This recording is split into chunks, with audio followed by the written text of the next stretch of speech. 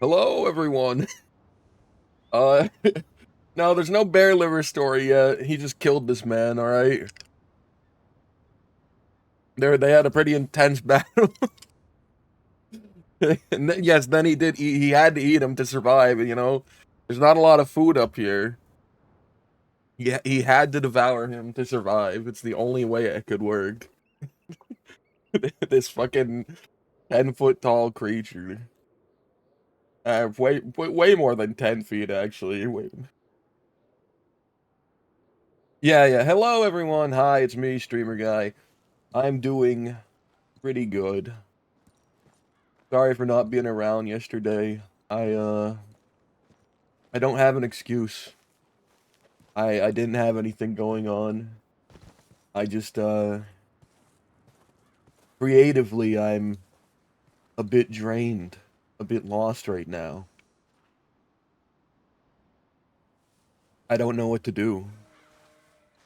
I don't know what to do with my character right now. Sure, I could go after Carl. I could go after Donovan. I could wait and try to run into Daza. But I don't know what the motivation is anymore. I don't know what his goal is anymore. And I don't just want it to be kill these people.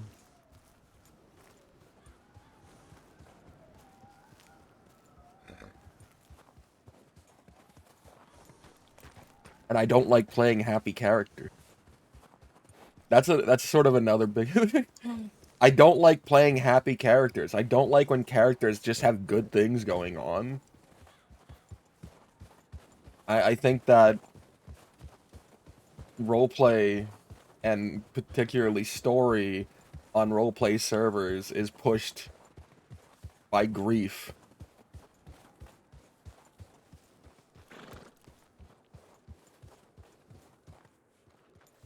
And sure, would it make sense for him to have settled down a bit more at this point? To enjoy things a bit more? Sure. I don't want to roleplay that though. I don't want to sit on the server doing that. I don't want to hold hands and play patty cake.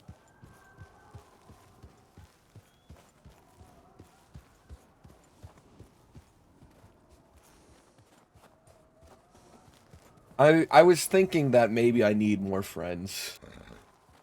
I was thinking maybe I need more friends. But I don't even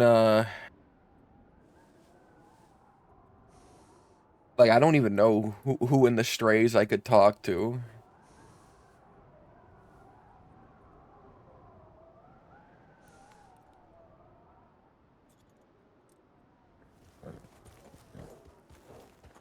Part of me is thinking, wouldn't it be funny to make Salem go good and then Julian goes bad? Immediately after getting Salem out of his situation, Julian turns into a criminal, a monster.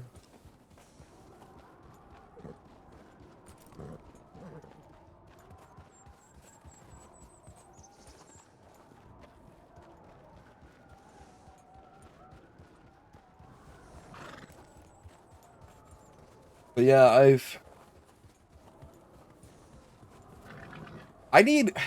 what I really need is a leader. I've said this a bunch of times. I've said this ad nauseum at this point. But Julian wasn't designed to lead a group.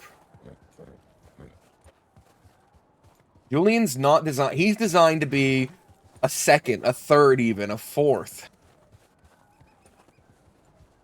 He's designed to be the problematic child in a gang that will do whatever the leader needs done,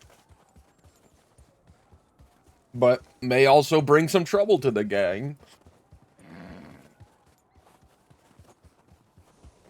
So I think a mentor, a bad influence, is what we need, but we need it to be someone who's like willing to take Julian in.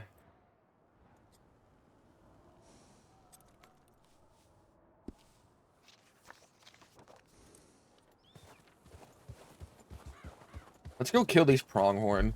I got nothing going on right now. Let's see if we can finish this fucking pronghorn job. They can be any quality. Where the fuck are pronghorn?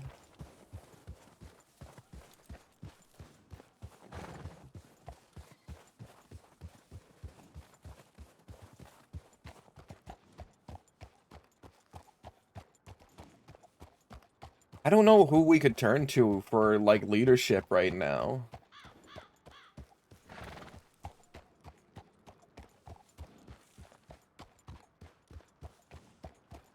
Yeah, Julian will yell at your face, but he will literally fight and die for your cause. Julian's the type of person who will imprint your cause on himself if you can convince him, like, it's the thing to do. If you can convince him he'll have a place with you, he'll imprint your cause onto himself, and he'll become, like, your most loyal soldier. The only thing you can't do is betray him. If you betray him, then you lose everything immediately.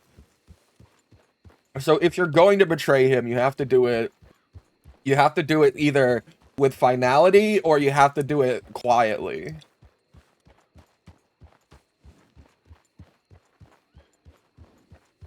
But if you don't betray him outright, you can like even manipulation is fine. You can do things and he'll go with it. He'll follow it.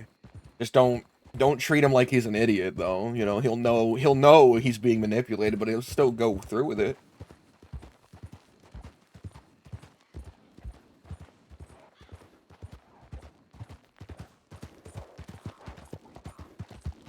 It's gotten so bad, guys.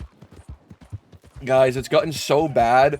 I've been thinking about a storyline where Dazza becomes Julian's leader somehow, where things go so fucking different, things go so changed. I don't know if he has to get kidnapped, I don't know if he goes Stockholm, but I've been thinking of a storyline where Dazza becomes the leader that Julian needs. I just need someone. And I can't push it onto Salem, because Salem also needs leaders. And Joby, I don't want to push another leadership role onto Joby. I'm sure the guy's sick and tired of joining gangs only for the leader to die and him to be put in charge. Is that a pronghorn?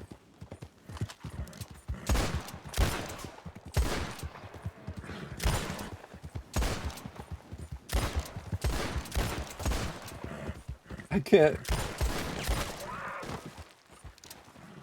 Is that a pronghorn? Just blast it with my fucking pistols. I should go get a rifle. Hey, there's one, baby! Let's go get a rifle.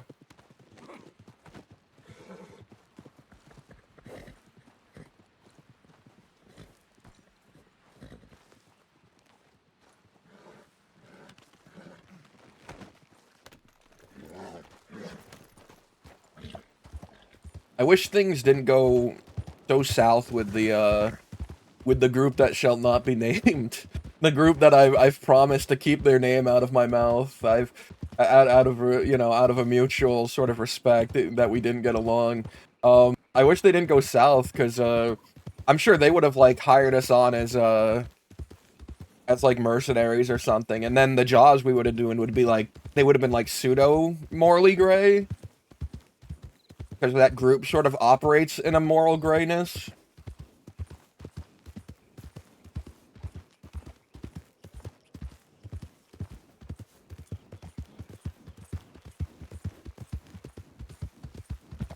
There is no leader of Lin Panny.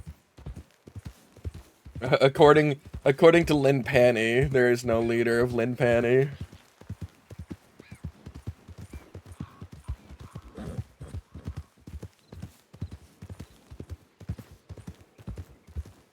This song is in a playlist called Emo Songs Everyone Knows. I don't think Bad Company by Five Finger Death Punch is emo. That feels more like rock or metal. Hey, Muzzy. What's up, man? I'm so happy to see you back. I've missed you. Now we just need Proven Elk and Gelly to come back, and truly it will be beautiful. Oh, and that one... Fuck, who is that one other guy? I forget his name. The one that you and Hank brought in. Yeah, Ross's character. We need to get, you know, that too. Fuck it. Can we please just get the entire 10-ton gang back now on slightly more serious characters, but still shitters?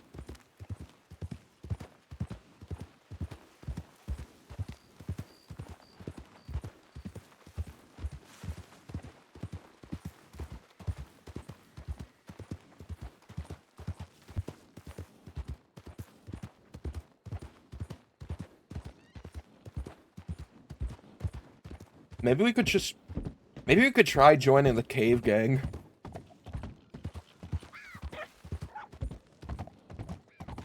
The cave gang are like huge monsters, right? Maybe we just join them.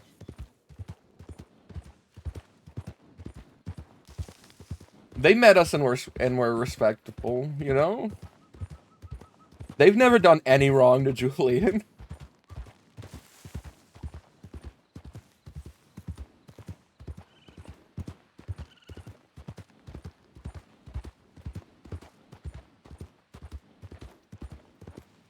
I wanna...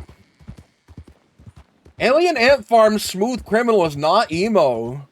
Actually, what is this garbage playlist that doesn't know what the definition of emo is? Where's the emotion in this fucking saying? Alien Ant Farm Smooth Criminal? Actually wrong. Whoever made this playlist, 1 second. CA_66. Emo songs everyone knows. Actual garbage opinion. Let's go with this one. Here we go. Much better start. Much better start.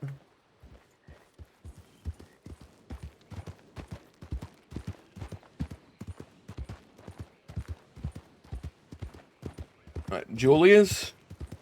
I'd like to work with Julius, but man, we barely ever get to run into each other. And I don't know if Julius wants to be leader anymore. I think Julius was looking for a situation where he could kind of ride. I think Julius wanted a position where he could play like the side guy.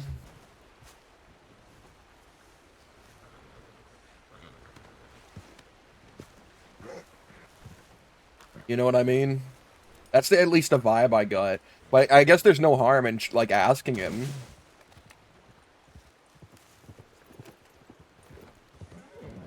All right, let's go get a rifle. Let's go get a rifle from our bank and some ammo and go hunt pronghorns out west. And yeah, that's another issue with Daza. The thing is, I'm willing to change my schedule, but like, but the viewership, you guys have gotten so used to being able to watch at this timeline. What would you do without me? Watch Beth McManus. She's like the second highest person, right? Watch Tessara. Who you guys watching at this time slot? I'm not saying those are bad people, by the way. I was just thinking of the two highest people.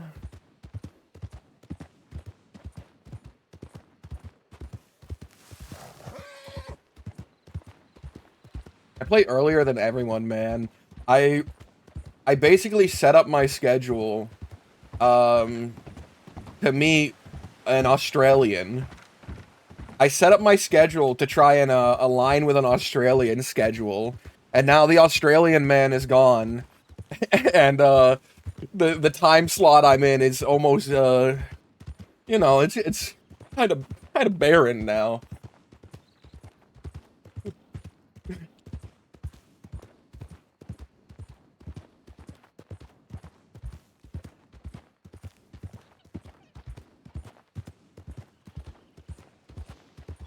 By the way, guys, I know a lot of you probably don't fucking like Kick. A lot of you hate Kick.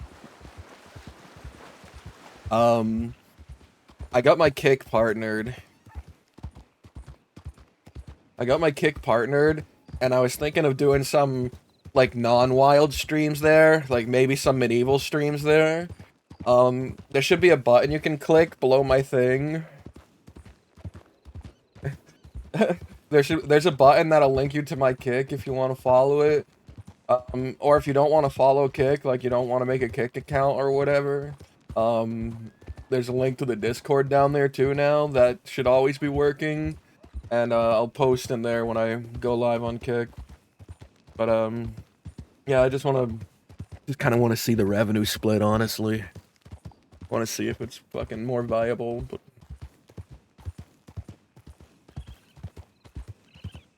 Oh shit. Right is a whore.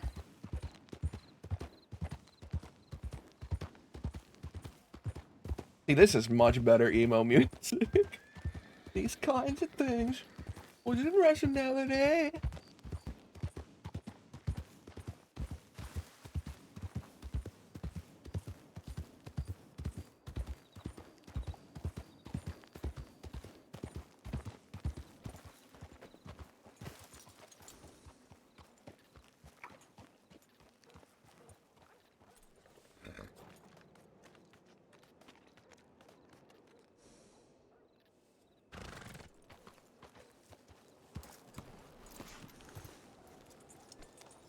Oh my god, we're only 30 minutes in and I already have to piss. Like, I can't do it, I have to hold it.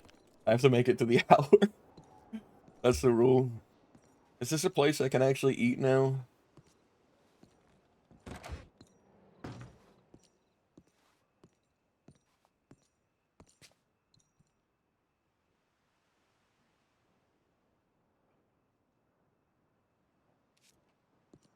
Are people actually running this? The signature scent? Oh, I was gonna say, like, this place is called the Signature Scent. That's a really bad name for a restaurant, but no, this is an advertisement for a place in Rhodes.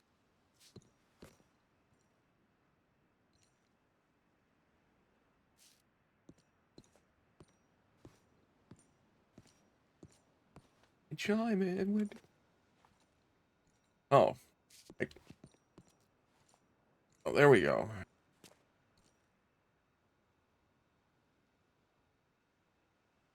Oh, my eyes are still closed. It's creepy looking. No, I don't have a character in mind, but a group of friends, the ranchers mostly, and a bunch of people around them. They're making their own server, and they've asked me to be a part of it, and I have a fairly significant role in it, and I just want to sort of get my head into the medieval area, kind of, you know, hear how people talk, hear how people roleplay in the medieval section, like, really sort of, wrap my head around it so that I can be better prepared for when Realms comes out, and then I can do better on there. I'm gonna be right back, guys. I'm sorry. I know it's early. I'm sorry.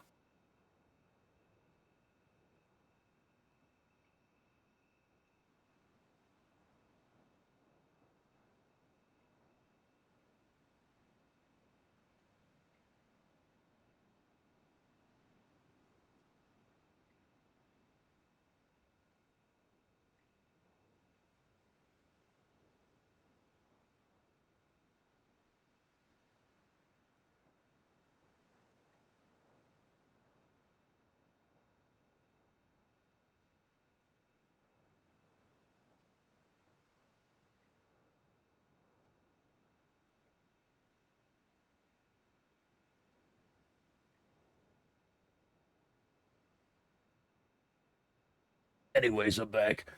Uh, but yeah, I don't think it's set in stone yet. They asked me if I wanted to do a role, and I said sure.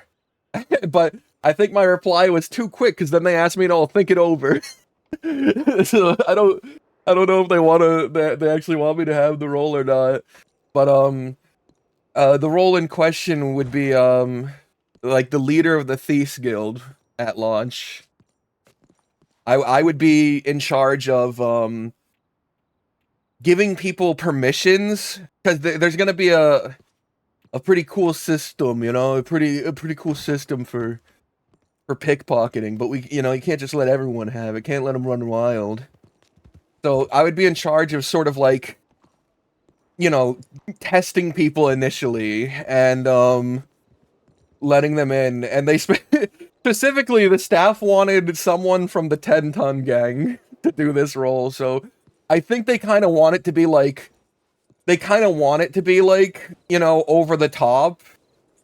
They want it to be like the Thieves Guild isn't just like hooded people who will show up, take your stuff, and leave. They want big silly. They not maybe not silly, but they want big shit to be done.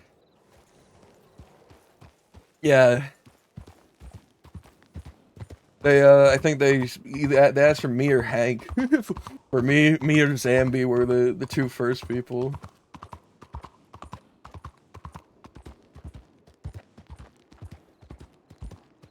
But I was thinking of playing like I don't know, like a shitty kind of Cicero character. You guys know Cicero from Skyrim? It's very early on in the game. You go into a cave and there's a person stuck in the webs. And if you help him, he doesn't reward you. He's not happy you helped him. He he he fucking runs off to get the treasure. Cicero is stuck. He's a real piece of shit. And that was sort of the vibes. That was sort of the vibes I was thinking for the leader of the Thieves Guild would would be a real piece of shit like Cicero.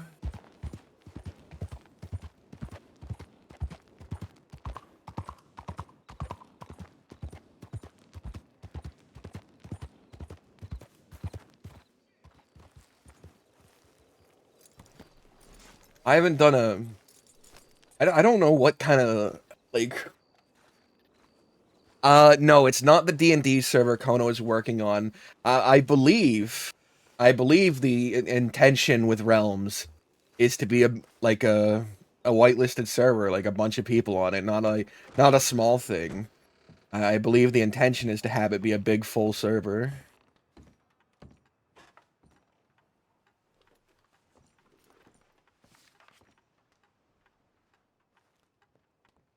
Let's lower the music a little, even though I love Paramore.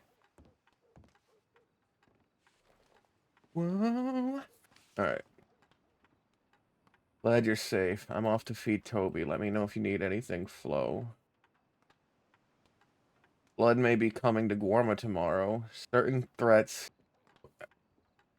Fuck! I missed it. Be back here to deal with Mercer and all the hordes. The hordes of fucking St. John's guarded me. Take care. Let's write Julius back. Julian.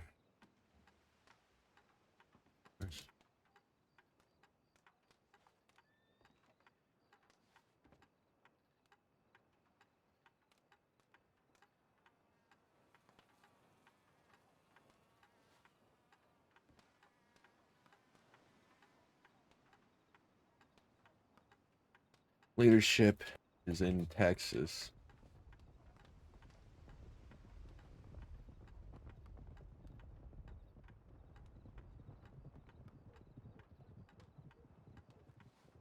Charles.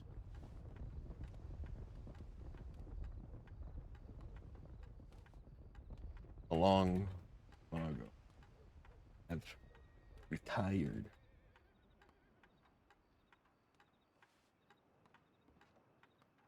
It's good.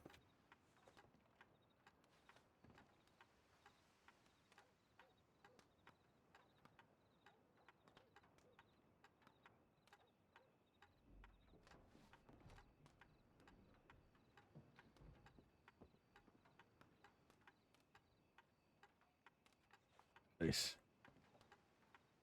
I don't want to say as far as I'm aware twice. Settle.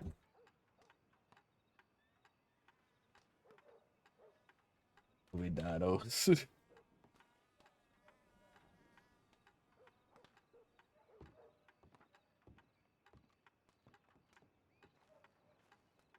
Like me, they've left you with their enemies and no intention of finishing the fight.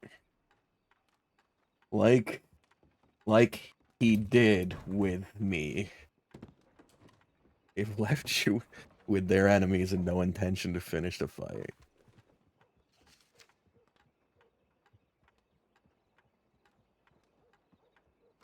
Oh shit. I get the wrong character? I remember him saying Cicero is stuck. I thought he was in webs.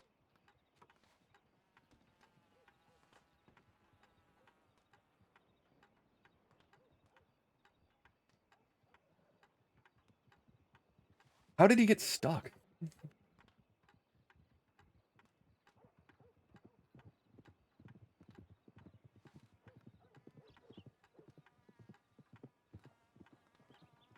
Vals de la Luna. Or Vals de la Lune. This telegram has water damage, as if cried on. Sometimes I get so consumed by my own self-loathing that I forget how observant you can be, Julian. I hate that you're asleep right now, and that I won't see you for days. Because I'm at a loss on how to commit to my emotions to paper, so they might reach you. Oh, I see. I have so many questions I want to ask you, like how you knew my layers made me feel fake despite being genuine. Damn you for making me yearn to see you in the dead of the night. That person looked like they were talking, but I heard nothing. No, my TeamSpeak is working. Okay, I heard glass breaking, so.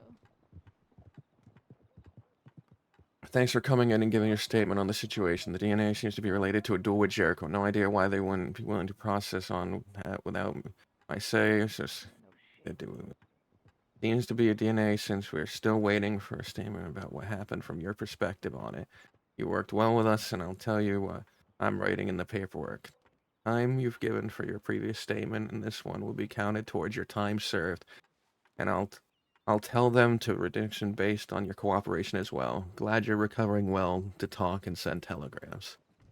Oh, the law's being so sweet to me.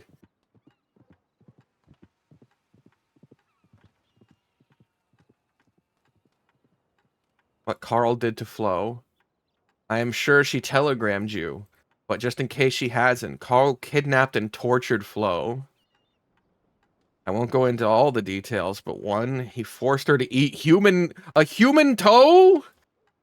Cannibal. Cannibal. No! God, once you eat human, it goes straight to the brain. We have to put her down, guys. We have to put her down. Move on from this song. We no more Pierce the Veil. We need sadder songs. I was gonna keep looking, but you know what? Fuck it. I mean, how could I pass the Black Parade? Anyway, he doesn't eat anything with a face. Julian, that's zip levels of twisted shit. I have no clue why you are angry at Donovan, but with what Carl has done to Flo, can't stand. We have to act. I won't be waiting. Honestly, I don't think you would want me to wait either. If I see him in the night, I'm taking him. I'll keep you informed. Be safe.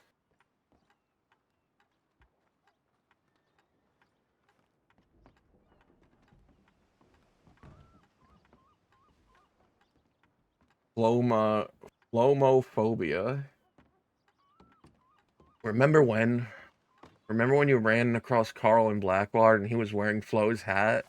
That was right after he had just finished torturing her. Pebbles told me you had stopped to have a conversation with him about having her hat. He had just forced Flo to eat human remains then and was likely playing with you. I want you to know how deep his depravity goes. Only a truly sick man can be so casual after doing something so heinous. Watch your back and don't let your guard down around Carl. I'll keep gathering as much as I can in the meantime. I don't really care about my hat, Julian. Melon Flowly. Carl put me in the pig pen.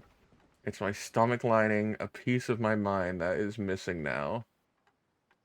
I've barely been able to eat since Carl kidnapped and tortured me. Flo. Flo hasn't told us. So Flo has intentionally left out the cannibalism.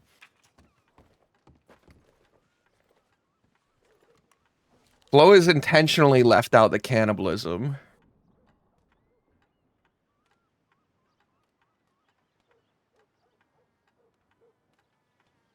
Do you, I think we should then not bring it up. I think we should not bring it up.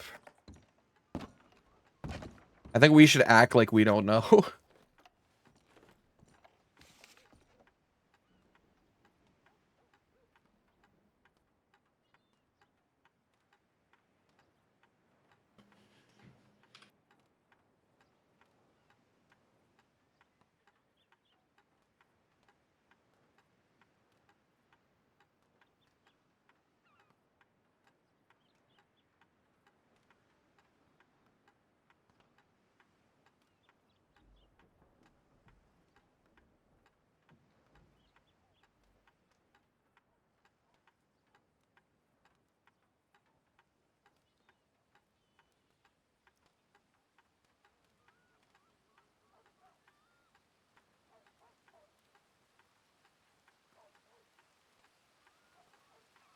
Can we come up with like a name? Flow is so much easier because it's shorter and it's a nice series of letters to throw into words. Can we put Jewel in a word, or can we put Jules in any words?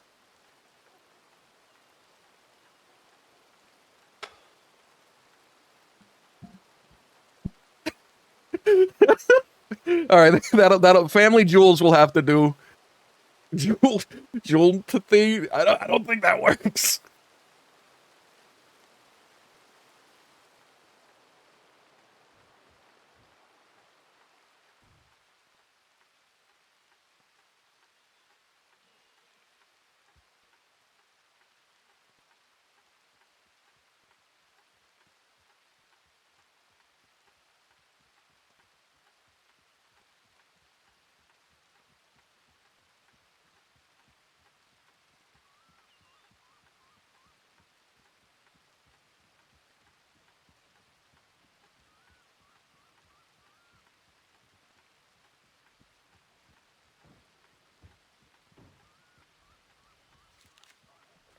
Did anyone else write us? Mostly, well, the sheriff.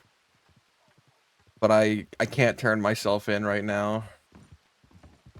Howdy. Howdy. I can't turn myself in now because we have to be out here to get revenge. Guys, we can't turn ourselves in. We have to find Carl. We can't go away for hundreds of days. Oh, hey, Angel.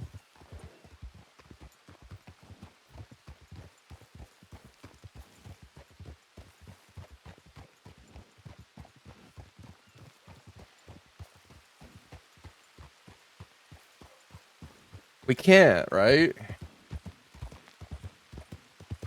If we go away for hundreds of days, Flo might die. And yeah, Donovan too, but we don't give a fuck about Donovan right now. Angel of my nightmare. You know who loves this song? K-Sins. K-Sins loves this song. He all the time in private chats he'll go, "Hello there," and his fucking Californian smoker voice, his Californian his Californian fucking drug addict.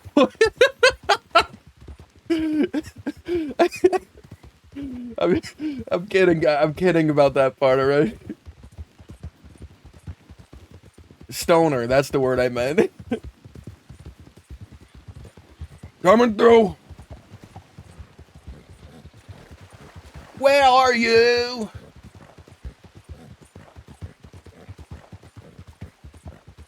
Guys, please don't clip that and send that to cases. Please don't clip that and send that to cases.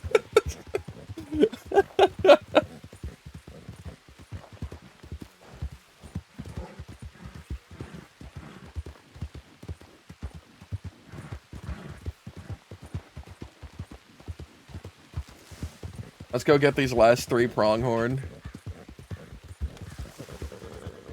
Waste your time on me, I'm all ready.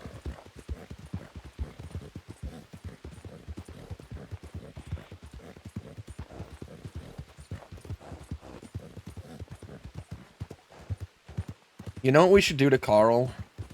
I need to find who plays Carl out of character so I can message them and make sure it's okay once we have them. I don't want to message them ahead of time. But we should do what Dazza did to us. We should crush one of his limbs with a horse, you know, with a wagon or a horse. Like as if we learned from Dazza, right? We're taking things Dazza did to us to heart and using them now.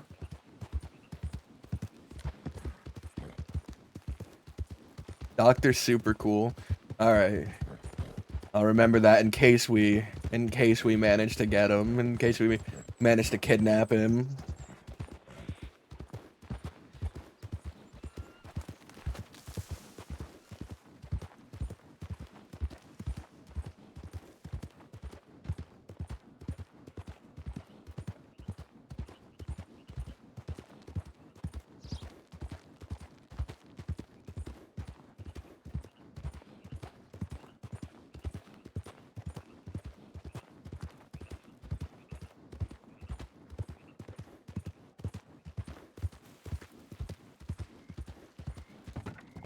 You're right. I don't have an armored wagon, so it just have to be it'd have to be my horse. I don't want to ever cut off fingers. I don't ever want to cut off fingers, man. If I get to that point, things have gone terribly wrong.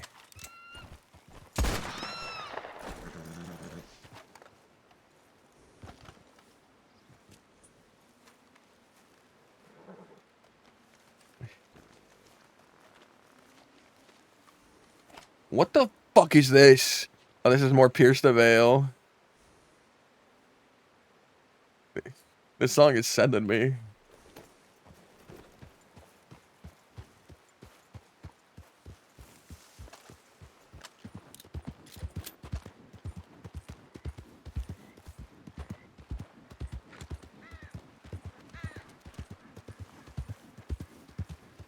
Where are the pronghorn?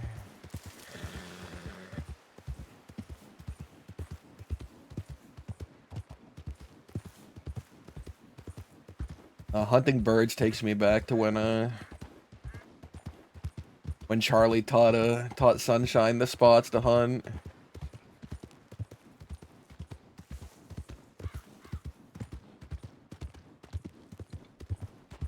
Takes me back to the day I met that bird hunter.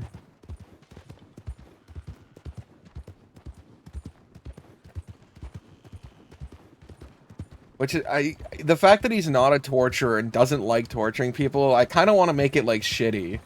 Like I want the torture to still be hurt and not be like silly, but I want to make it like something where it's like, I mean, yeah, that you caused him pain, but that's not like, you know, did you really get what you need out of that sort of thing? But I don't know how to get that vibe. I want the next song.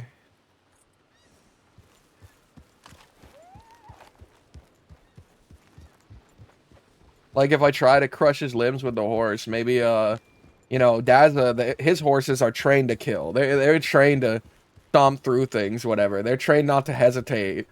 But, you know, Sunshine, he's a sweet boy. Sunshine's a sweet boy. Maybe, you know, like, he like, puts his hoof over the limb, but doesn't, like, you know, he doesn't put his weight on it. He'll, like, step over it. He'll He'll initially, like, he'll hurt him a little, but then he'll step over him, you know, Sunshine Sweet Boy.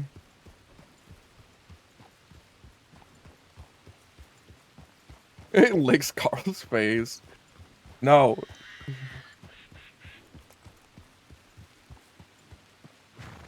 Oh, was that? No, that's not pronghorns.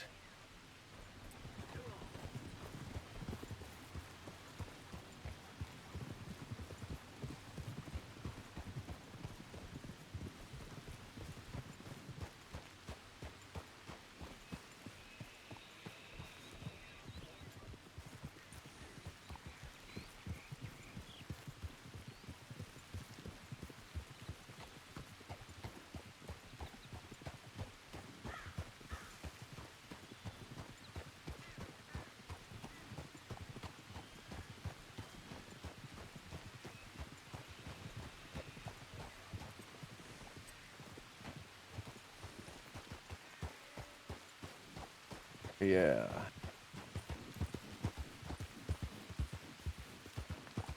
I don't want to cut his tongue into a snake tongue either. By the way, I I decided to talk to that friend of mine. Remember back when this was done to me, I was talking about how I knew someone who got it. I actually reached out to them and their tongue is whole again. And apparently even if you get it sutured or burn separated, the like over time the tongue will just reconjoin. The tongue will heal. I didn't know that. In order to keep it separated, you have to actively do an exercise. No, Spider. It's whole again. It's whole again, and they had it sutured.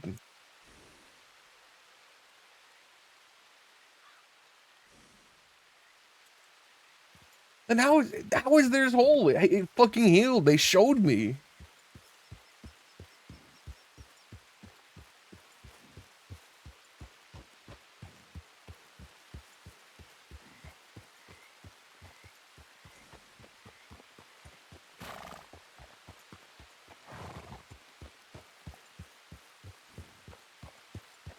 That's crazy.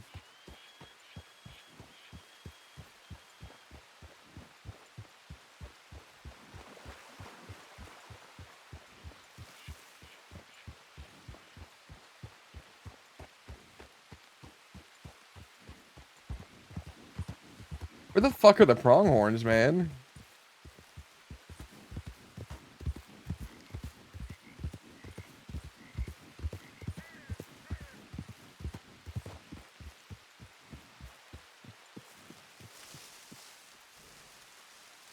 Did you have yours burn, Spider? Maybe the burn ones won't heal. Maybe the burn one won't heal, but she had hers sutured when they did it. And now her tongue is like whole. And you can't even tell that it was separated. That's crazy, man. I don't know why. I don't know why then, man.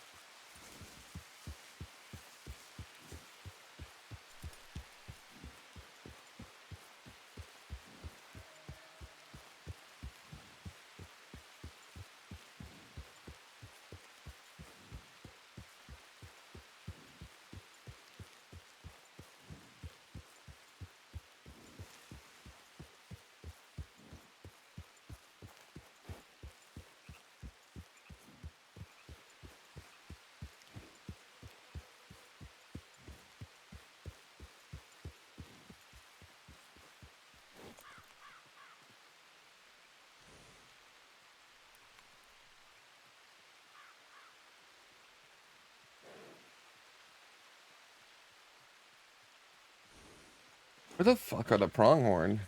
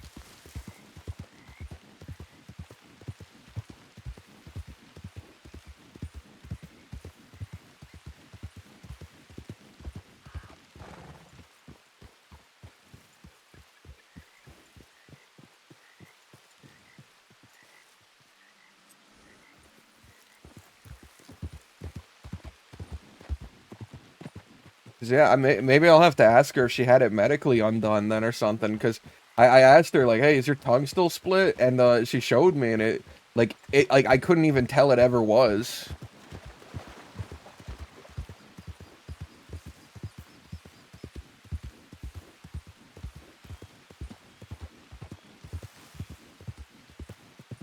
Oh, pronghorn.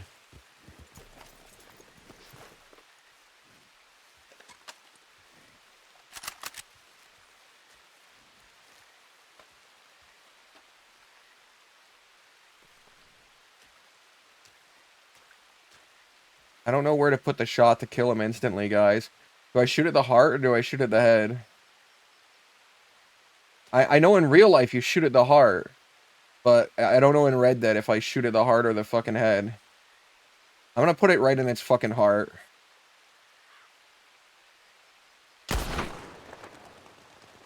Oh, fuck, it got up. Fuck. Yeah, I should have went for the head. I should have went for the head. Why was I doing fucking, hunting video game hunting, you know?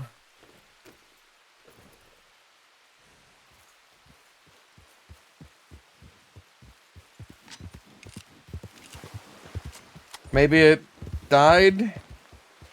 No. Yeah, fuck, I should have went for the head.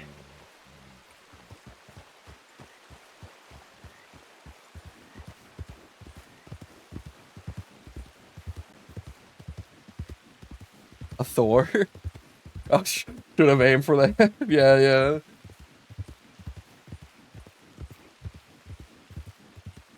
Hey guys, as someone, this is for all my tattoo having people out there. As someone who doesn't have a tattoo and has never looked into a tattoo, if I were to suddenly want to get one, how much would you advise against getting an entire upper arm like mural, like an entire upper arm tattoo, from my elbow to my shoulder of a big rat, a big fucking rat doing something? Because I like rats. What would you advise against that as a first tattoo?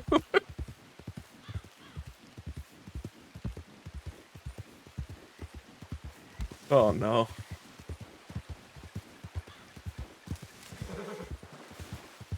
That's not a painful area, right? I'm strong there. Me strong there. But don't do that? Hell yeah. Spider, you sound like a cool guy. Cool person. You sound like a cool person. I bet you got a facial piercing. I bet you got an eyebrow piercing. Or maybe a septum. Is that the one between the nose? Maybe some lip pierce. I'm just making a bunch of generalizations now. I'm sorry. I'm being rude.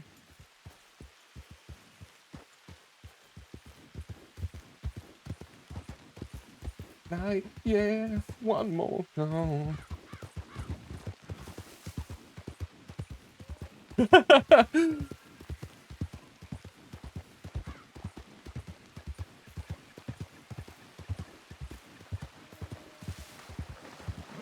Yeah, I gotta make sure that I look up and familiarize myself with what things mean. You know, I don't want to be one of those people who gets like a tattoo and the meaning behind it is actually something entirely different. You know, one of those fucking tribal armbands or whatever.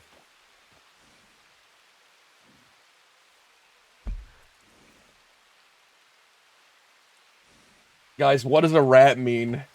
What does a rat or a possum mean to the tattoo artist? Because those are my two favorites. A rat or a possum.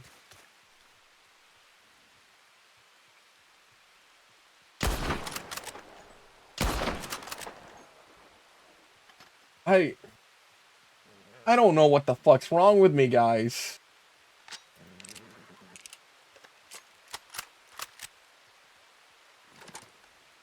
Yeah, what does that mean? What does that mean to you? It means I like armadillos and I like Cheetos. Obviously.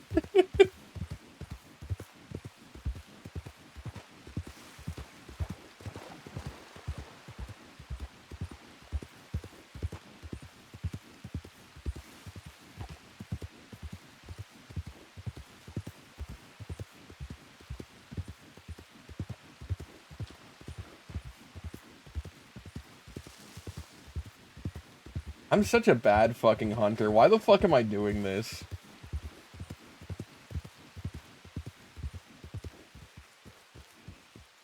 Luckily, I don't drink alcohol. I fucking hate the taste of alcohol. It makes me sick. I think I have a... I think I have an intolerance to it.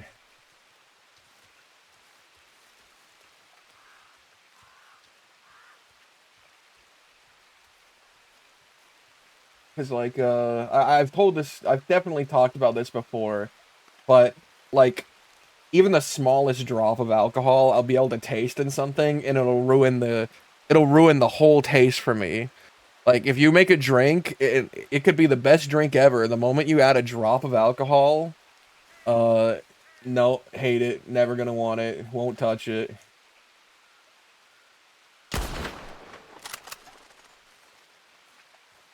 If alcohol and food even, like if something's like you soak it in wine first, or you cook it in wine, I'm like, ugh, ugh, ugh. The best way I can describe it is it tastes like what I imagine rot would taste like. And I get it. It's fermentation, right? But it just when I when I taste alcohol, that's the same feeling I get as if I'm tasting like decaying dead meat. It's just sickening to me. No, I haven't. But I've had like I've had light things. I've had like very low alcohol horchatas and stuff, like things that I should like. I everything about a horchata sounds good outside of the alcohol to me. Um, I've had fancy drinks made. I've genuinely tried to see if it was something like it was just like maybe it's a certain flavor, but it seems to be every alcohol. The first time I was drunk was also 13. But don't tell anyone that. Don't tell anyone that. I did it pretty against the rules that time. I mean, who didn't get drunk at 13? Who didn't? Who was such a prude that they didn't get drunk at 13? Huh? Oh my god, this prude. Everyone point and laugh. Point and laugh at him for not being a bad person, a bad kid.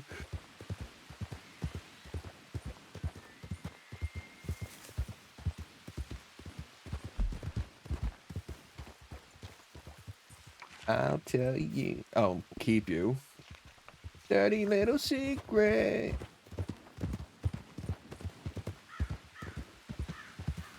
Man, I suck at hunting. I should have bought a cart.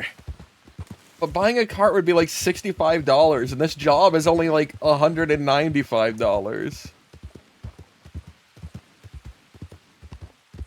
I I only drink when the only time I even sip alcohol is when I'm at like New Year's parties with my family, and they hand me a drink and they don't tell me. They just go, "Here, try this," and I sniff it and I go, "Ugh, this is alcohol," and I go, "Yeah, just try it, it's not bad." I'm like, "You know, oh, I hate this," and I smash it against the floor. It spills everywhere. I make a big scene about it, and then I push open the door and I walk out in a huff. I say, "No more! I'm not coming back next year!" And I fucking slam the door. It's that dramatic, but I am always back next year. I do go back next year. I love my.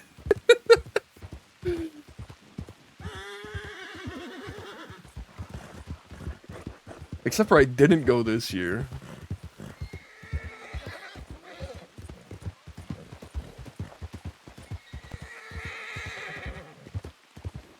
Guys, how do I do a medieval voice? How do I do a medieval voice? Because I'm not great with voices. If you haven't been able to tell, given my shit repertoire of characters, I'm not great with voices.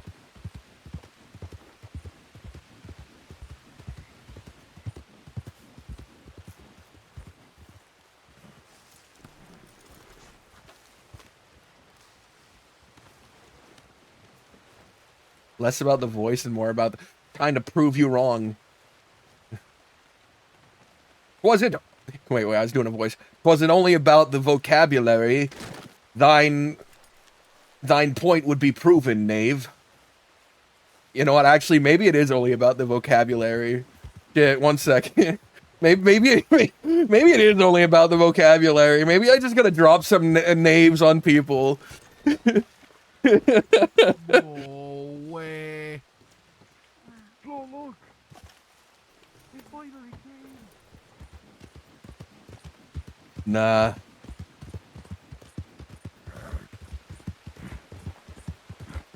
Nah.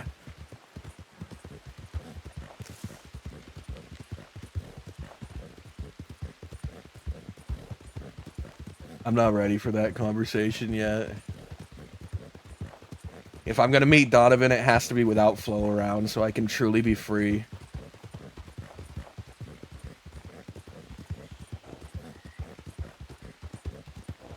I've come to realize the thing that drives Julian west the most isn't just bad things happening to him and him looking for a fight. It's when he can't live by his code. It's when he can't just do what he wants. That's what drives him west. Because out west he can do what he wants. So we need... That's right, honestly. We need to dye our hair.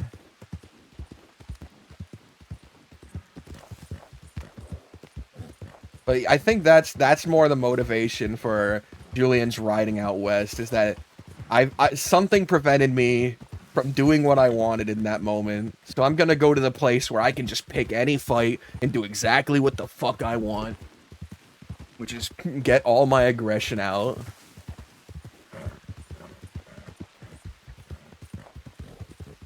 We'll check our telegrams at Wallace.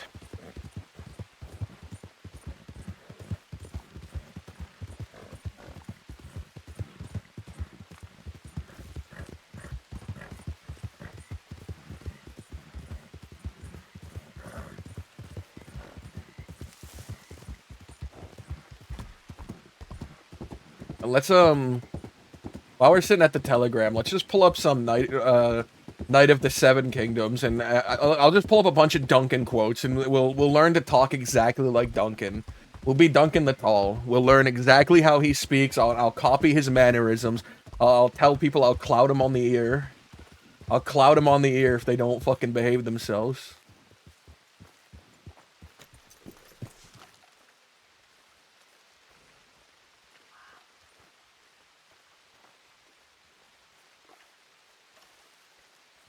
I'm across the alien nation.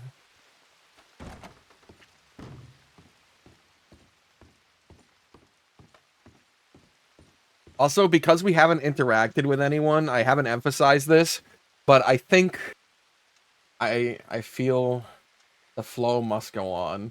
I feel broken. I feel paralyzed. He kidnapped me at gunpoint, beat me, forced me into a basement filled with disemboweled and dismembered corpses, made me take a body part from a human buffet there, and when I couldn't eat the toe, he shot me. Then he grabbed me and forced the toe in my mouth, holding it shut, to make me chew it and swallow it. He held a gun to my back. So yes, he definitely hurt me. Okay, Flo told me.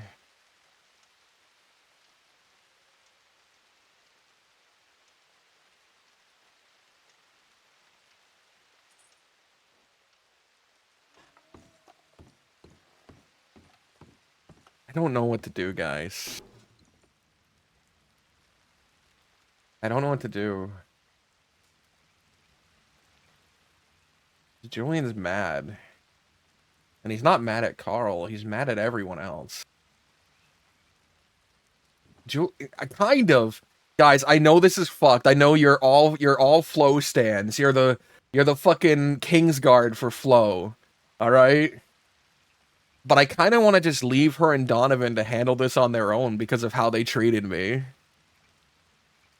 They drowned me in a tub, beat my head, dragged me to a cemetery, and slammed me into a fucking cathedral, or not a catacomb. They got in my face and told me the way I was doing things was wrong and that I wouldn't be helped anymore. They would not help me anymore. Then Donovan stole my hat and blackmailed and extorted me. And still, I fought Carl for him and he ran away. And I know Flo didn't single-handedly do all that. Flo didn't do all that, but she was present for it. She enabled it. She allowed it to happen. And during all of that, Julian told Donovan he wouldn't help him anymore. And I think in this case, we extend it. I think we extend it to her. I think we extend it to her, and we force them to deal with this situation on their own, so that they see that we're necessary.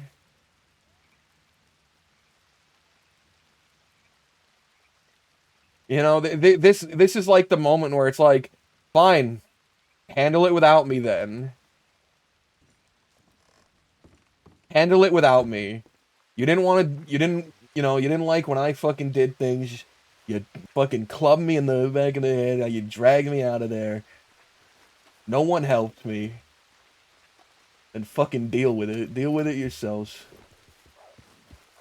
Oh, fuck. Not the wolves. Not the wolves of pain and misery. Not the wolves of Flo's anger. But that's sort of my current thought process. And, like I was saying before, I haven't harped on it because I'm not role-playing with anyone right now. I'm just hunting and yapping.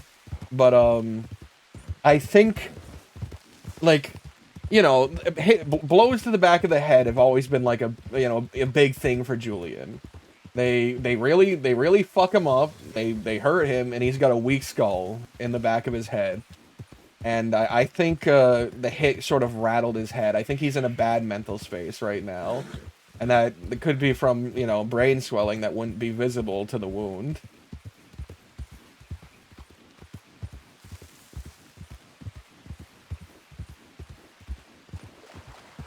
Alright, but now that we're out here, let's look up Duncan the Tall lines.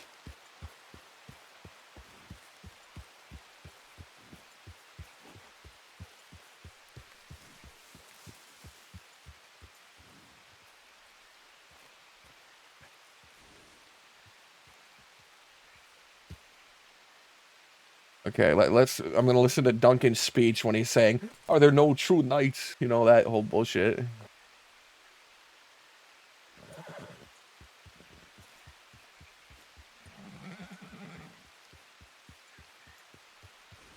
Alright, get yapping, Duncan. I want to hear the voice.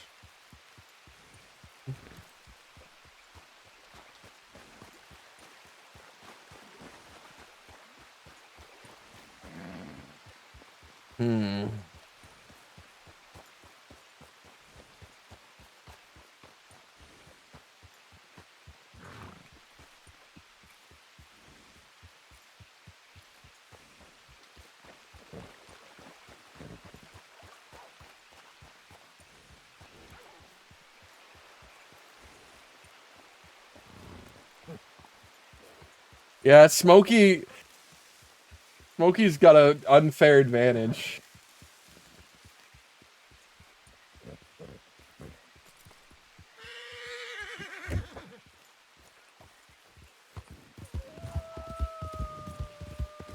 What the fuck?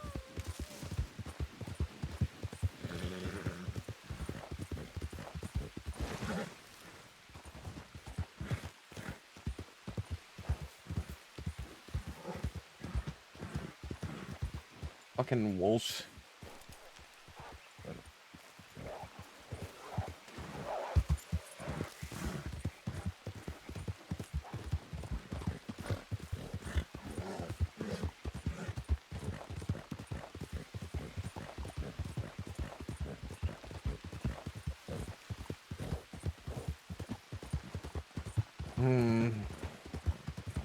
Alright, we heard his speech. I don't think I can do that voice at all.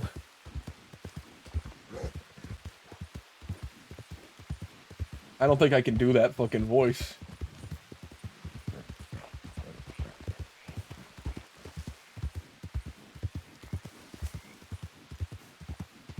I make it practice to learn all I can of my foe. What the fuck? I can't do any of these voices. These fucking Europeans.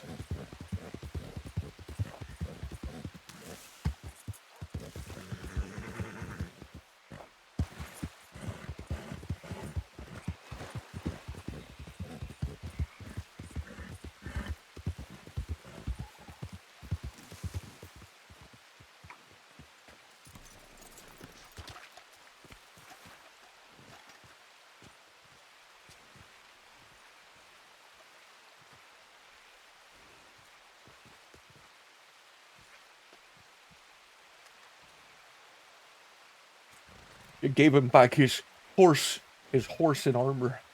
Me lord. I mean no offense, me lord. I can't fucking do it. Hmm. Hmm.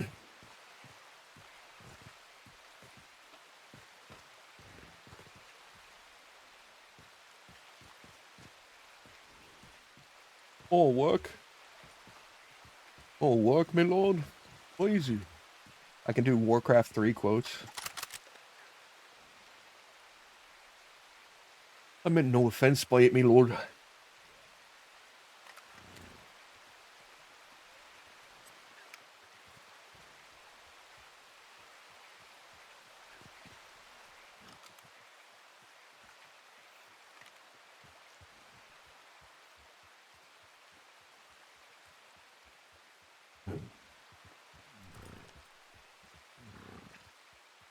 Howdy.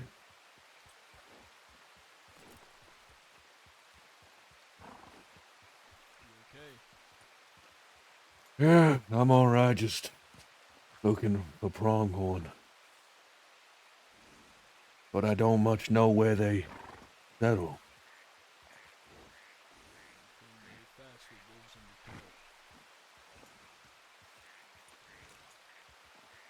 What was that? I said you came by very quickly with wolves on your tail, so I did not know if you were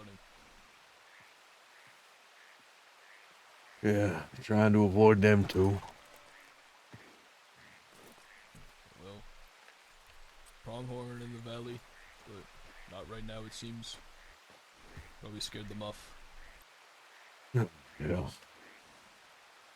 Guess I'll just wait here until the morning Let's then. take things slow.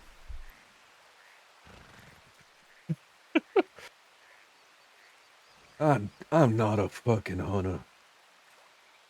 Then why are you hunting? I need money. I gotta pay $1,000 to the state every month or they'll throw me back in Sisika. That is a large sum. Yeah, and that's just a small bit of the 22,000 in total. Gonna be doing this for the next 2 years.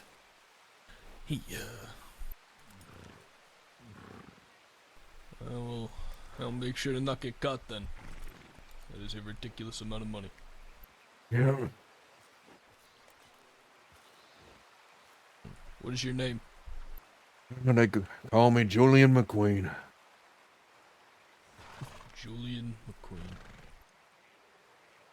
How about you, partner? Elijah. Pleasure to meet you, Elijah. What you doing camping out by that tree?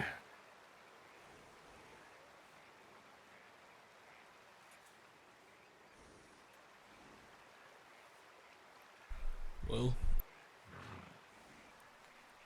waiting, I suppose.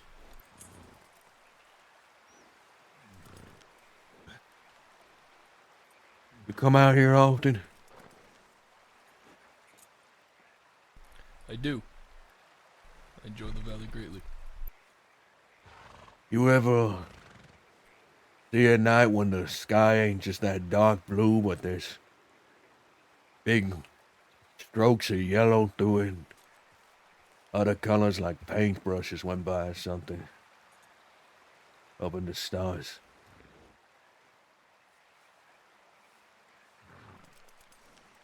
What are you asking me? Just if you've seen that night sky I'm talking about. Yes, I have, many times. Here and in the west. A friend of mine calls it the Bridge of Stars.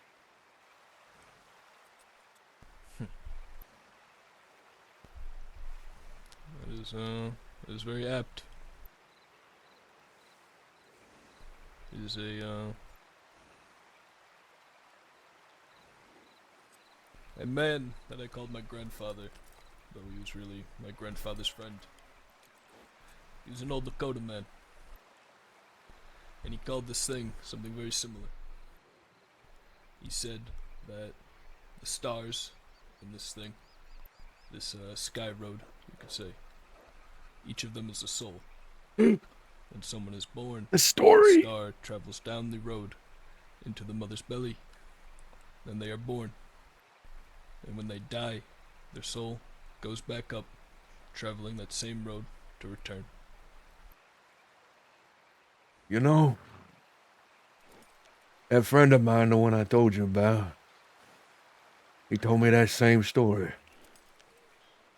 There you go. Probably heard it from one of the Dakota folks there. You ever met a man named Indigo?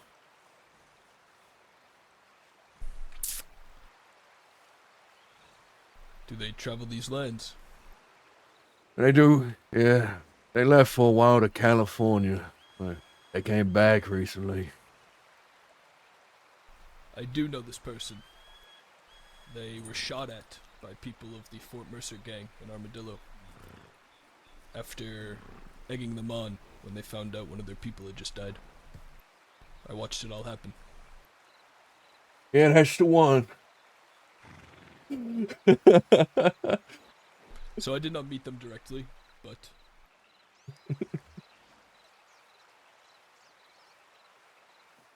All right.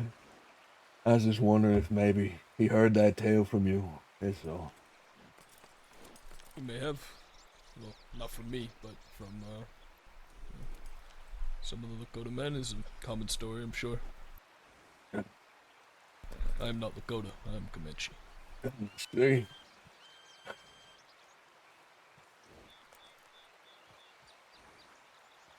I wasn't assuming or nothing, just figured the story was more widely spread than the one tribe. Didn't think you were. And since it's daybreak again, I'm gonna see if I can't find these last two fucking pronghorn I need. All this for fucking $200. Well, good luck. I will sell this pelt somewhere. Elijah, right? Correct. It's a pleasure meeting you. You as well.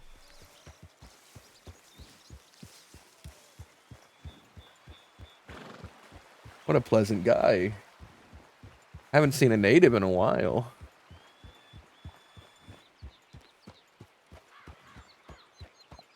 I was talking very un-Julian there. I was talking like a Red Dead story mode moment. I was Arthur Morganing. I, I was Arthur Morganing that moment.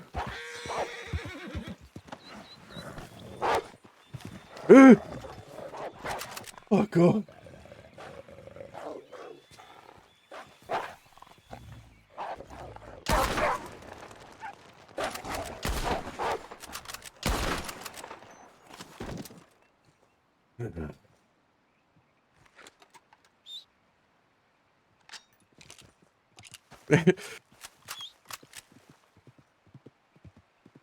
Yeah, you know, sometimes when Julian gets lost, when he finds random people, he's more kind to them.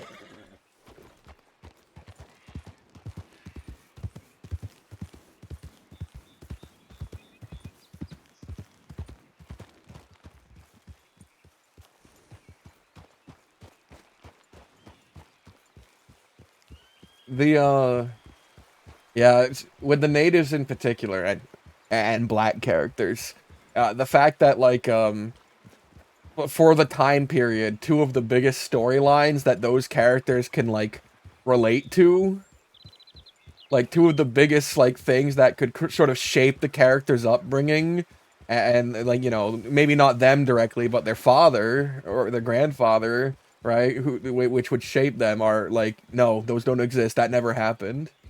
Right, so it's like, you know, it's a bit of a thing.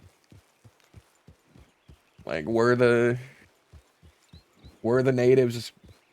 According to lore, the natives were never oppressed, and we share the land, and somehow we got the land peacefully from them, and they just handed it over.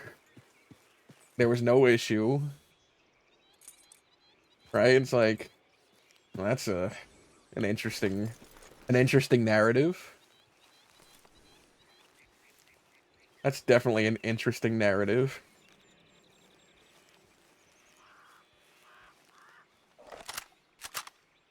Okay.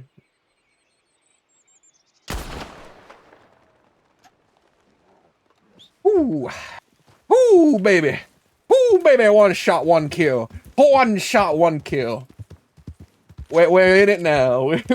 We're hunting. We're hunting like the best of them.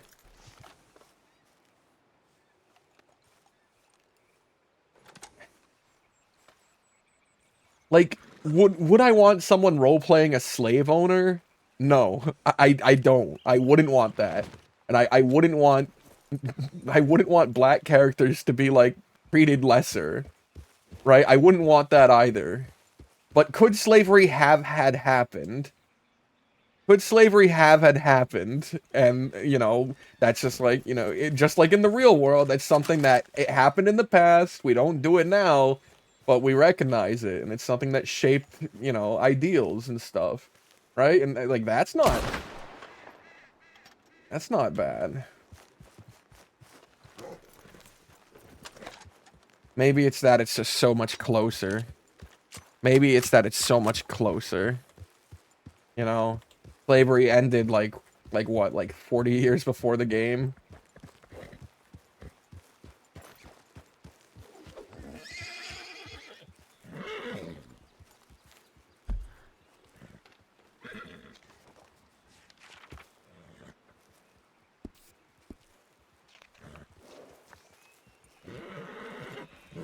We're dragging this one back.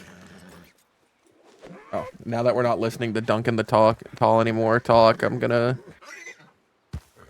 Oh, wait, let's put him back on, actually.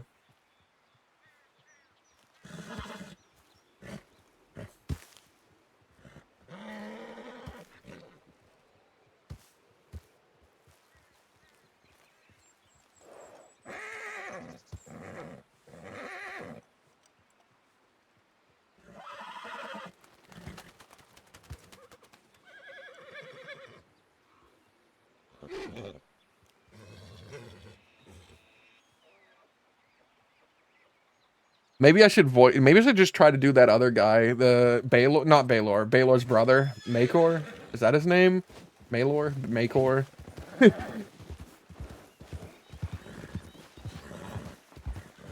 Yes, I could never.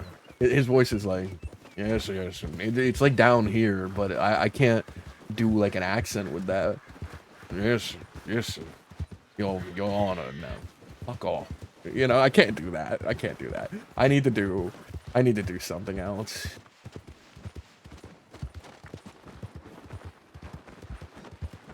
I need to do something else that doesn't end up sounding like I'm doing a fucking Jacksepticeye impression.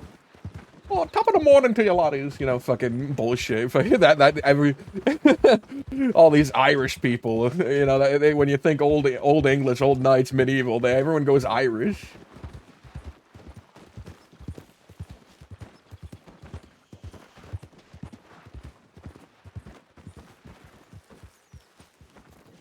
Can I pull this closer, please? I don't want to drag that far behind. There we go.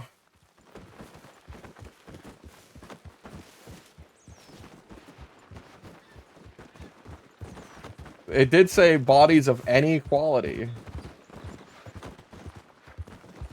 I missed a longer message someone sent earlier about the flow choice.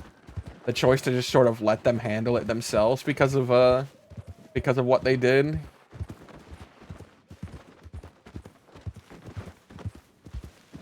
I'll scroll back once we finish this delivery. As long as they're not in town. If they're still in town, then I'm gonna fuck off. I'm gonna fuck off out of it. Oh, and some good news, hopefully. Joby will be back tomorrow. We'll have Salem back tomorrow.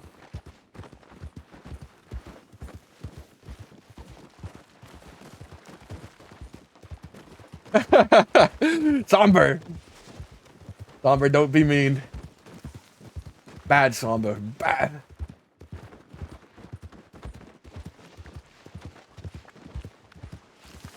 Oh, by the way, I know I don't give updates on this little fucker anymore because he's now just a normal cat, but Toby is one of the sweetest guys ever.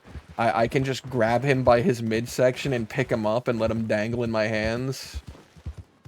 You know, he went from biting us at random to being a fucking one of those goo cats you can just throw around.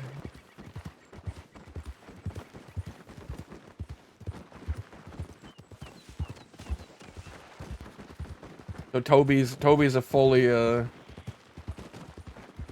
integrated cat now. Don't have to kill him.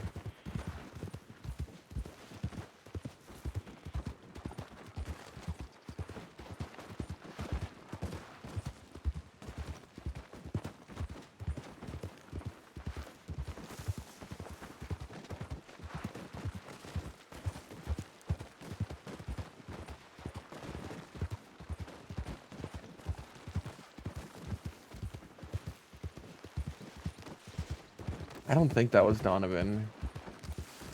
Unless they're in disguise.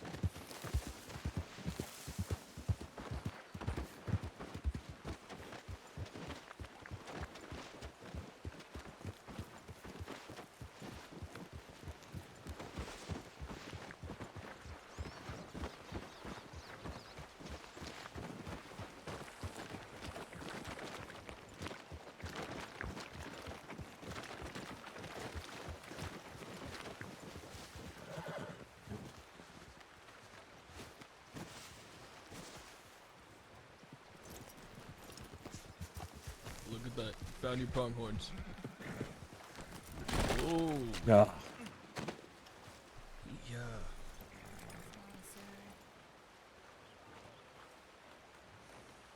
Yeah. Yeah. You okay?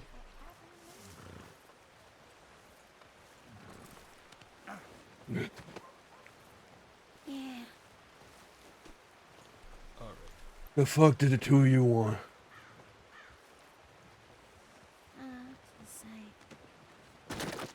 Say hello. I don't think I have anything to say to you, but I'm sure Flo does.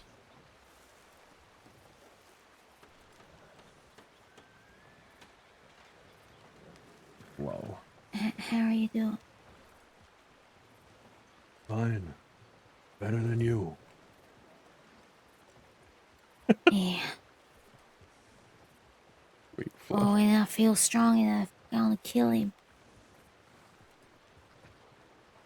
Good luck.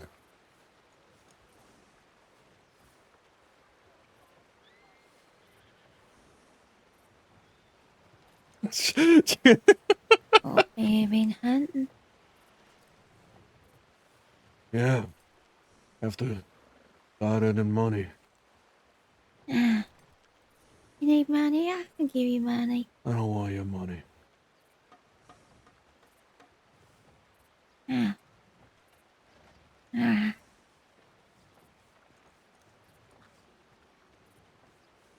I'm sorry about the other day. Hmm. I just want to get meaner. Guys, I want to be mean. I shouldn't have just stood by and let him get away with that. That's fucked up. Mm.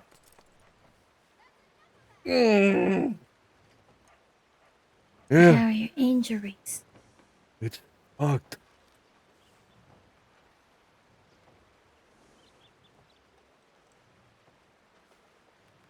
I'm You fine. eating alright? No.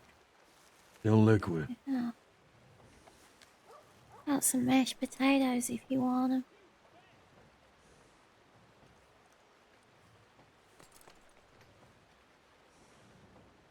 I want to be angry. My friend Janet made them. She makes them real good.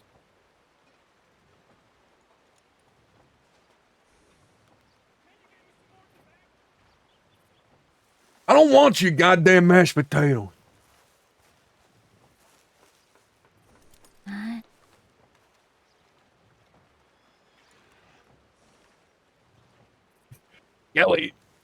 Kelly gave me.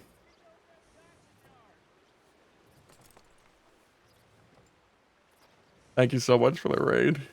I'm trying to be mean to the kindest people ever right now, and I'm not doing a great job of it.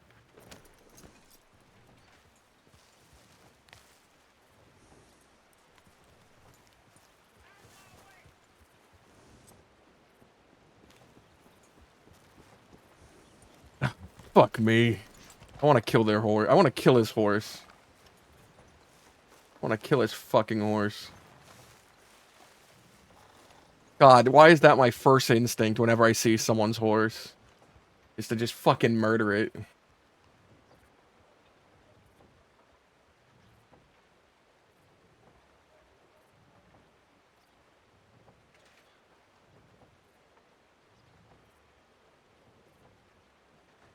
Fuck all of those jobs.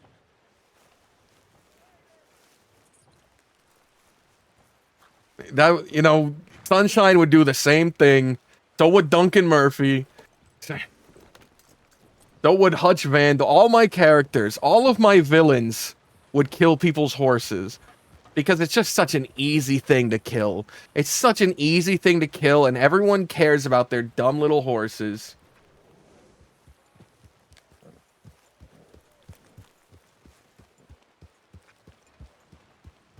Just an easy way to hurt someone.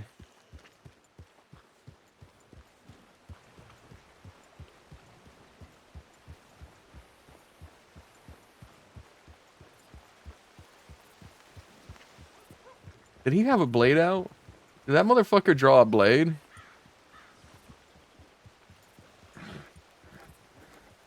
That motherfucker had a blade in his hand. I should fucking put him down. I should fucking put him down.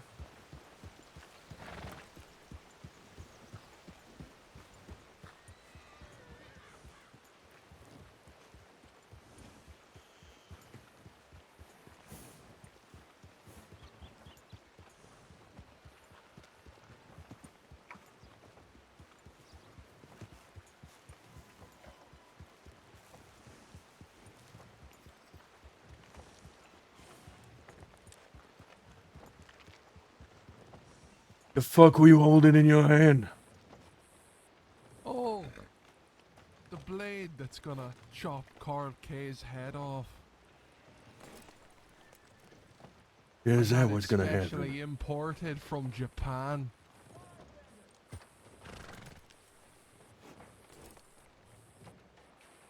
He has a big stupid saber on his side. A katana!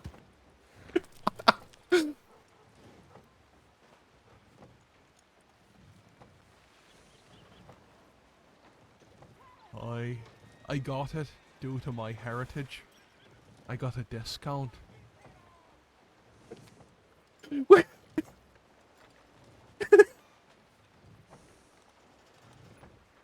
Doll's gonna gun you down like a fucking animal. No, he won't. You're not even a fourth I'll- of the shooters he is. I'm not a fourth of the shooters he is. That's just incorrect. You're wrong. You're wrong.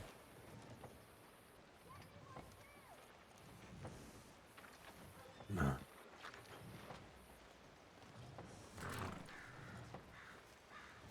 You ain't got the stones for it.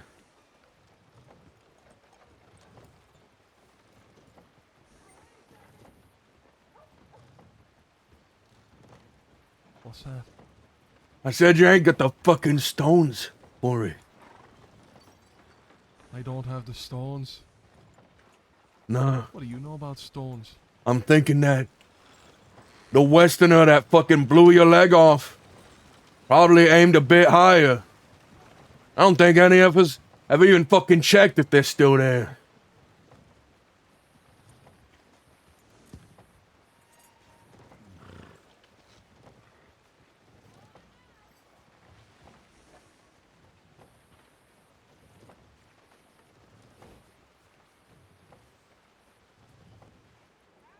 Why don't you come check then?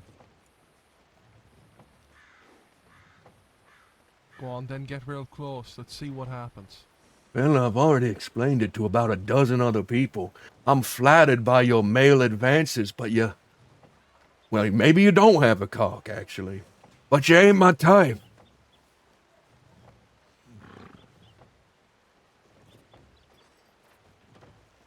Right.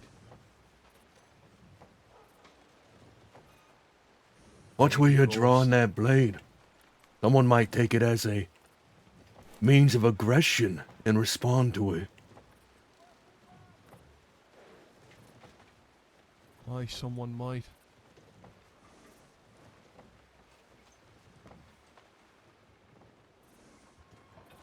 Your horse is blocking the road. You should move it before someone kills it with a wagon.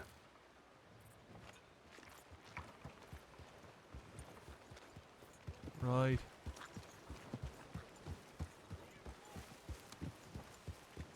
Pull out your blade again, motherfucker. Good luck penny pinching out there. You were making a big bucks with me.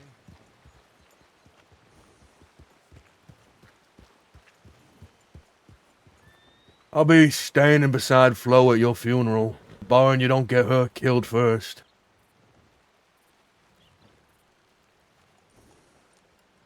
Aye, maybe I might.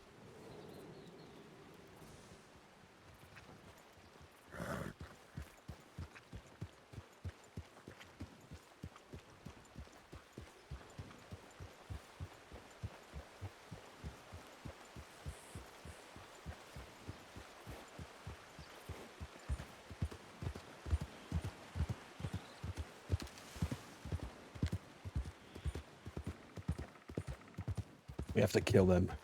We have to kill him. But part of me wants to fucking kill Carl, too. Part of me wants to gun down Carl. Part of me wants to go kill Carl just to show that I can. Just go start shit. Start beef with Carl. Just a fight.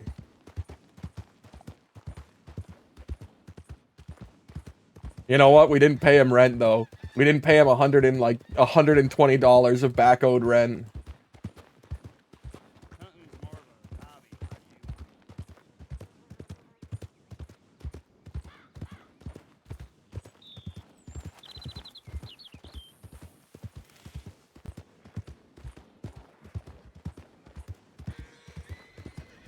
Oh boy. What do we do? What do we do? Where's Dazza to make things simple? Where's Dazza to make things simple, guys? When everything is hard and I just don't know what to do, there's that one guy, that one saint that'll give me the easy answer.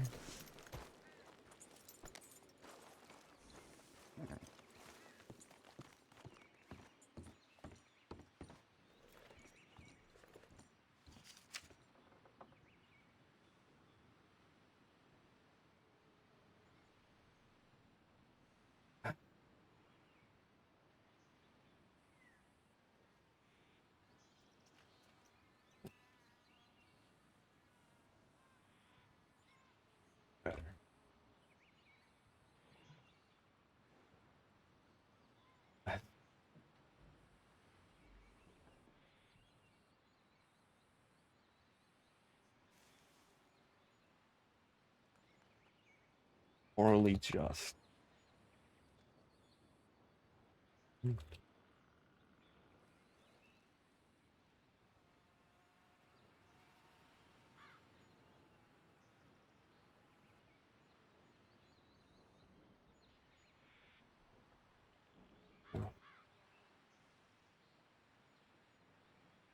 For all that punished. I am punished.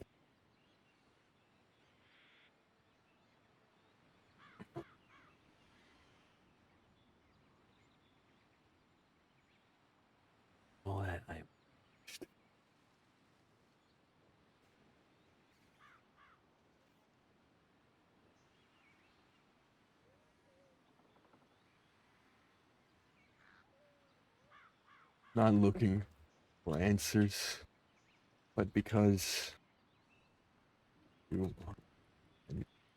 are my friend.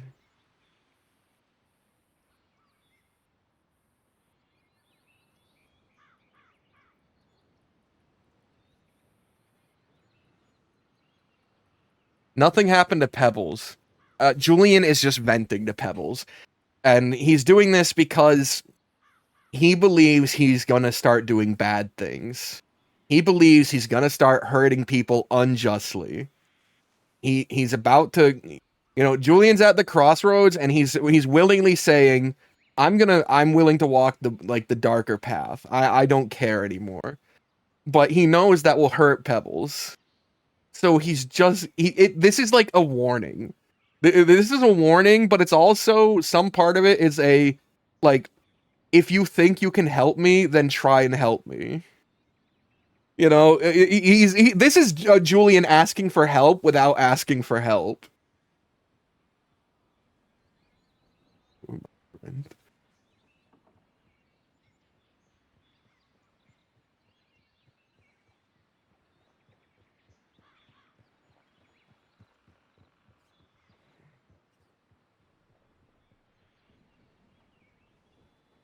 I don't know what I'm doing anymore.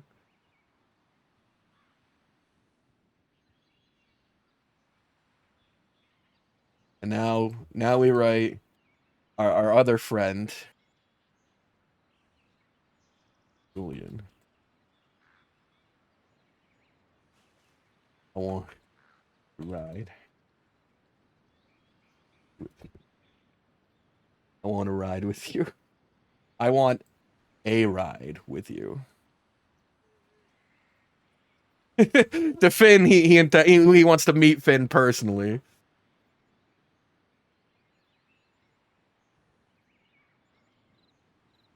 No, that's genuine. We love Finn. Finn is a sweet guy. But, the old kidnapping Finn is one of our classic moves. Oh, time to delete that telegram.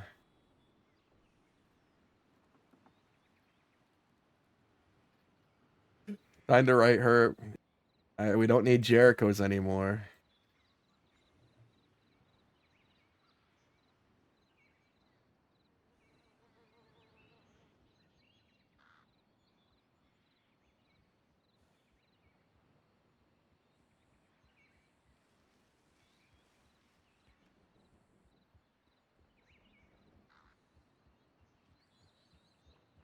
I've sent out. Not sent. I've sent out. I caught it, Jay Jolly. I caught it. All right. All right. Oh, yeah, Keza. Julian.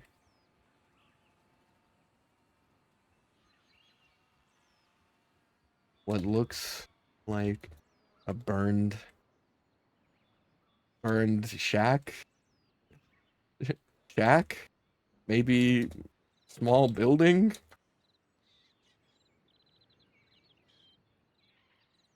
In the foreground. In the background, a very well drawn dog. Unmistakably a border collie.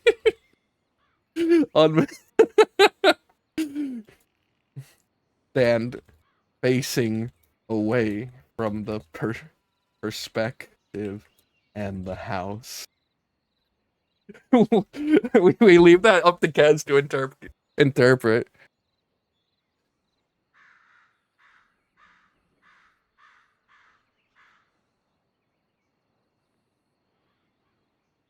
Anyone else? Margot. Let's reach out to Margot. Julian.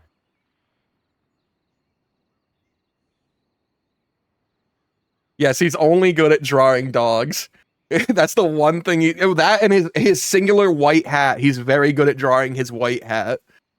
But those are the only two things he's good at drawing. Everything else is mediocre.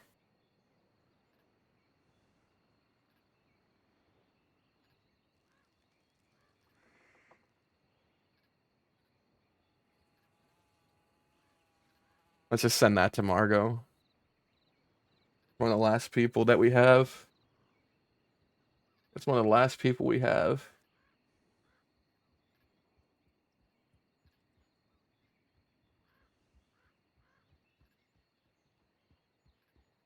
All right.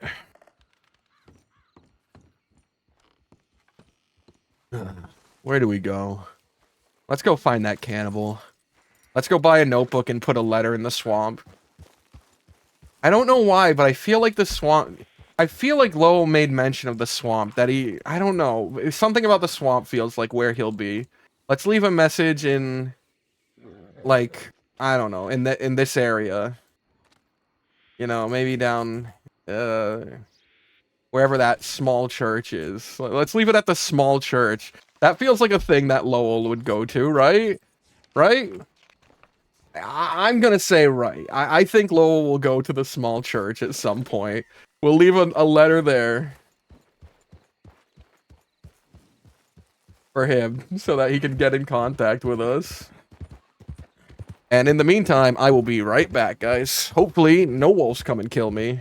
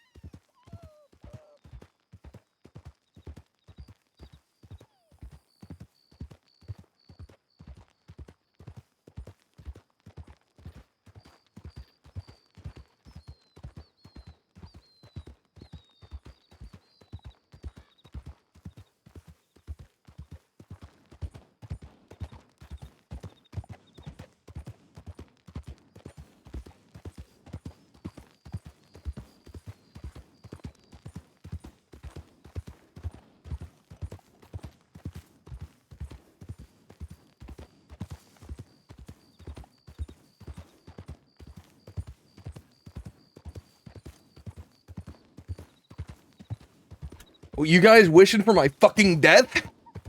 You guys wishing for my death? I can't believe it. I can't believe it. I thought better of you guys. All those riots you did the moment I'd leave. All the times you rooted against my character. Cheered on Flo. I thought better of you guys.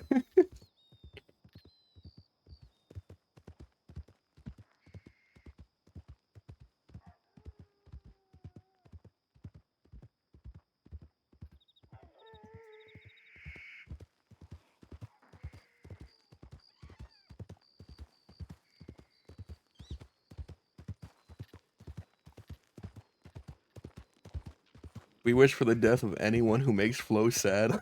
Oh my god, you fucking white knight! You king's god!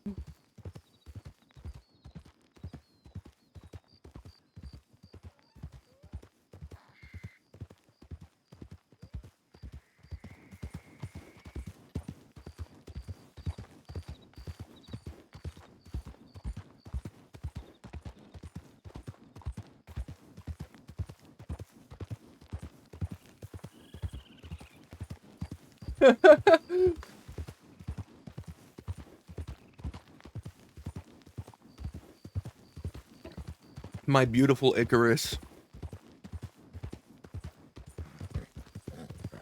That'd be, you know what? I think I'm gonna name my medieval character Icarus. I love that name. That's such. I love Icarus, man.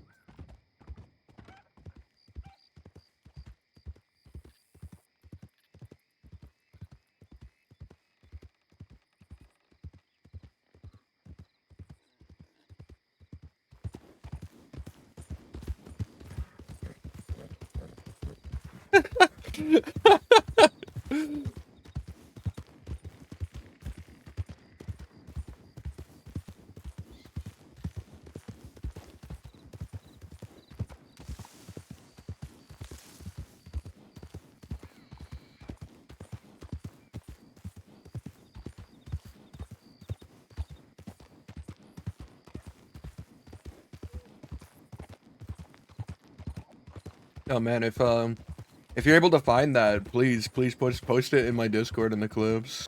It sounds hilarious. Or just post it in the chat if you can.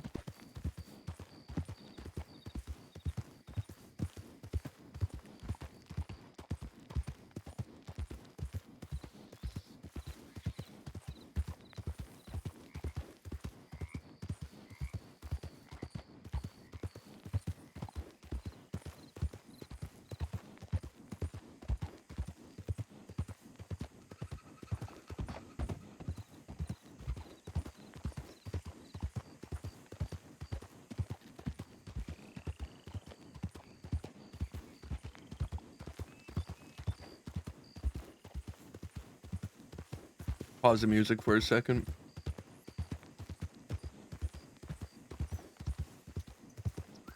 One second, 1 second.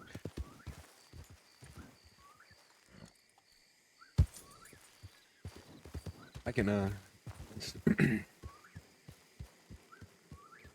grab something there. Give me 1 second, guys. I'm setting up.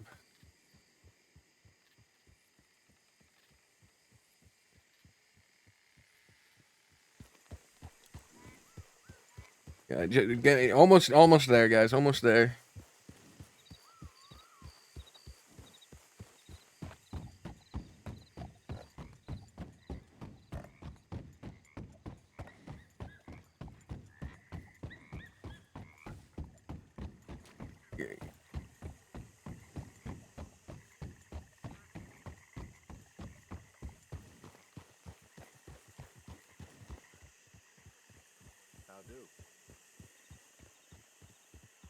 Almost done. Oh, all right. Wait. I think that'll do it.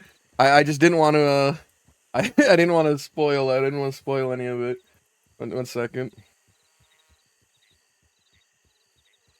Come on. Uh.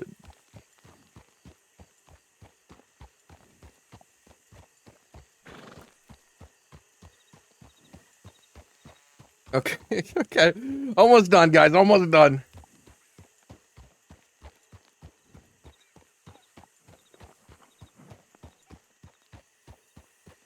All right.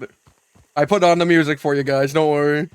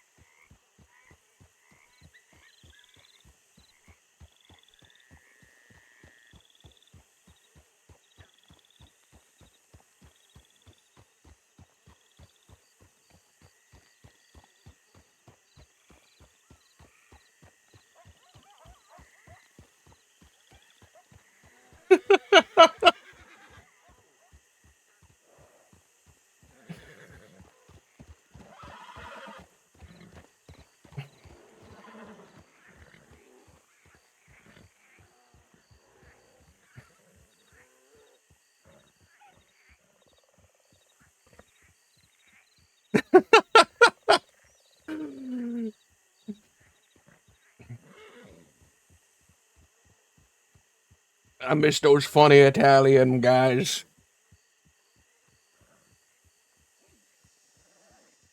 All right, back to my back to my Red Hot Chili Peppers. I'm a Red Hot Chili Peppers channel, okay?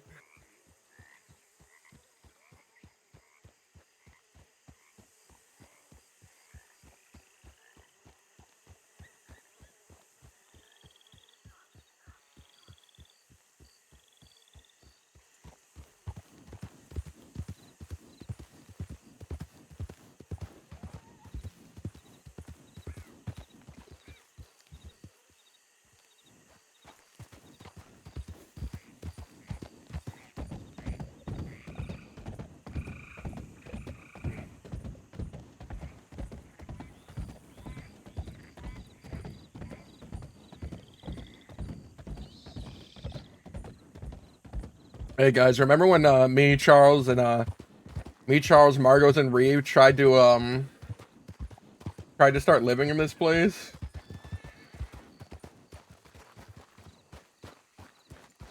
Do you think there's someone in there right now? There's a horse out over there, so maybe there's someone in there.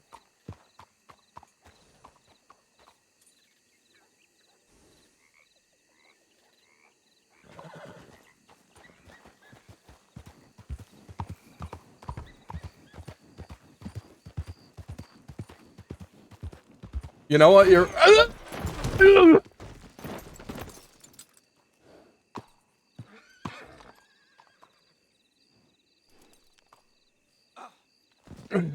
Let's go say hi to the frat house, the sorority. Let's go say hi to him.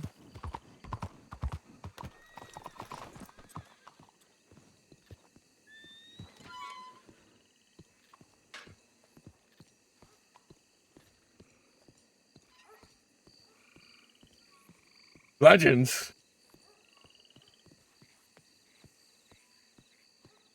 Hello? Hello, anyone in there?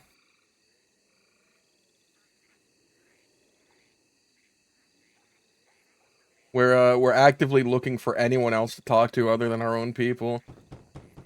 Hello, hey, you fraternity brothers, you still in there?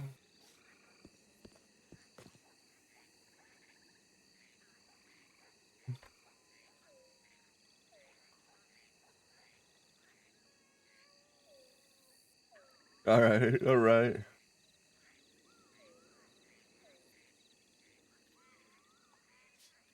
I'm coming in, all right. I'm coming in. Where the hell are you, fraternity boys?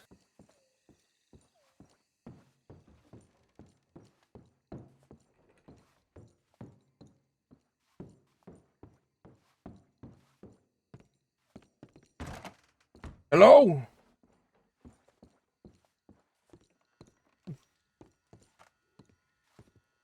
Yeah, jazz needs to happen.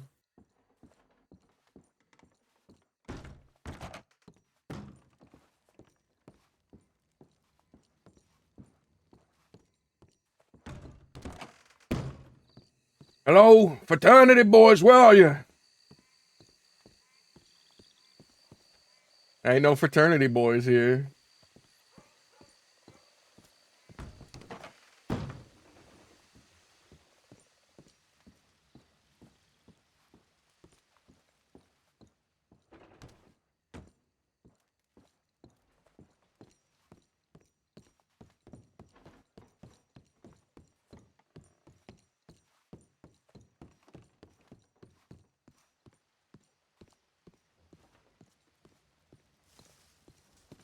Now, now since we couldn't find them, we gotta go to Braithwaite and look for the sorority girls.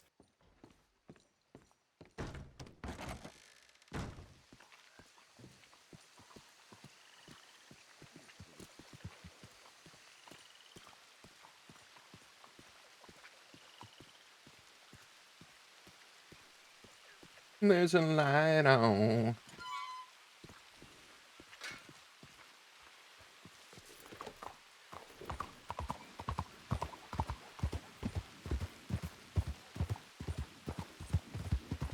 Guys, you think there's anyone in there? You think there's anyone in there, guys? Or do you think Saint-Denis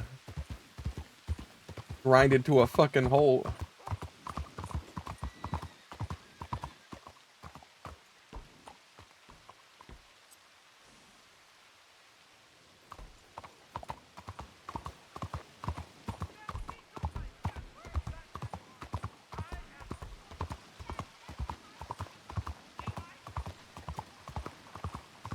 I would be surprised. I genuinely would.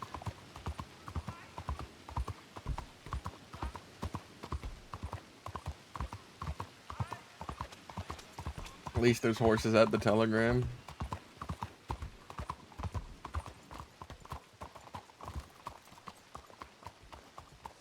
Hello. Howdy. What? Howdy, or whatever it is.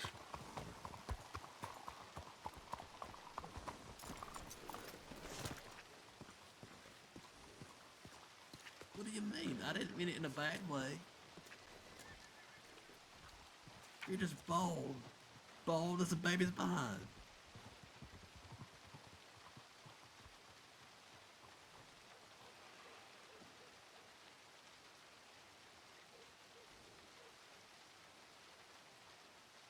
Um,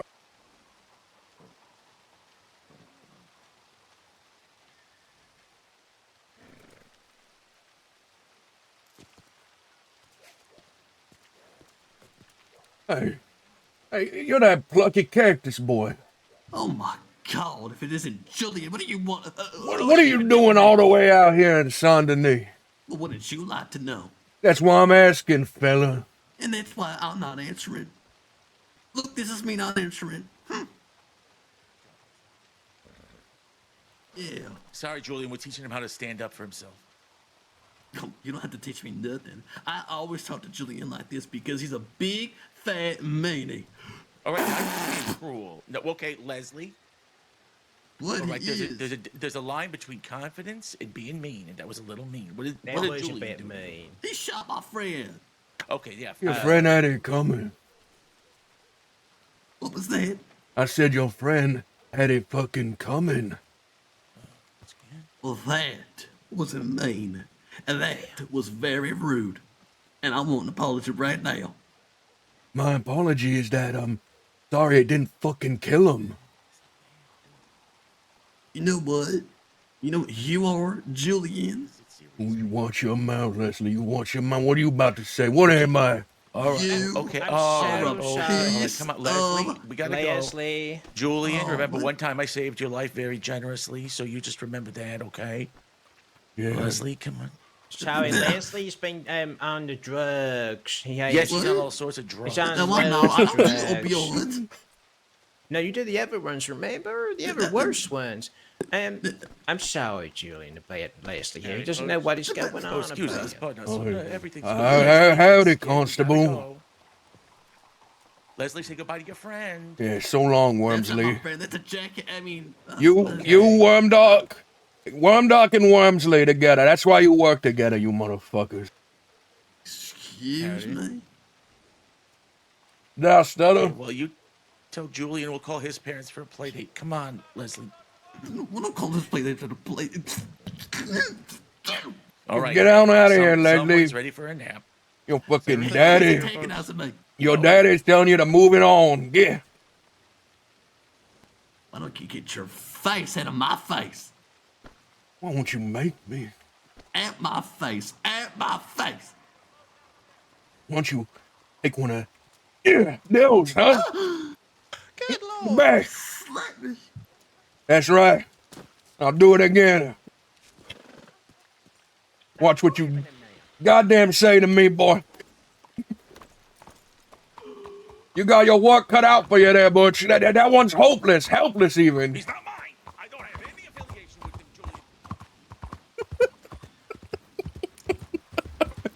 him, Julian. I couldn't actually hit Leslie. I had to slap him.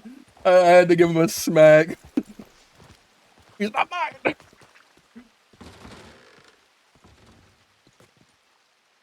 All right, let's grab a notebook.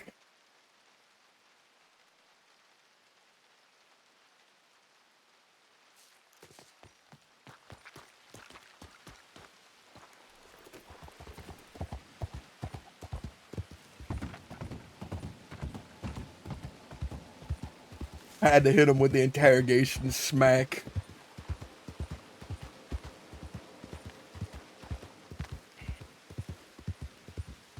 It's in Reeves' apartment. So we can't get it right now. But Margot has a key and she said she'd give it to us.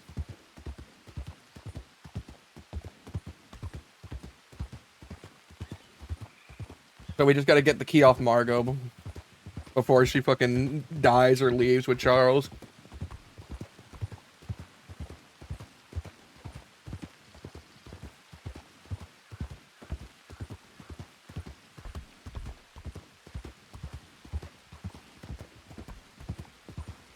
You know what? I'll state it.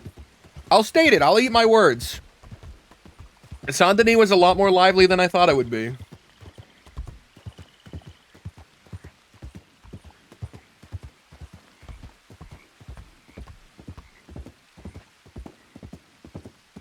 You know, it was more lively than Armadillo's been.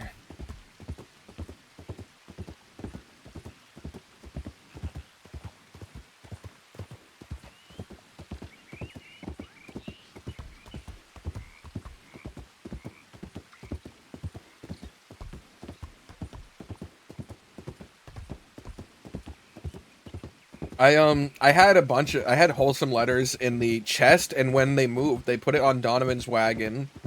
And I think they're still on Donovan's wagon, or they were put back in the chest. I don't know. We should go to the Valentine property.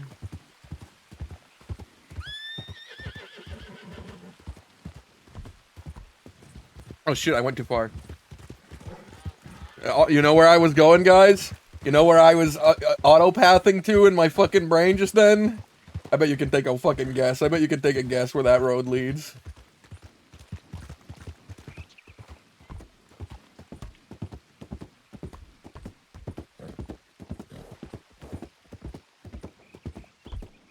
That's right.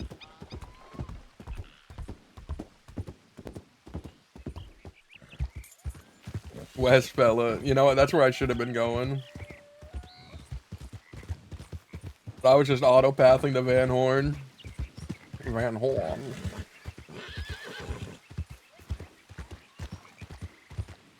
Alright, where the fuck is the small church?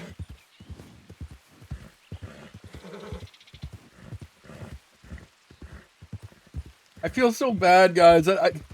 Flo is genuinely apologizing. I feel so bad. Guys, how can I keep being mean to her? Can I keep not helping her? Donovan's a prick.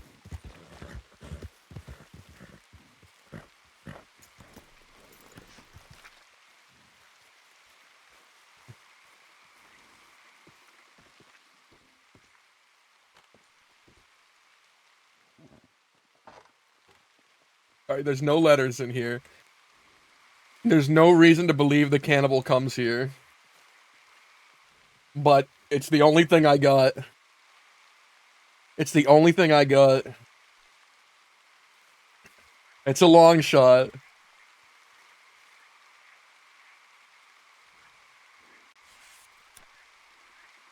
Dear Mr. Lowell.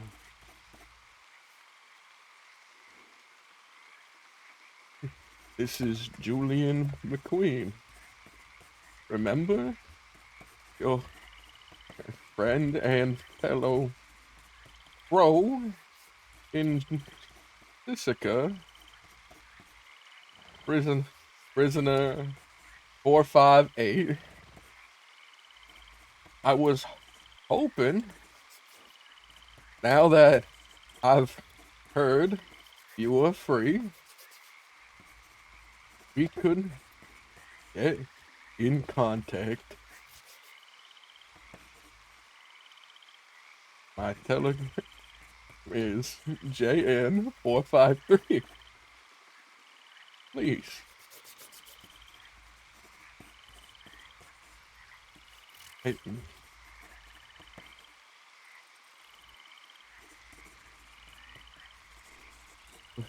Vanilla boy too.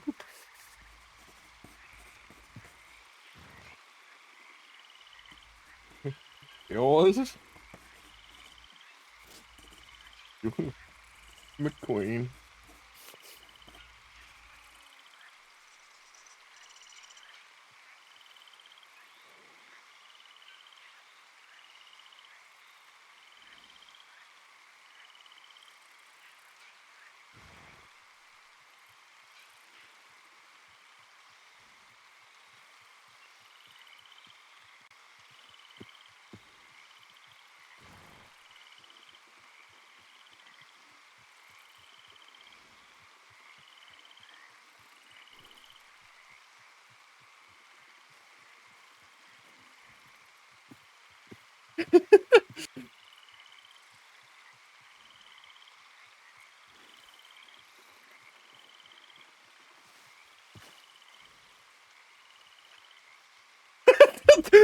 Blood splatter makes it so hard to read. Why did I do the blood splatter? It was to lure him in. The blood was to draw his scent in.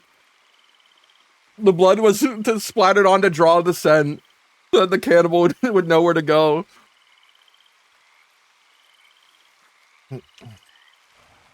Yeah. Smells of vanilla, and I need to look up rotisserie. Alright, I looked it up. Fuck, I didn't.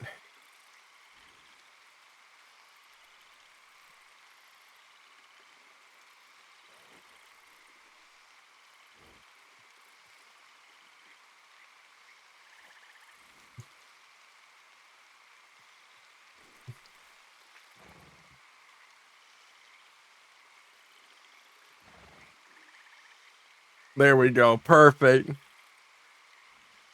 Perfect. He'll find it. He'll be drawn there. He'll be drawn there by the scent, guys.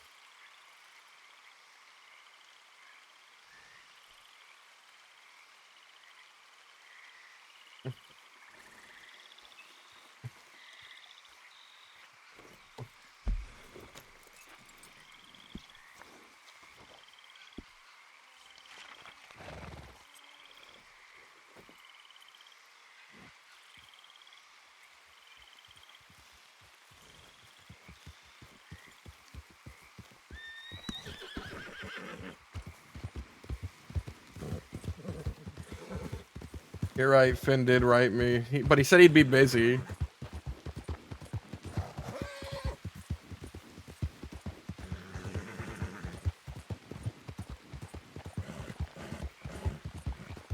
Now that he's been officially brought in, that means he got whitelisted, man. He has to be able to see his light. Like, he has to be able to just be close to fucking Pebbles now, right?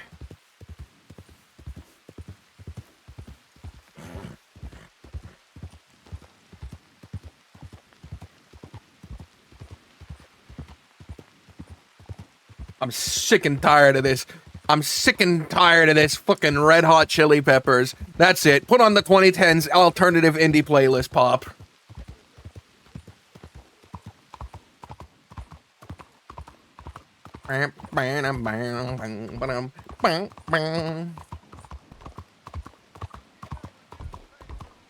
Everyone loves some Tame Impala, right? Right.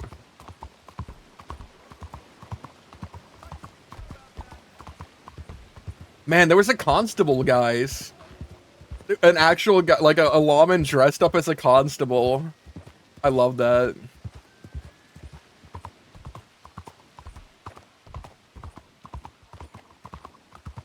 Oh, there he is. No.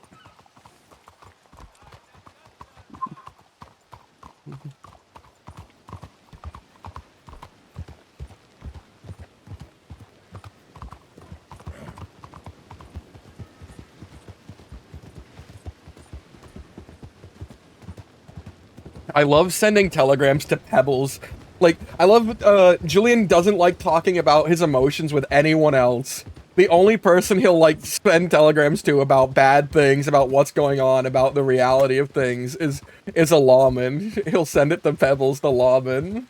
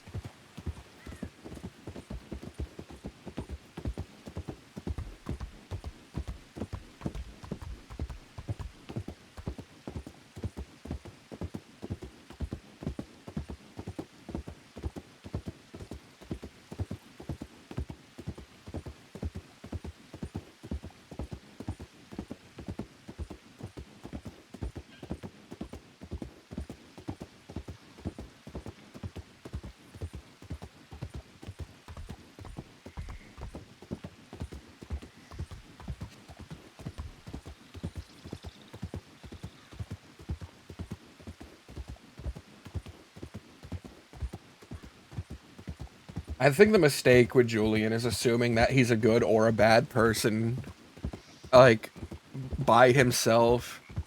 I feel like Julian is almost entirely a creature that it will imprint himself or get imprinted on by other people. I think base Julian is just a morally neutral creature. And I think a lot of that comes from, you know, years 1 through 8 having no childhood. He had no childhood and no structure. He couldn't express himself, and he was put to work. Then years 8 through 12 or through 14, he can't seem to remember, was with a gang of bad people.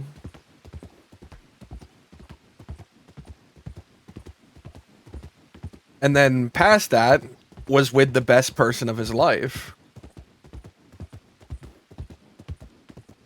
And then they die. And then he gets with Charles St. John for a while. One of the most morally complex people. What is he doing? Why is he doing it? Is it for good? Is it for bad? No, it's actually just all evil.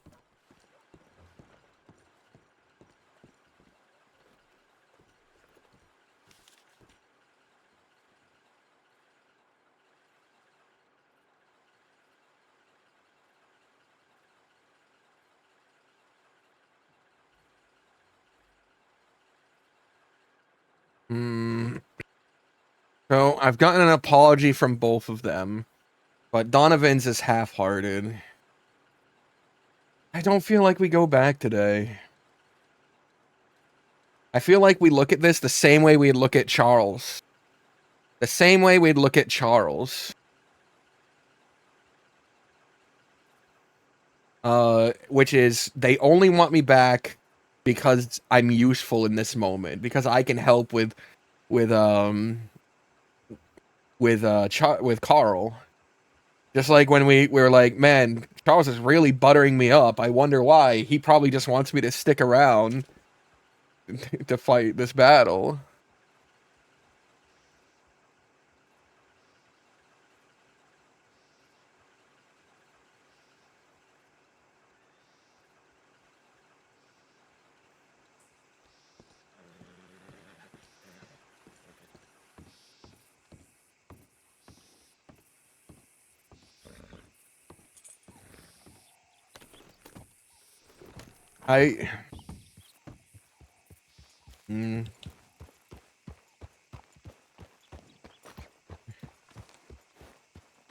Nah, I shouldn't even ride into town. But maybe... I'm gonna go see if Danya's around.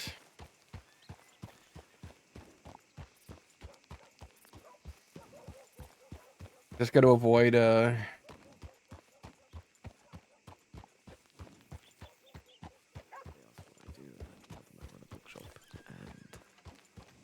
You know, we talk about the books that you have, and then.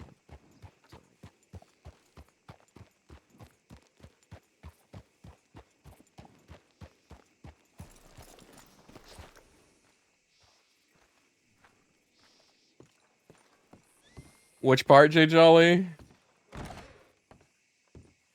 Oh, no Danya.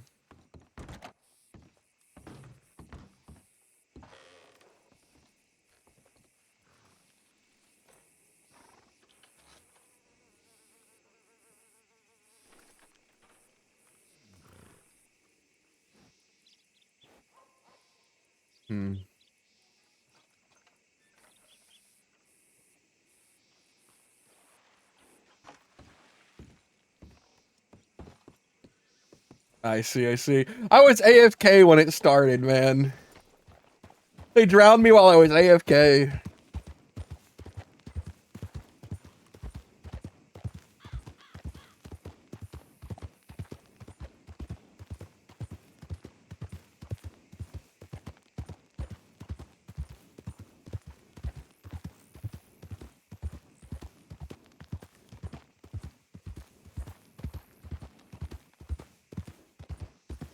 Where do the strays even lie?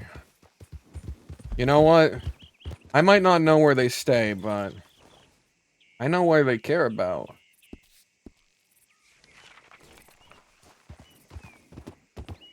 Let's head to the ranch. Let's head to the ranch and leave a message for Carl.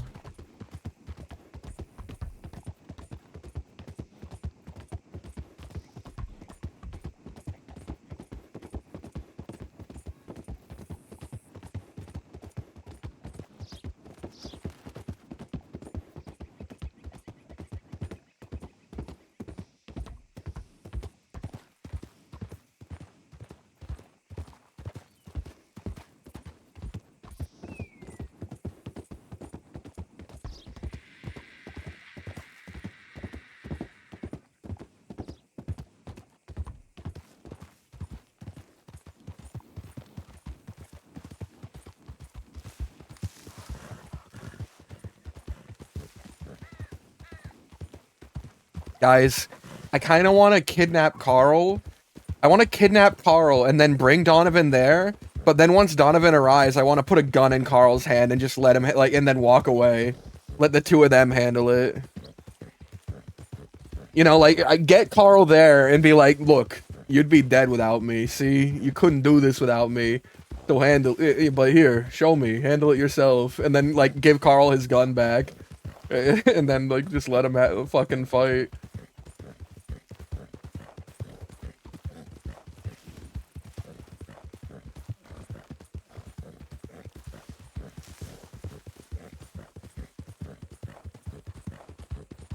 Or maybe I'll buy Carl a blade.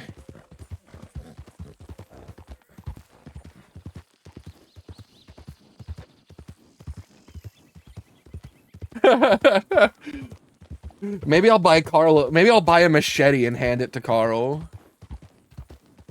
If I can kidnap him.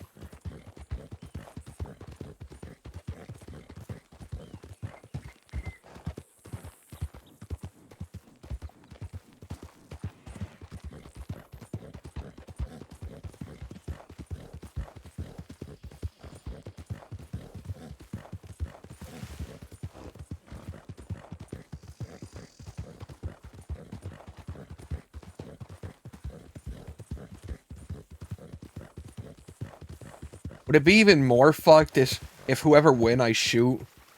Whether it's Donovan or Carl, whoever wins the fight, I fucking shoot.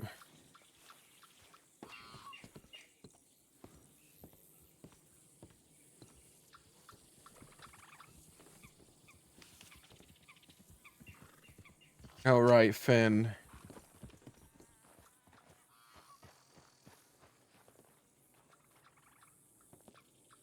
That was good there. Louder.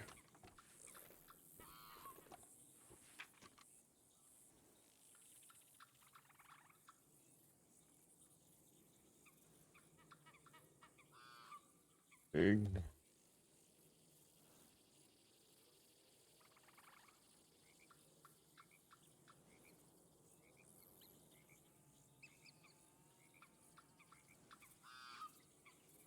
Who's this? Is that a member of Cave Gang? Oh my god, Somber. Thank you so much for gifting 5 subs, man. I appreciate it. I really don't deserve it, though, but thank you. Thank you so much. You're a really cool dude.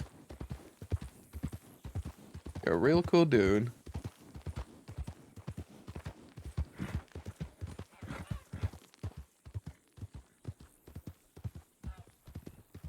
So we get a blade. We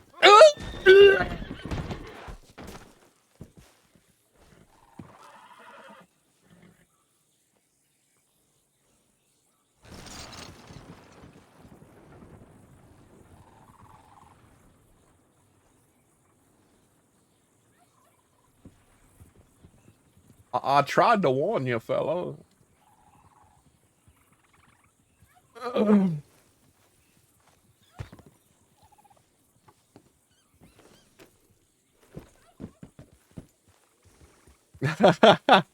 Well, you're a really cool dude times 5. Times 5, brother. Thank you.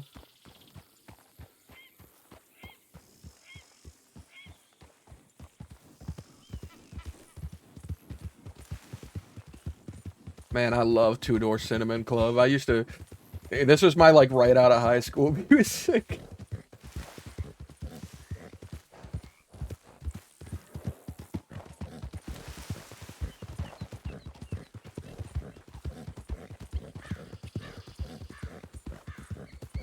Is that a buffalo? What? Since when?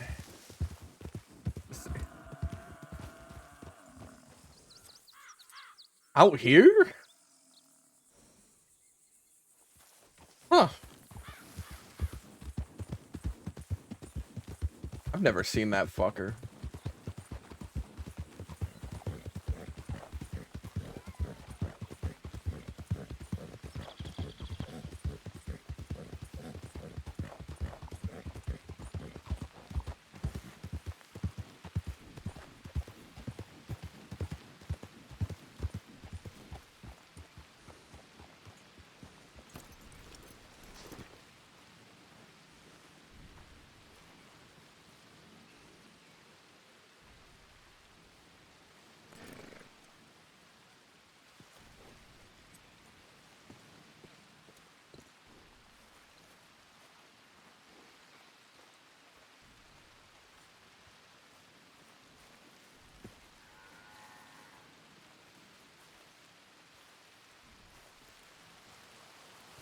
There it is.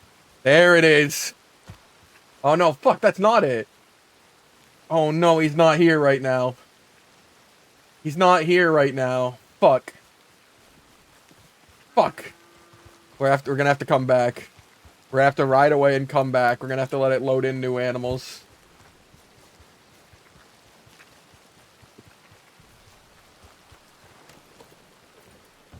Because I know who I'm killing. I know who I'm killing. But, you know, Julian in character doesn't know it, but we're gonna kill something that's gonna be wearing a collar.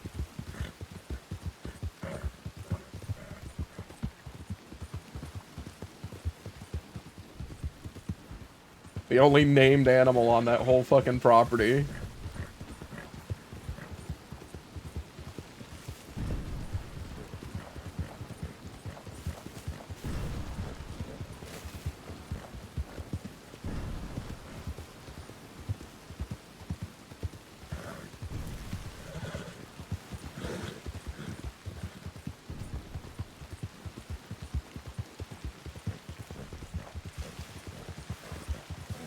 How do we buy a katana? I guess we're gonna buy, you know, we're gonna buy him a longsword. We're gonna say that the machete we give him is a longsword. It'll be a katana versus longsword, the classic matchup of history buff versus weeb. Medieval knight enjoyer and weeb.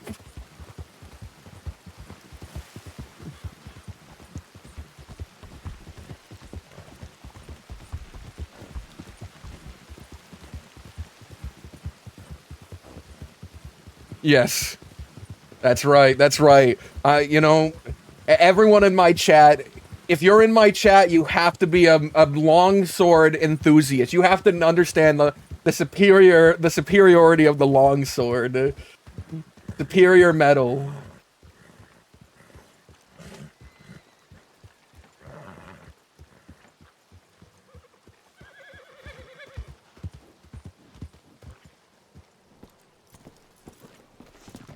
Thank you so much, man.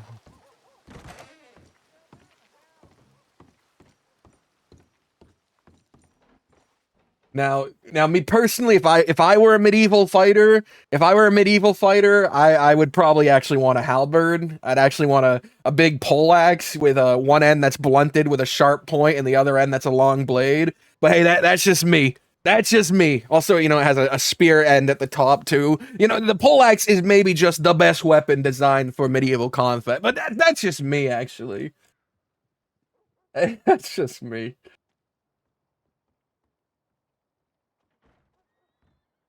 Yeah, you're right. Just get me in a tiny hallway and I'm fucked. Or I just point the weapon forward at the person in the tiny hallway.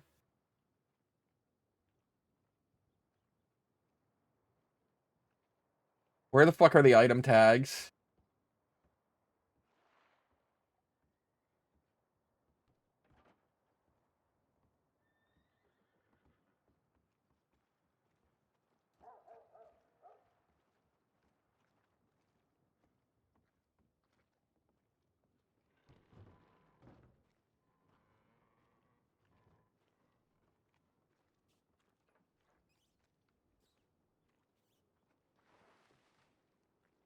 Pointy stick really was the best weapon we ever made, and then we kept trying to make pointy stick better. Okay, so there's no item tags in here. We just couldn't accept that pointy stick was the pinnacle.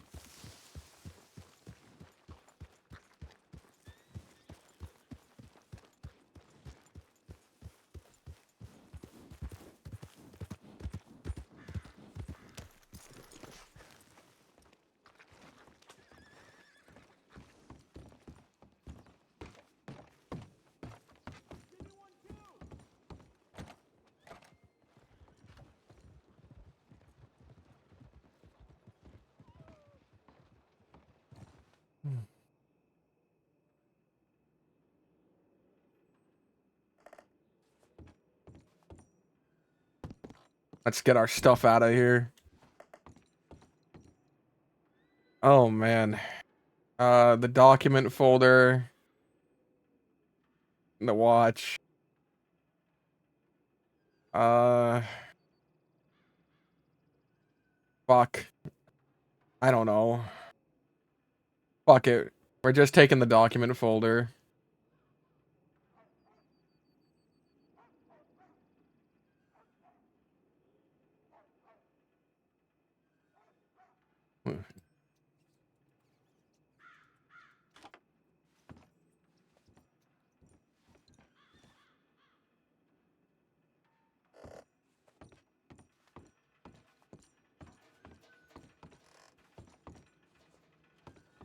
Cocaine.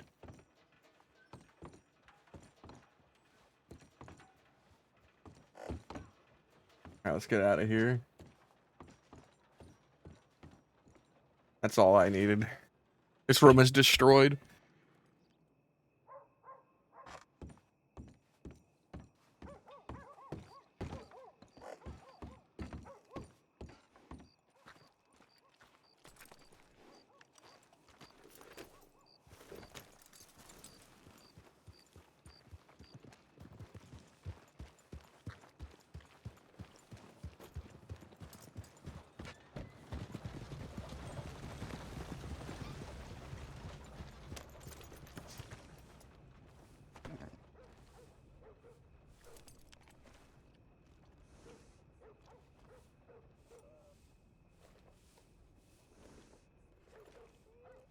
Oh yeah, I forgot that they made the fucking bolt action 20 pounds so that people couldn't just carry them around.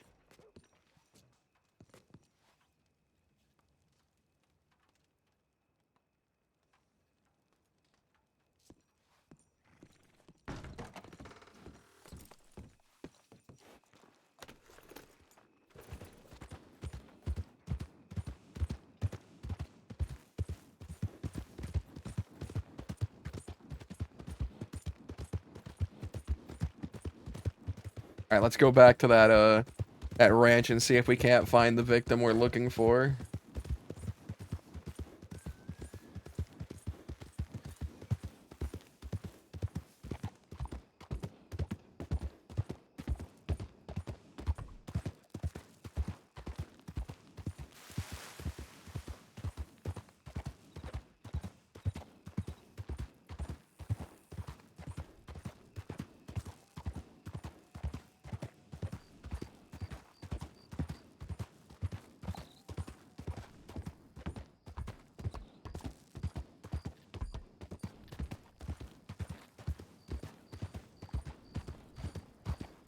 You're right. Bose did ruin it. Sorry, I didn't read the chat, but yeah, Bose did ruin the reign of the pointy stick, if you ask me.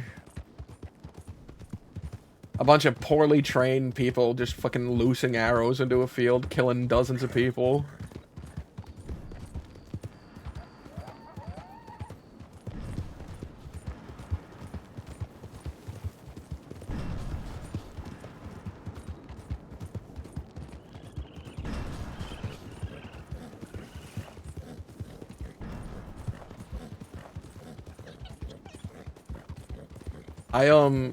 But in game, like I was I was memeing about the poleaxe, but it's actually what I'd pick. In games like Mordhau or Chivalry, I'd always play the medium armored person, the person that's wearing the skullet, I think it's called a skullet. It might not be called that, but and wearing the gamison padded chest plate with the armor underneath or whatever. The light guy who can use the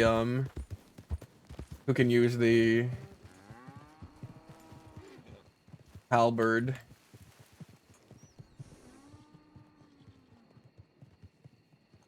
Yeah, yeah, yeah.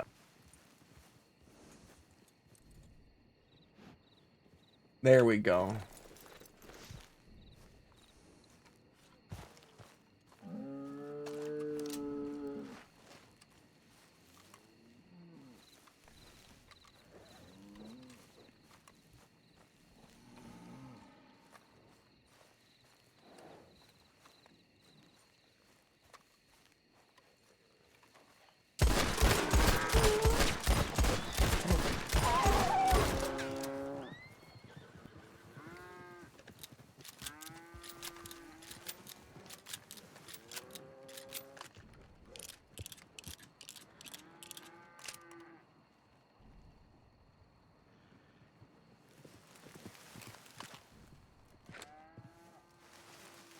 I can't pick him up.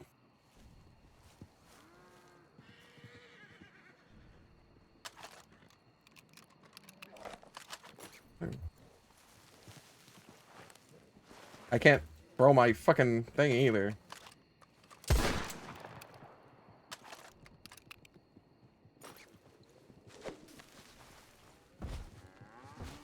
Not just any donkey. You guys who didn't watch Laramie and the ending of Mr. Brooks. This is Jimothy's only son. The heir to the Jimothy donkey fortune.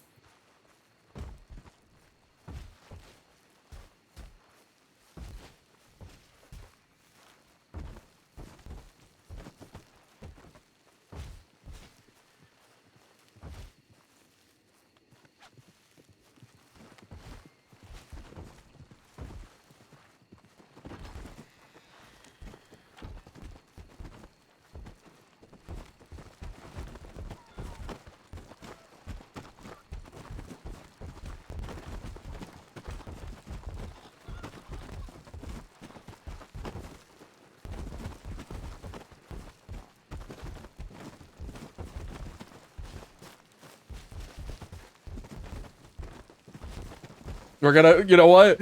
We're gonna give him the head. We're gonna plot the head to this fucking donkey. We're gonna fucking Godfather him. We're gonna decapitate this fucking donkey, and then leave then leave, then leave it in his bed.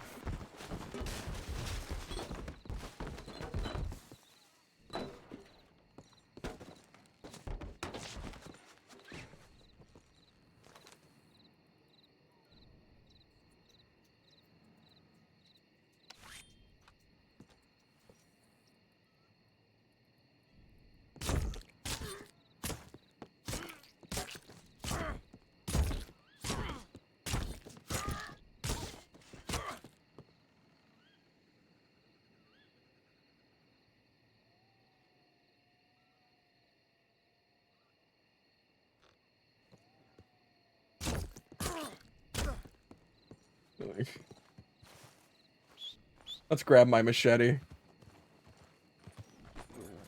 I love this happy music playing while I'm doing this. Vale.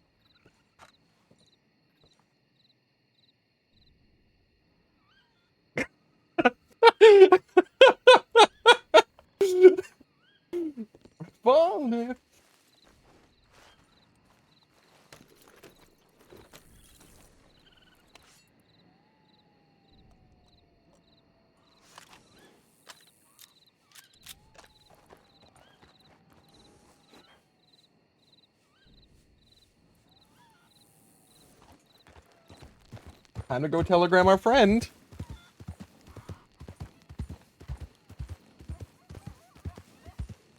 A bloody donkey-sized collar reading Jimothy Jr.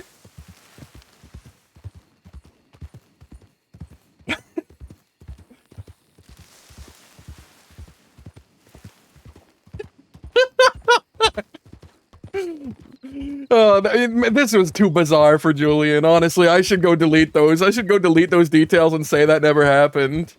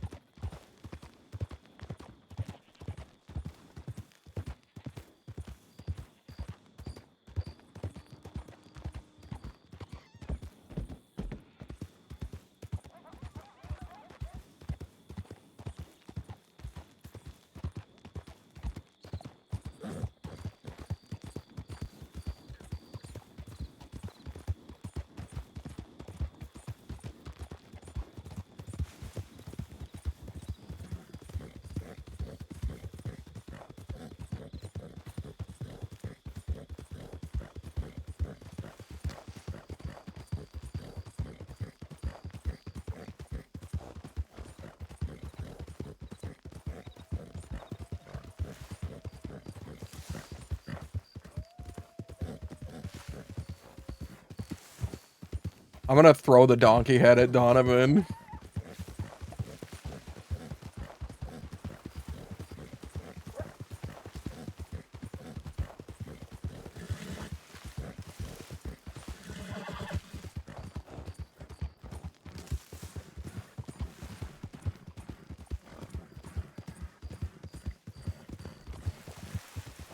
Or maybe I'll leave it in one of their beds.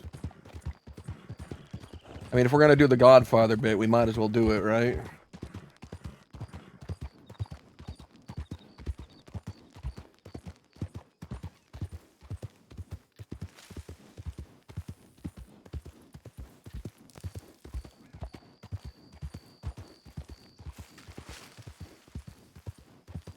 No, hold on. It's going straight into Ghost Bunk.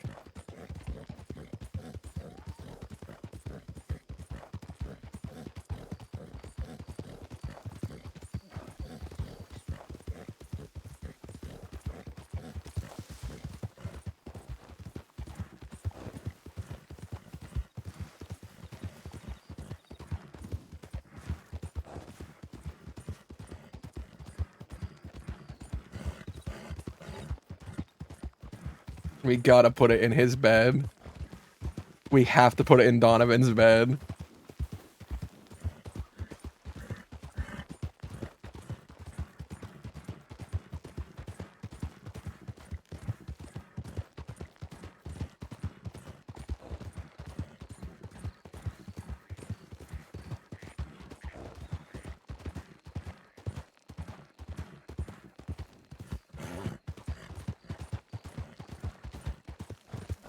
Nah.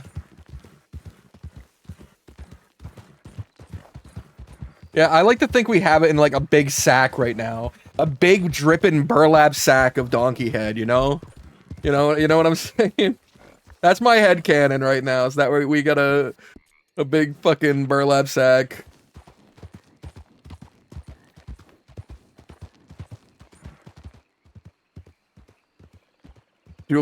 Julian 2 sacks.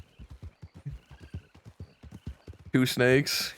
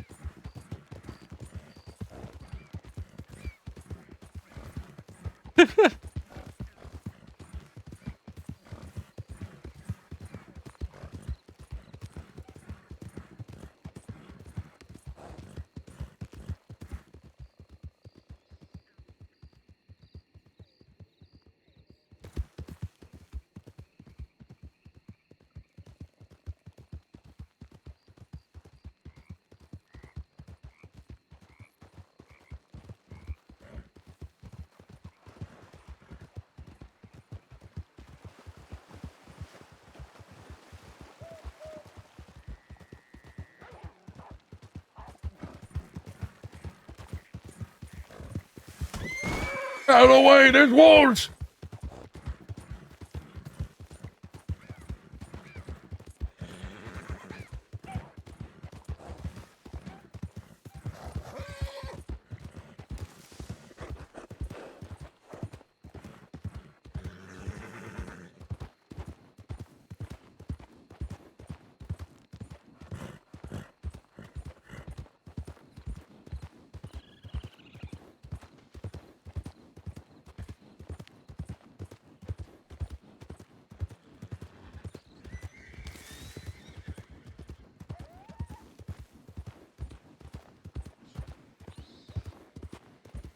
I have money to pay the rent.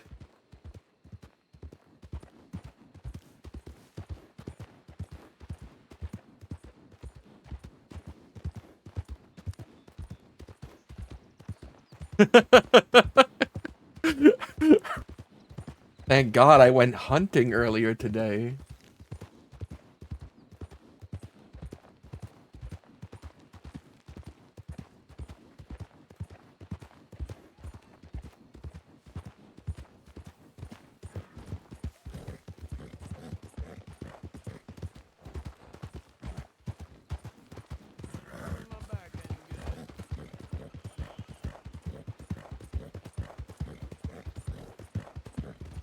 No, Vinny, I can't stop now. I've already decapitated the donkey. I must continue.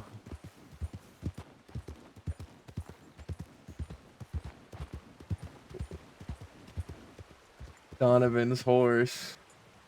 I don't want to do it while Donovan is there.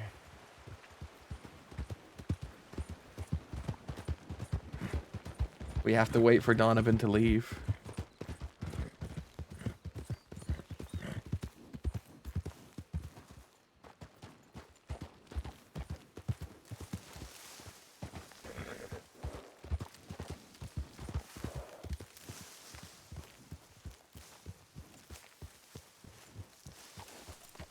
This is we gotta kill Donovan and then cut off his head and put the donkey head on it and then have it ride into Carl's camp. We gotta young wolf him, but young donkey him.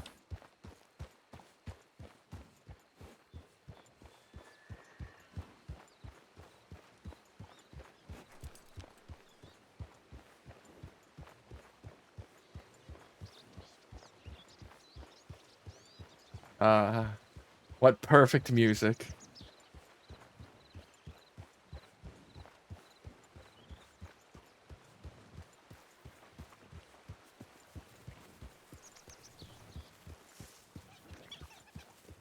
The horse is gone. The horse, he's gone. You hear about that old rancher? Got stomped to death by one of his cows. They never go the way you hope to, do you? Last life.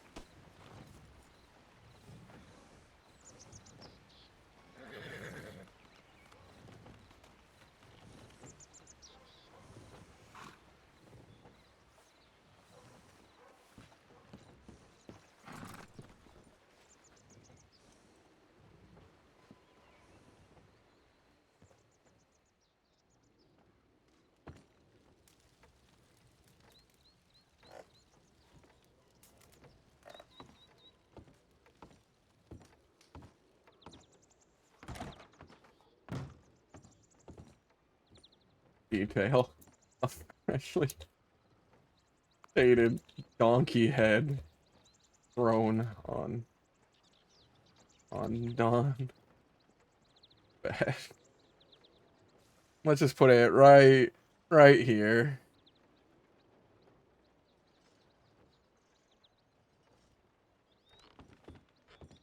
You're right. You're right.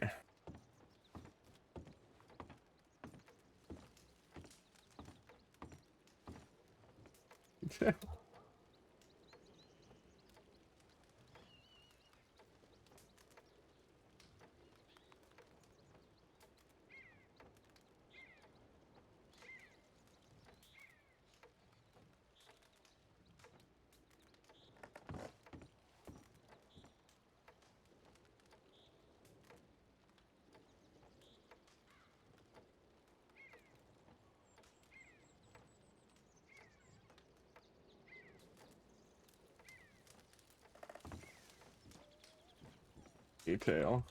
A trail of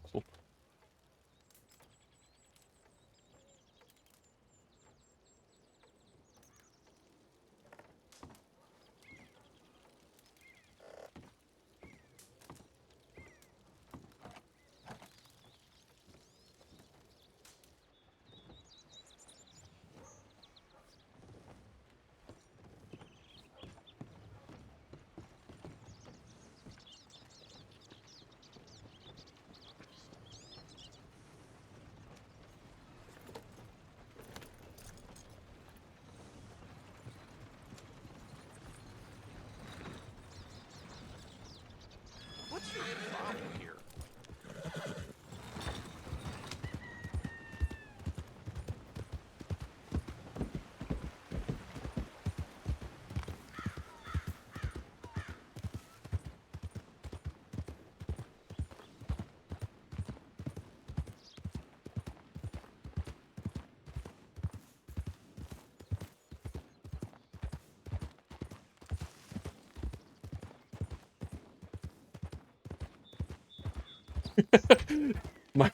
My former boss taught me that.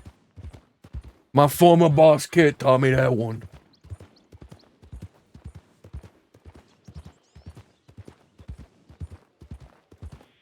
I learned that during my Bastille days.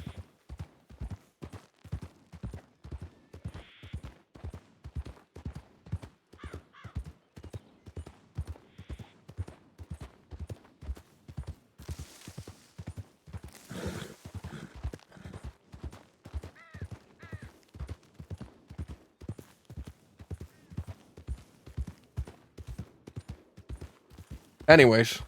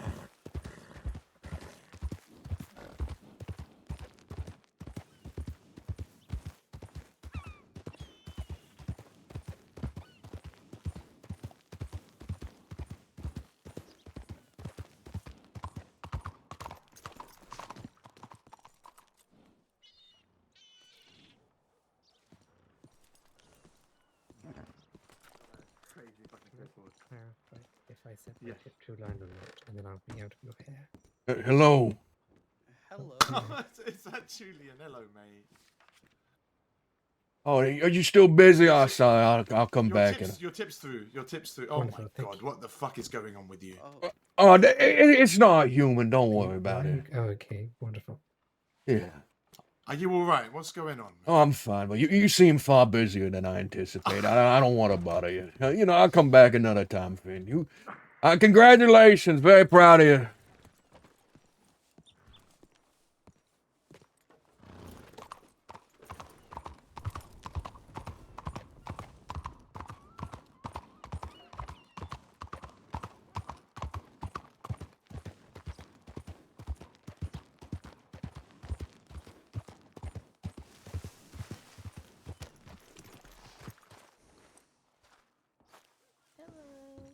Howdy.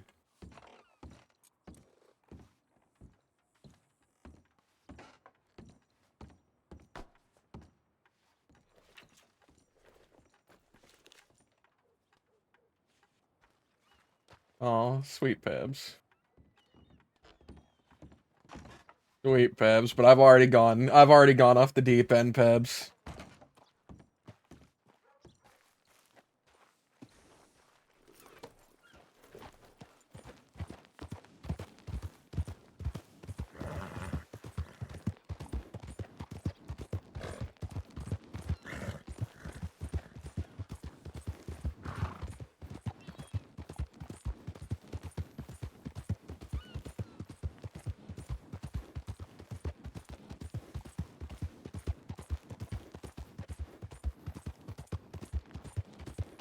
Thank you, Azog. It's always lovely to see you.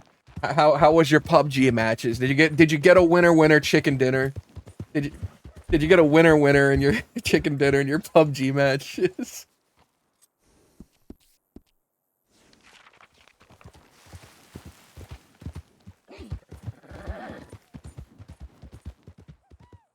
No, you deserve it. Indigo deserves it. Indigo just hasn't realized all Julian is doing is torturing him. Julian's torturing him. This is hell. Indigo got to live, but now he suffers. And Charles doesn't realize that yet. Charles doesn't realize that Julian's making him suffer.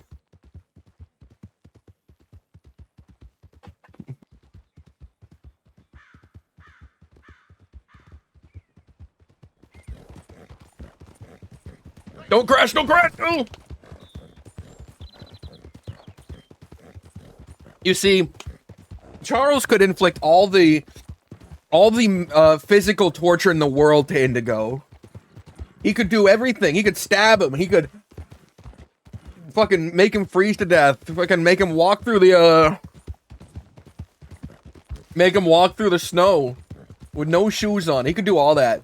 But what Charles couldn't do was emotionally torture Indigo. And now the hero of this story, Julian McQueen, is hitting Indigo where it hurts the most. He's forcing Indigo to face the reality himself and who he is as a person. He's making Indigo regress back to being a sad, vulnerable person. And then he can kill him. Then he can fucking kill him. You see, it's 8D chess, Azog. It's 8D chess.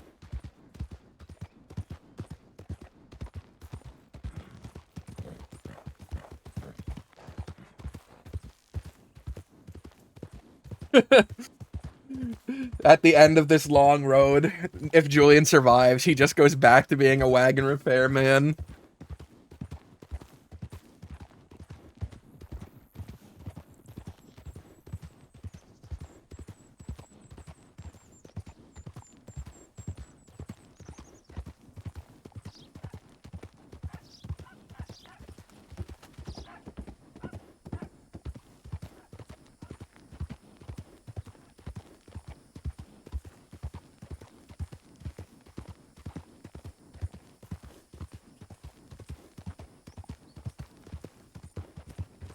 Nah.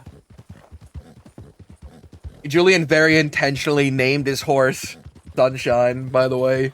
That was just another jab to soften, but also hurt Indigo. Naming the horse Sunshine was intentional. It was a villainous move.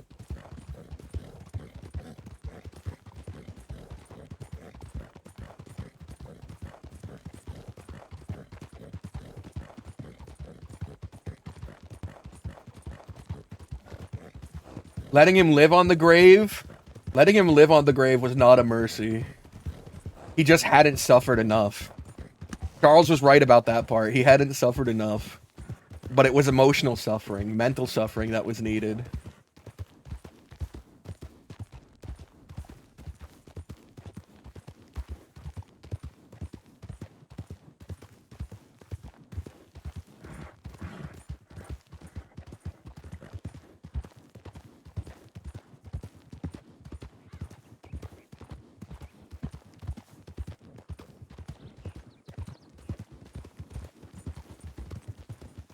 Howdy.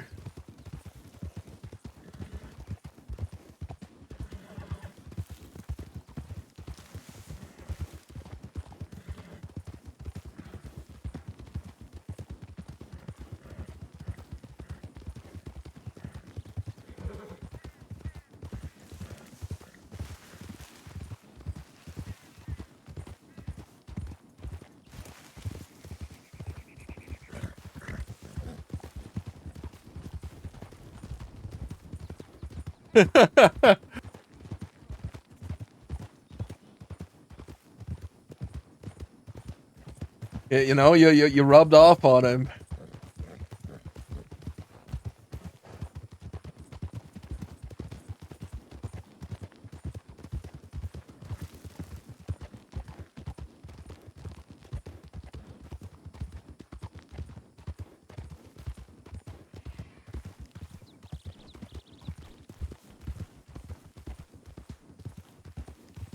Ding ding.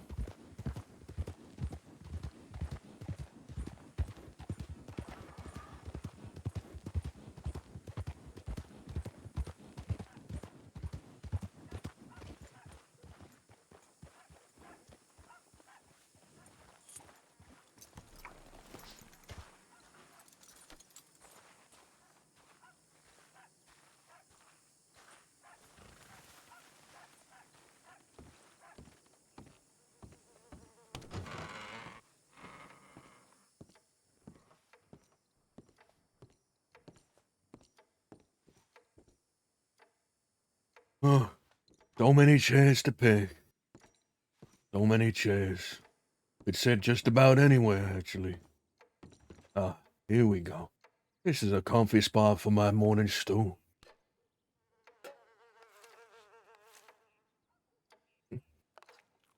That's when Hank Hammer walks in.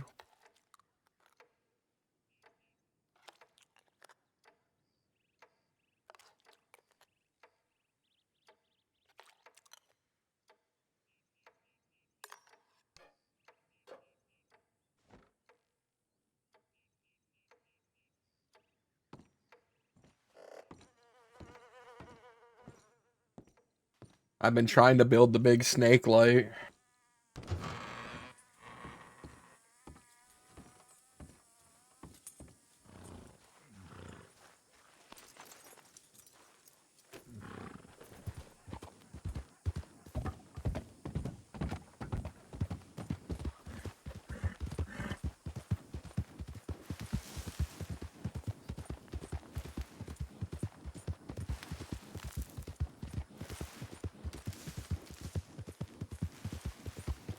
Hey, back alley.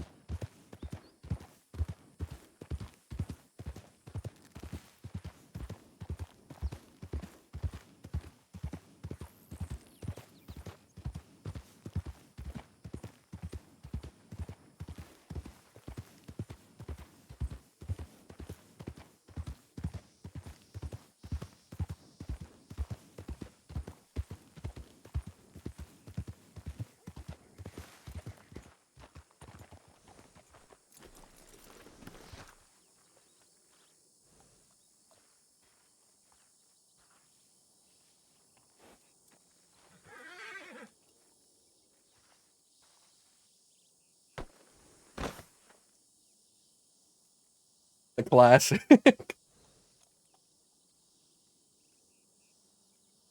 Any minute now, he'll be waking up.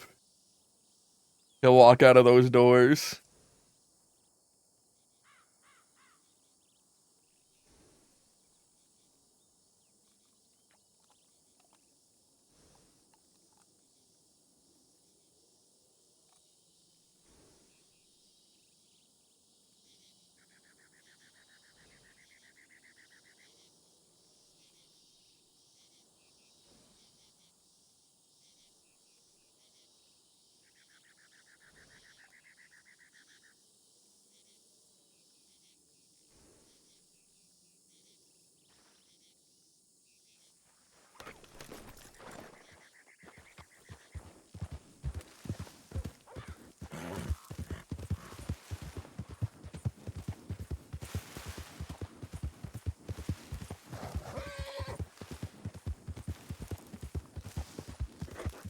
Don't say that, Beck.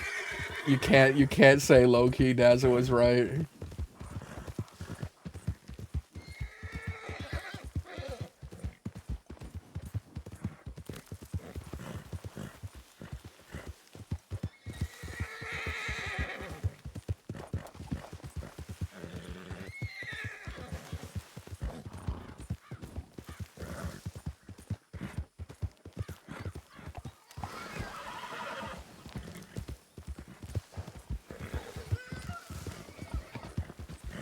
We have to do our rounds to our 3 enemies.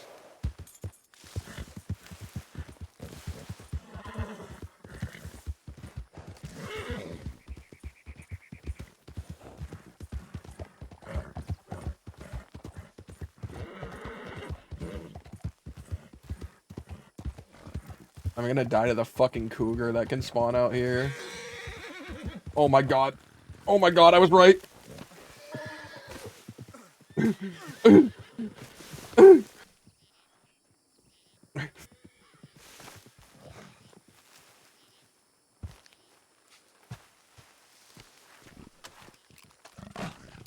Back, please! Back! Back! Back!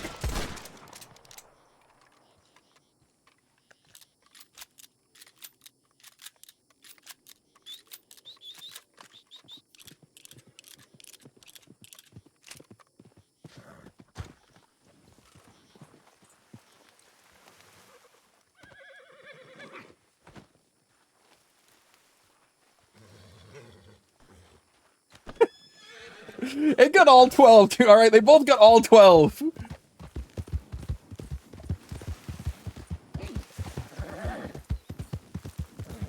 A full 12, alright?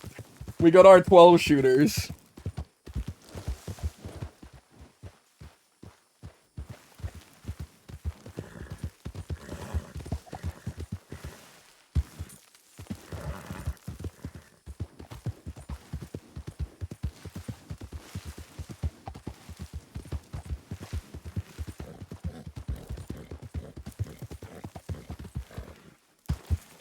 The worst part is my movement speed was so low, I could barely make it to that rock. I had to spam the last 2 jumps to make it there, because I was slow walking. I have a notebook. I should just leave letters at these fucking places.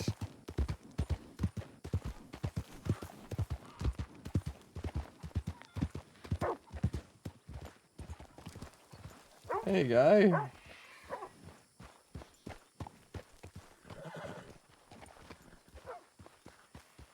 Oh.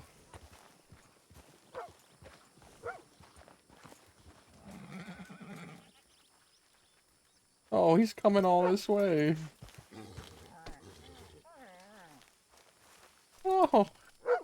Hey. Hey, guy. Hey.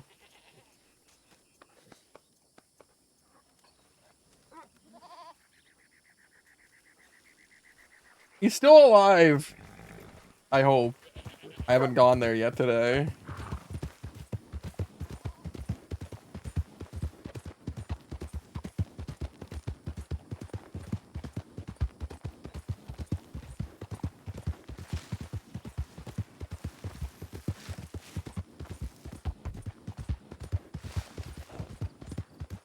I've killed an animal that was important to Carl.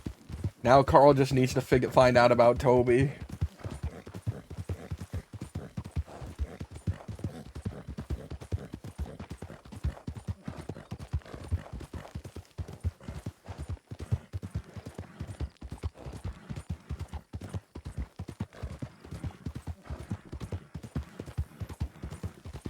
I've not really thought about how bad Julian would take Toby's death. I mean, obviously it'd make him furious, but I'm wondering if it would break him.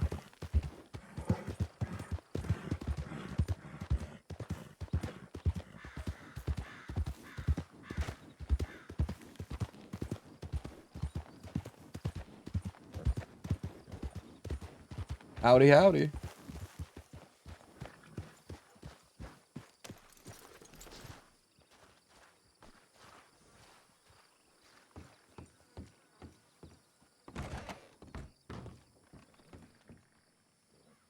Clean our guns.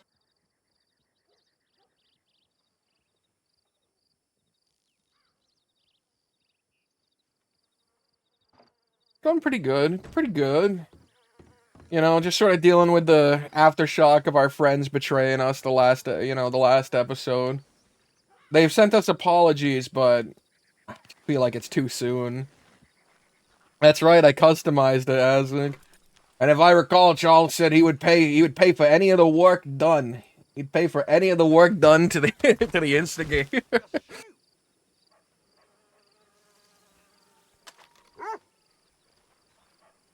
Look at this fucker. Look at this ugly fucker.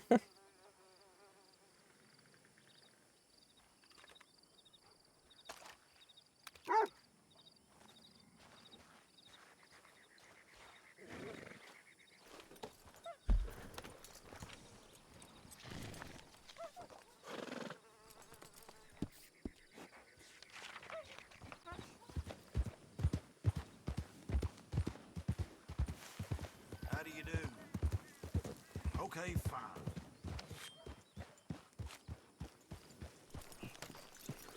Fine day, ain't it? Huh.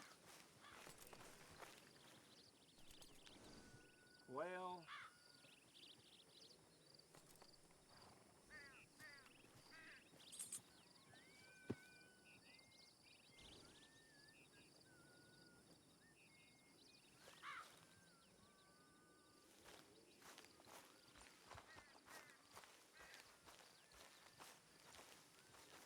Sir? They've been dead for over 50 years, fellow. Get over it.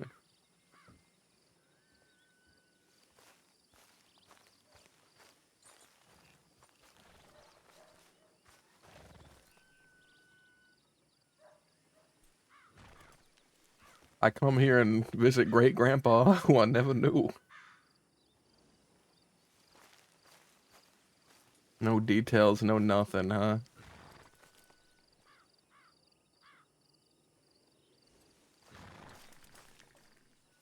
I'm not doing nothing for him.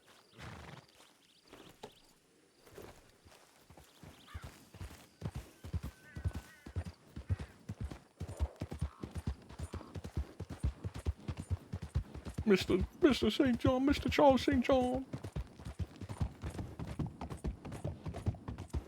I can't believe you got Frenchie and Kells killed. And Reeves. I can't believe you got those great people killed.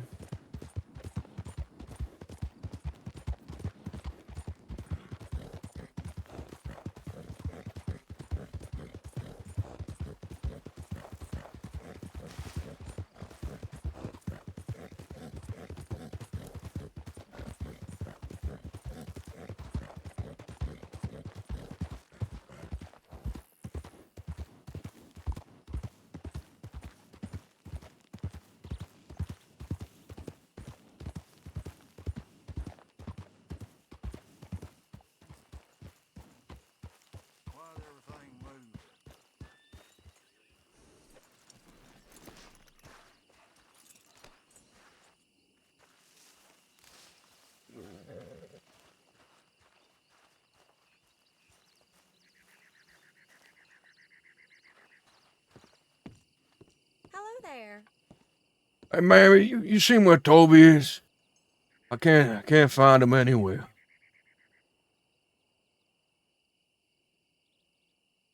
Ma'am? Don't gawk at me. It's not decent. I ain't gawking, ma'am, alright? I ain't fucking gawking. I'm just asking where the hell Toby is. Have you seen him? Yeah, I ain't even give you nothing, alright? Back out.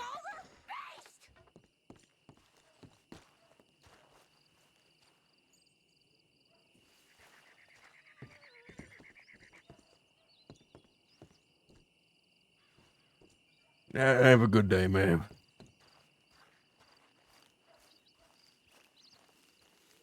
Oh, hey, Toby.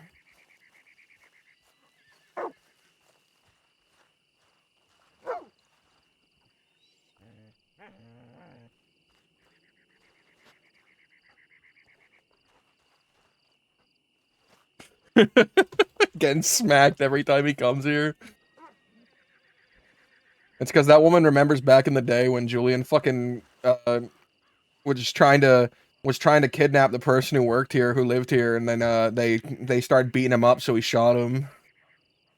She remembers back when Julian killed that guy. But we don't ever bring up that killing. That killing's not canon. That killing's barely canon.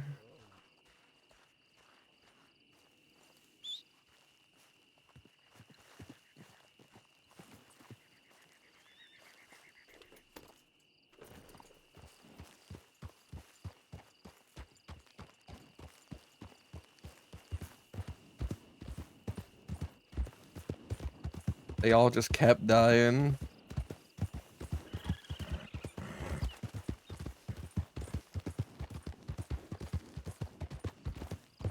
Let's check Benedict. That's a place criminals like to go. And right now we're looking for a criminal.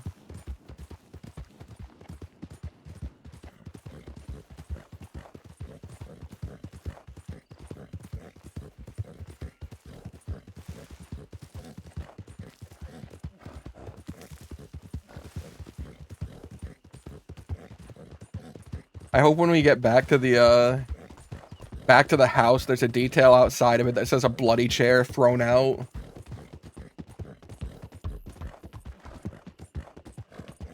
I also hope Donovan's gone to the law. I hope Donovan's gone to Pebbles about this.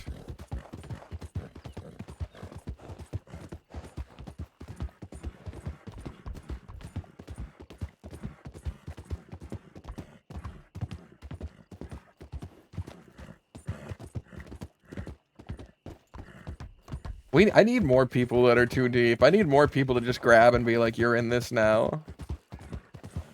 Where are all the people that are, you know, not in something? Where are all the people that can just be thrown into this?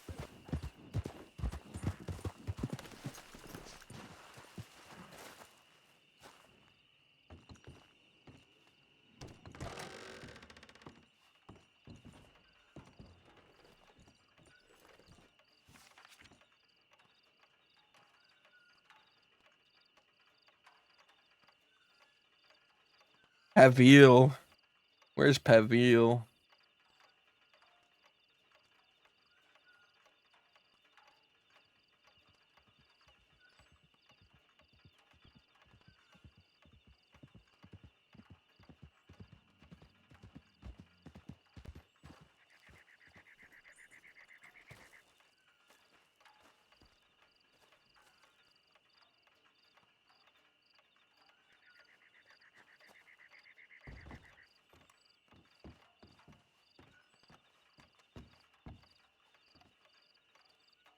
Well, howdy there.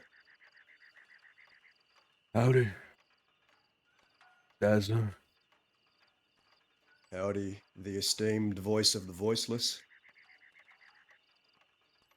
I went by your home and you weren't there.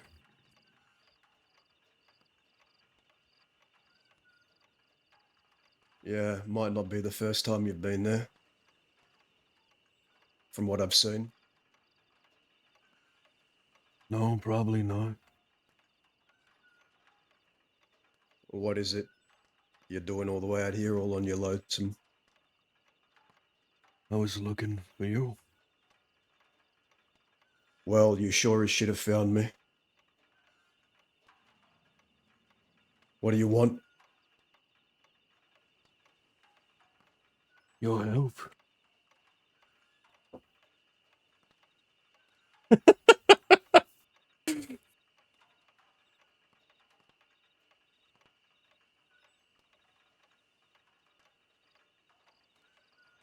Why don't we step away from the teller, Julian? Sure.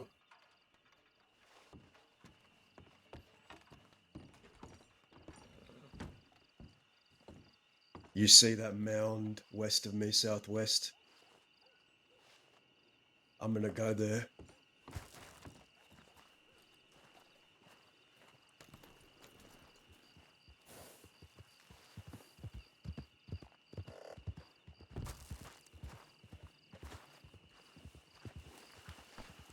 Does he mean the one way off in the distance?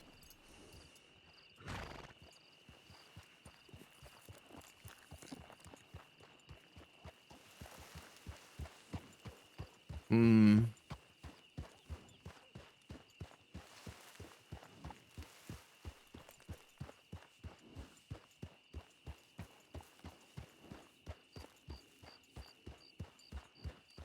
He means the close one.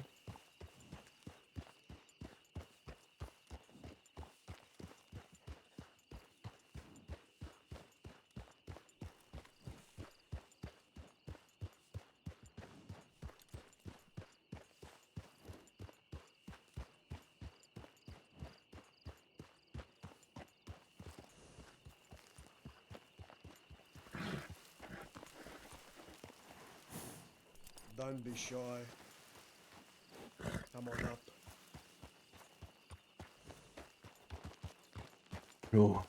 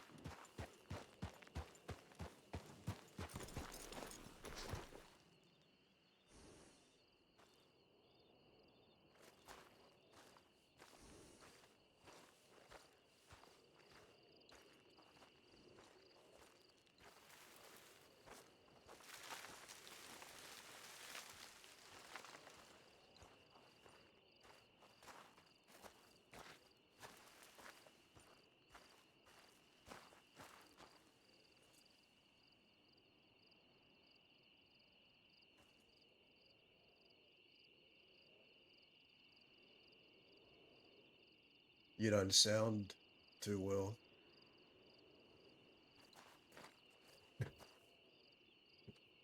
You are either very ill or you have some more scruples missing in your head to be looking for me. So which is it?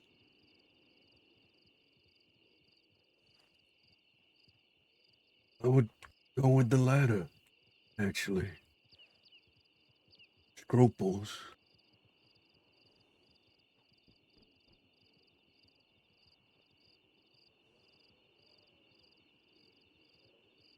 Okay. So why is it the esteemed voice of the voiceless? Why does he find himself on the doorstep of the West? Enlighten me.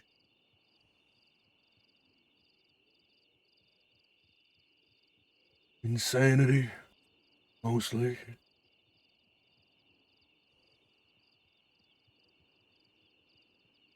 Trying the same thing over and over again. Hoping for different outcomes.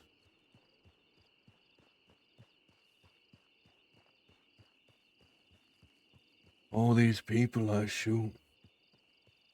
All these people I try to kill. They keep standing back up. They keep coming after me and they keep hurting me more.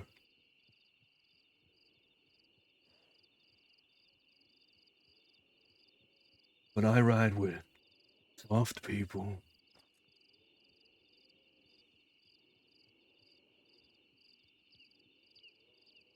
and I myself am quite soft in this regard.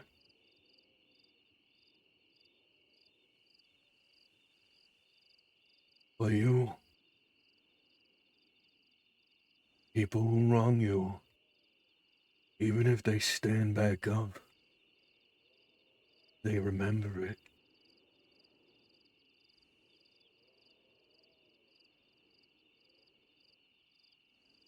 So much so that even a mask can bring them back to a terrible night.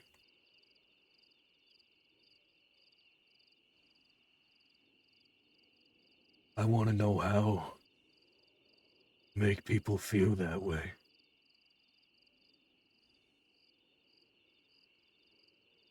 But if you teach me that, maybe someday it would be used against you.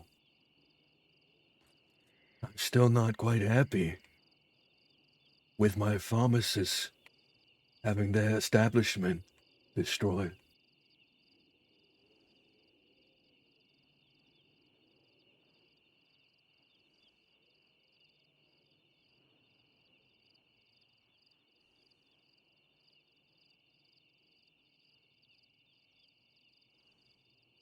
You know, Julian's learning. whenever a lawman or He's the common learning. civilian folk tell me, Dazza, all you have to do is lay aside your arms, roll down that mask on your face, set aside your bandolier, and try, just try, to begin anew, to live a normal life.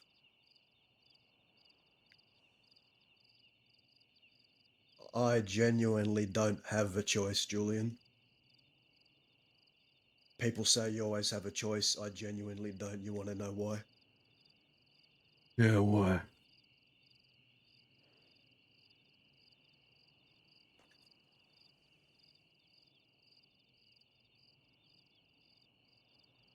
Something just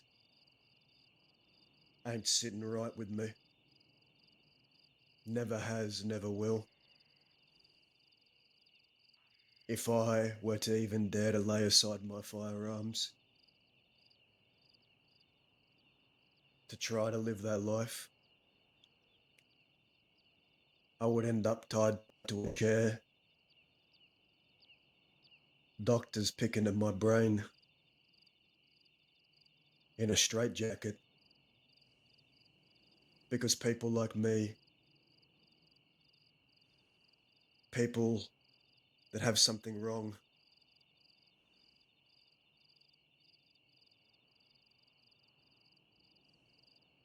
a bad brain,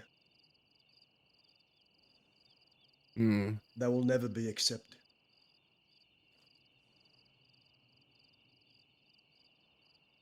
So what? I You trying to say that it's something I can't fucking learn? didn't say that. Well, We are a sum total of everyone we've ever met, Julian. Julian knows that. Man, that's Julian's whole thing. The person I am now. You think when I first came to the cross, and you think I got off that boat, immediately had a group of 5 behind me and rode out to conquer, pillage or plunder? No. I started the only way I knew how to start, and that was me, myself, and I.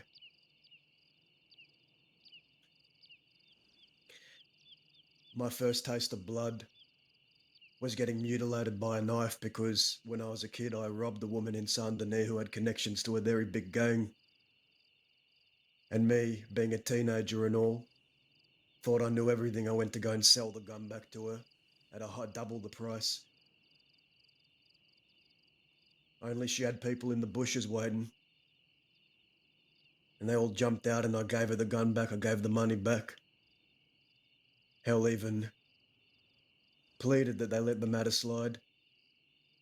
One of them took out their knife and gutted me. That's the first taste of blood I ever had in the crossing, the first proper taste.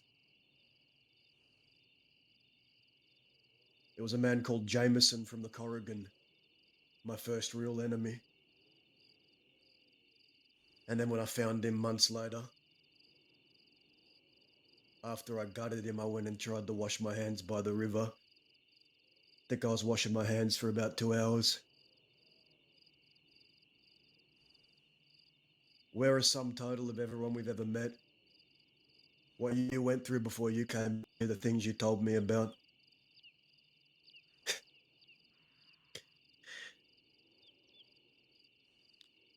It's all a matter of if you're willing to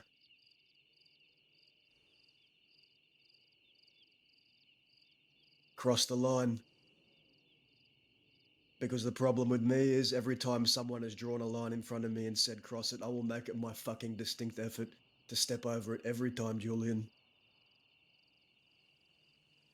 And I think you share this sickness in some way. Don't you? It's called arrogance.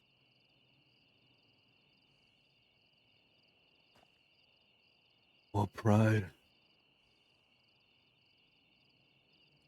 It's a cardinal sin.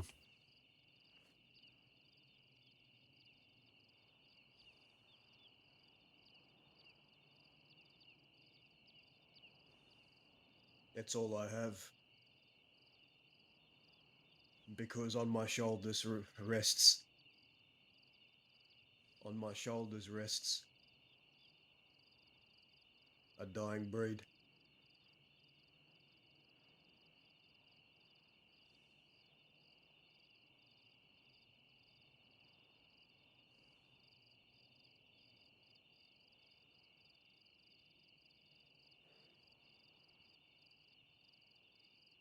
Who has angered you, Julian? Who has angered you so fucking much that you're here asking me all this?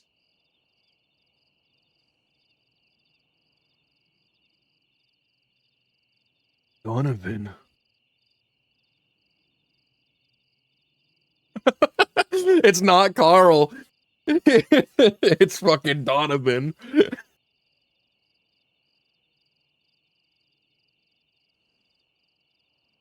So why didn't you just pull the trigger on him? You feel like you can't? Is that it? Because between me and him stood someone who cares about both of us. And at the time and in that moment, I didn't want to kill her childhood friend in front of her. I didn't cross that fucking line.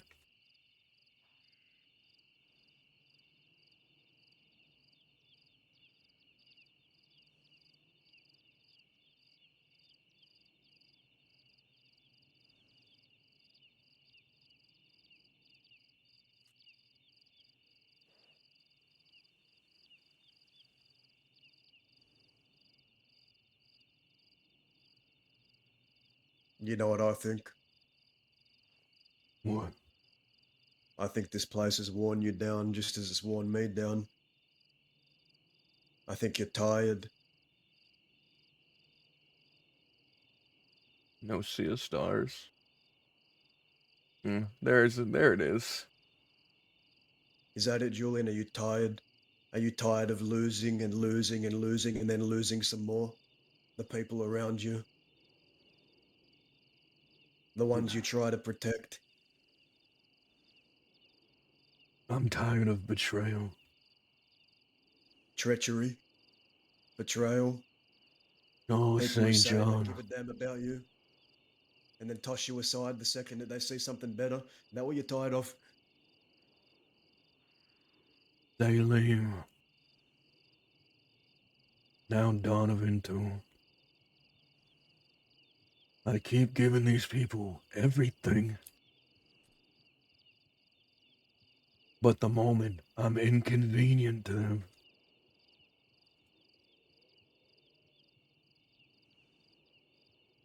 they toss me aside.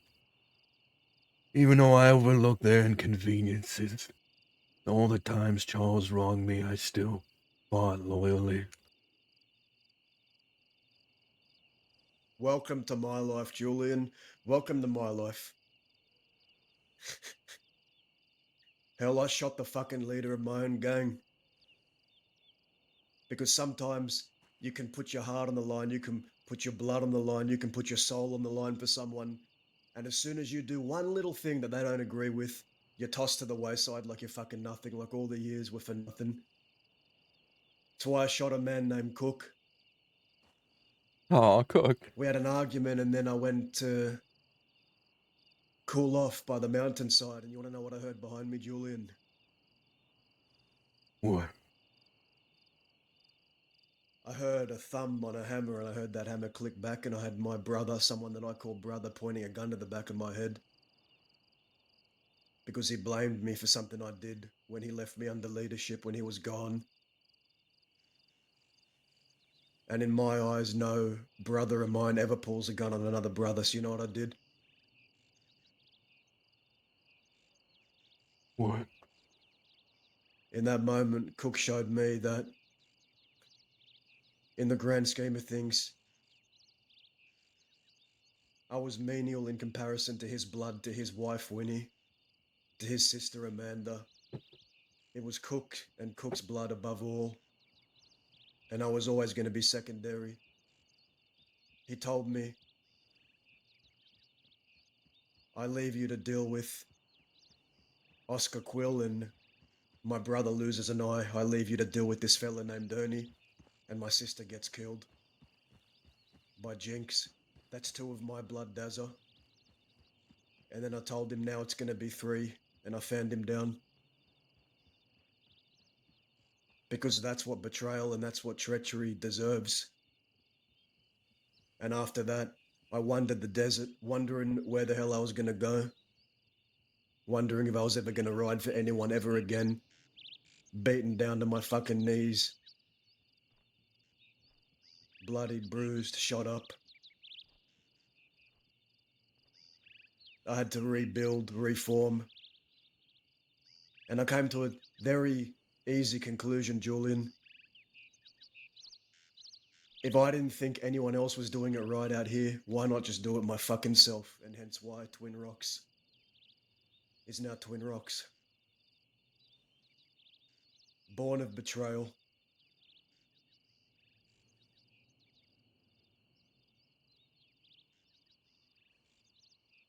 That's why it exists.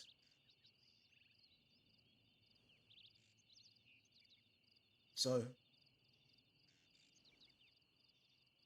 all I have to tell you, Julian, is if you feel in your heart of hearts that these people have genuinely done you wrong,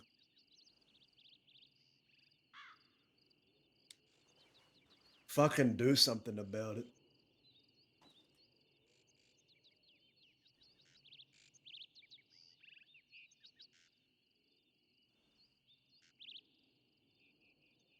That makes sense. I guess. Or, But I want to make a monster out of him. A project. An experiment, whatever you called it.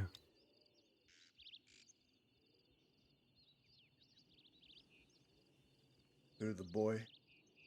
That kid? Not Salem. No. Donovan.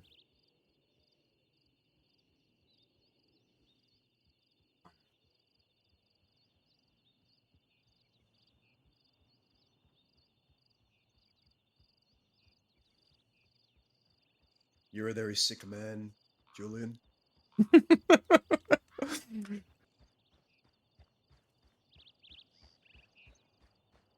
Well, you were the pot or the kettle in that situation.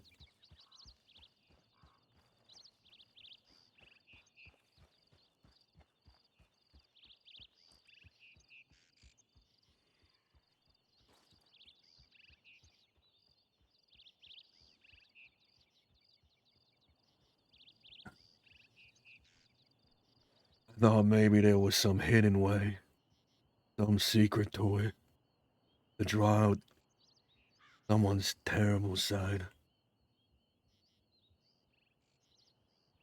and I was hoping you could enlighten me.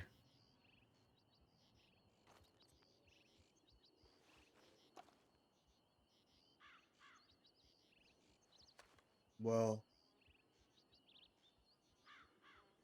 my ways have been tried and proven. You've seen the results of my work. All you have to do is look at Jinx.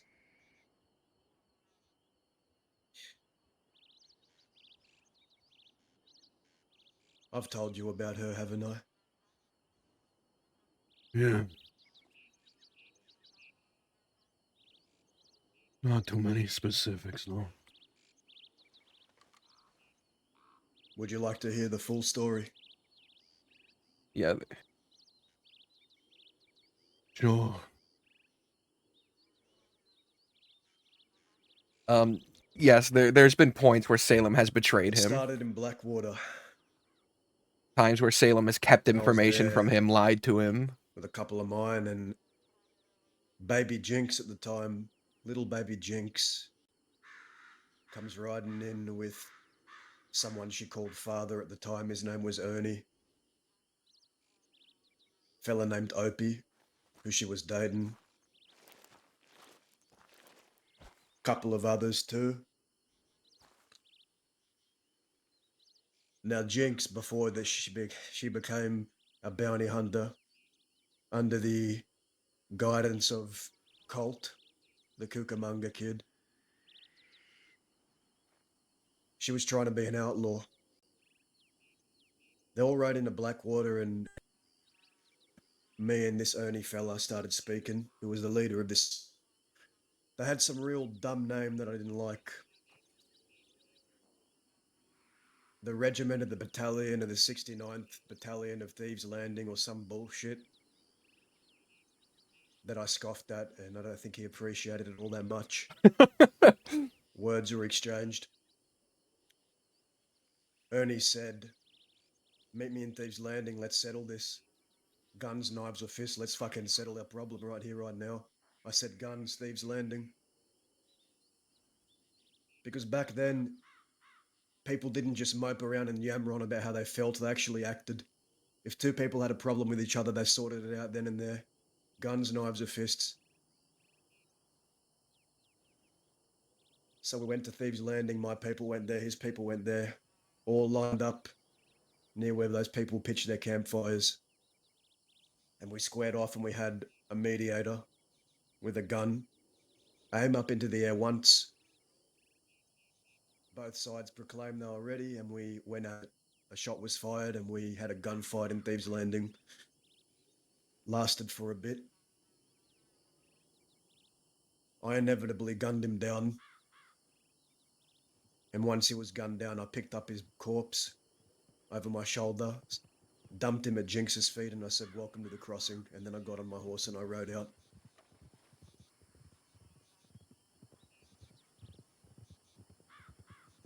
That was the first time I met Jinx. After that, I was told she was furious, livid. She tried to mount up and go right after me, but her people convinced her not to. Ernie survived the gunfight.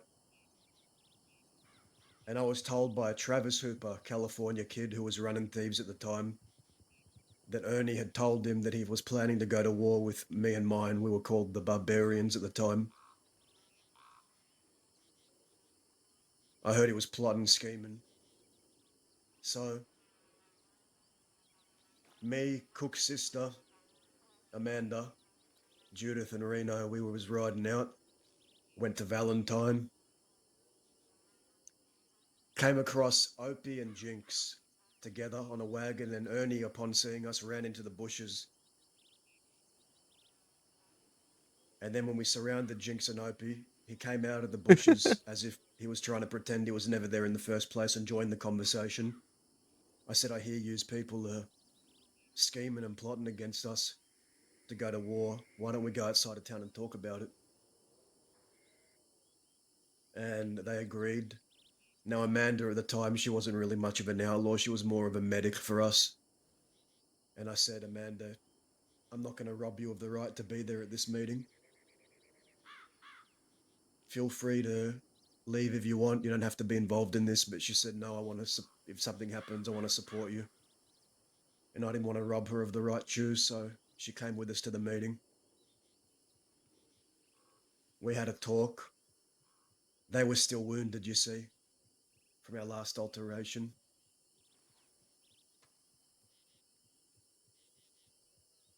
I told them I don't beat on wounded dogs. I'm giving you the chance to leave. Leave now. Leave now and seek no quarrel with me. And we won't have a problem. I'm letting you leave. Get the fuck out of here. And they were not happy with that either. They bit their tongue, clenched their fist, and turned and walked away. But the days that followed will be the days that would change everything. Because in that act of mercy that I showed, in letting them walk away, Amanda was by herself at a telegram office at Rigg Station.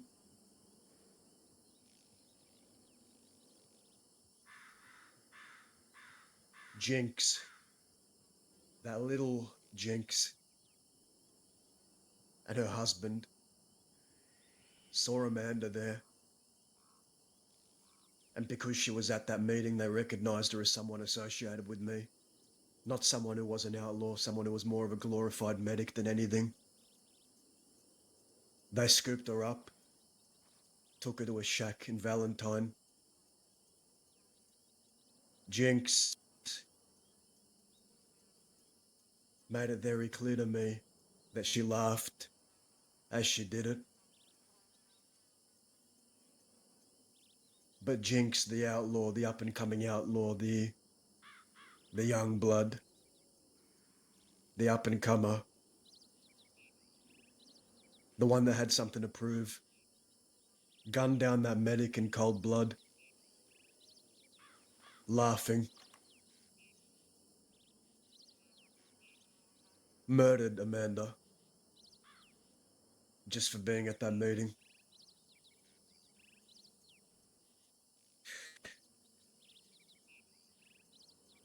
The days that followed were when Cook and them came back and left me in charge.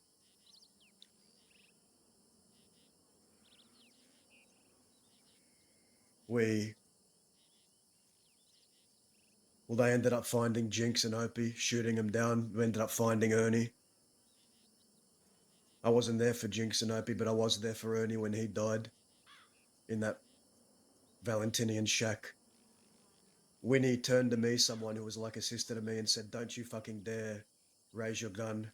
They didn't even want me to be involved in shooting down Amanda because they blamed me. And so I let them shoot down Ernie. They killed Ernie. And then I turned to someone who was like a sister to me and I said, what were you going to do if I did raise my gun on him? Were you trying to make a threat? What was that all about? Why don't we go to Fort Mercer and talk about it? All of the barbarians went to Fort Mercer and we had a massive argument. People blamed me for allowing Amanda to be at that meeting that cost her life. Other people told me that it was within my right to give her the right to choose, that she always had a choice and I didn't want to rob her of that choice. But truth be told, part of me did regret letting her go to that meeting. And that's when we had the argument and that's when I walked away to clear my head, and that's when I found Cook with the gun shaking in his hand, pointing it at the back of my head, saying, that's two of my blood, that's two of my blood. All he could talk about was his blood. After all the blood I'd shed for him, after all the times I'd picked up the gun and helped with the outfit, the years I spent doing that, it felt like it amounted to nothing.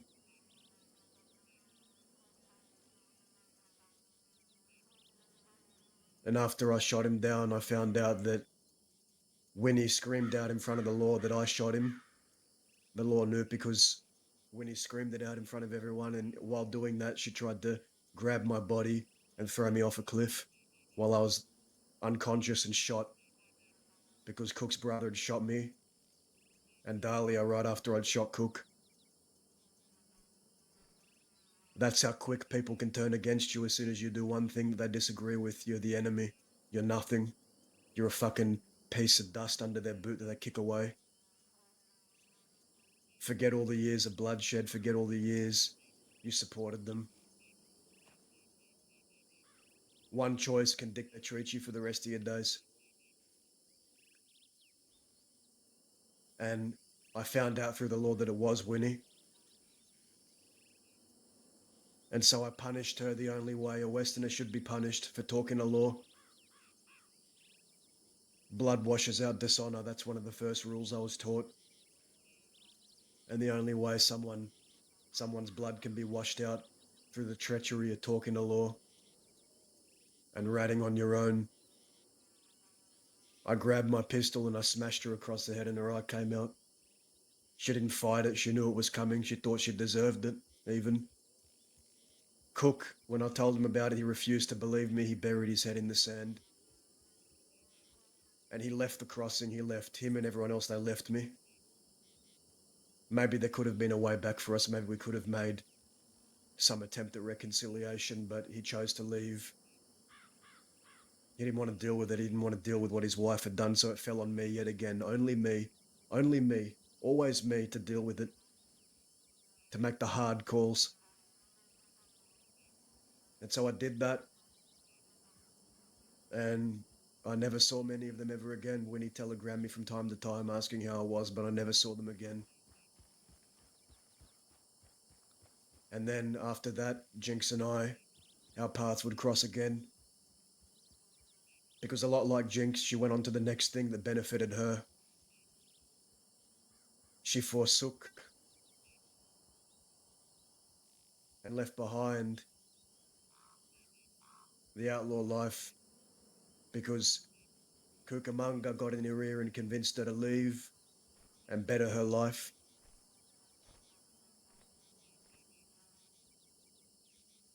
And somewhere in the middle of that, she also picked me up. She picked me up as well and took me to the same piss shack that she killed Amanda in, and she was giggling. She was giggling to herself, laughing. Something rotten in her brain she was talking to, seen it many times before. But she couldn't stop talking to herself and giggling, and she kept asking me where I wanted to be shot to pick where I wanted to be shot. And I said, how about this, you fucking petulant child? For once in your life, make your own decisions. Don't ask me what you should do. You fucking decide what to do, you stupid kid. And the gun was shaking in her hand and she was trying to make up her mind. Should she do it? Should she not? And then she chose to do it. Shot me down, same way they shot Amanda down, spat on my corpse. That was before she became a vigilante with Cucamonga and all them. And after that day,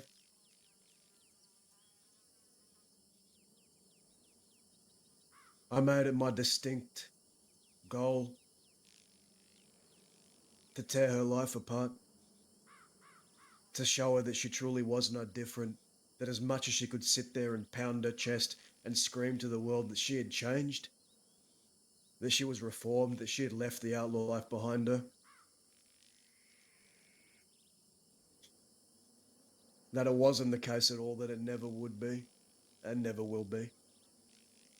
Because people like her, they delude themselves into thinking otherwise.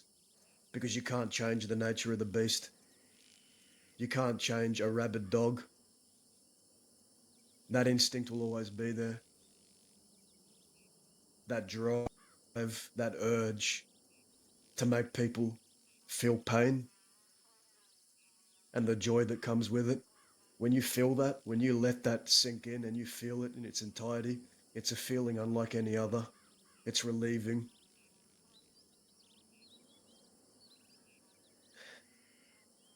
And so, I told her to meet me at Tall Trees at Manzanita Post. I came alone because you know me, I always come alone if I say I will. She said she'd come, and then she brought 3, 4 people waiting in the bushes like a coward. We sat there and I said, "Hey, Jinx, I'm going to give you a choice. You have 2 options. You can either shoot me, right, deal with a threat, or you can let me go. I'm going to get up. I'm going to walk to my horse. I'm going to ride off. And I promise you, Jinx, I promise you, your husband will be dead in a month." I told her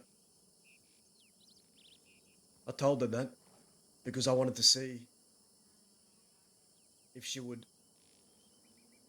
cast aside her bounty hunting license, because you see at the time she was working towards a bounty hunting license. I wanted to see which she cared more about, her husband or becoming a bounty hunter.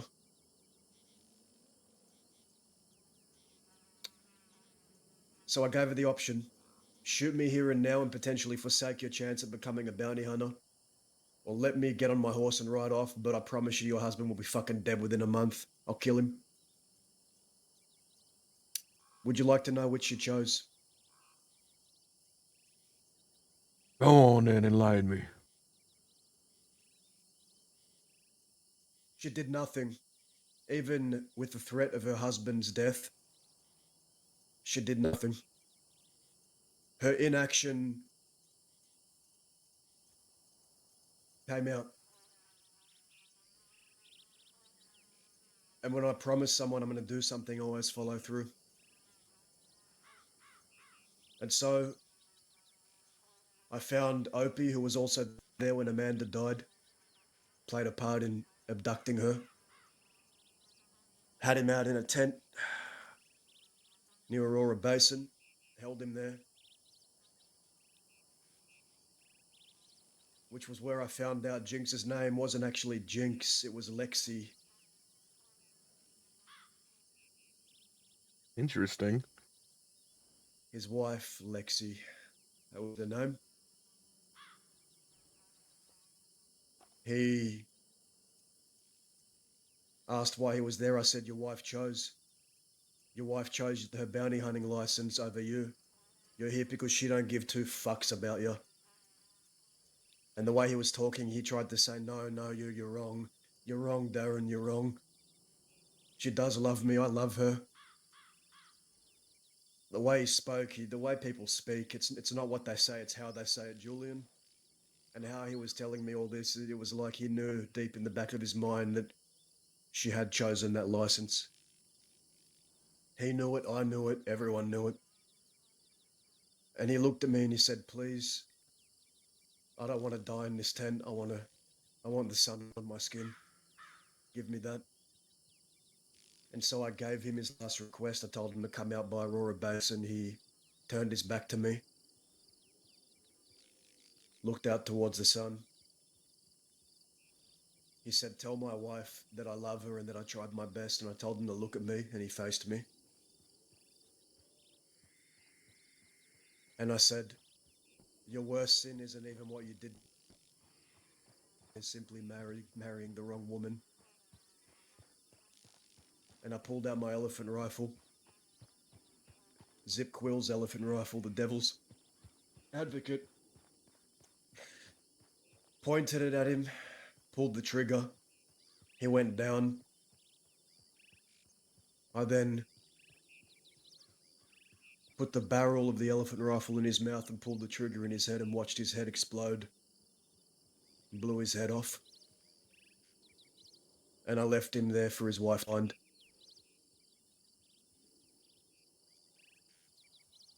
And that was just about the time where Jinx got her bounty hunting license and begged and pleaded with the law to give her my writ. She eventually got my writ. came after me when I was alone with 2 others, and I told her if you had any sort of a spine, you'd call off your dogs. Fight me one-on-one right here, right now. Don't hide behind your people. She accepted. She got off a horse. We fought. We fought about a little camp about northwest of here.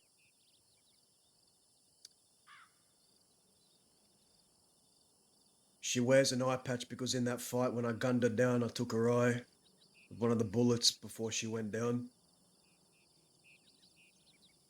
And I put my boot on her and I said, "You're not ready. And until you fight with a certain ferocity, you never will be. Because you're holding back. You're still holding on to your civility, what you think you've been taught by Cucamonga, everything about being compassionate, being kind. That shit don't work out here."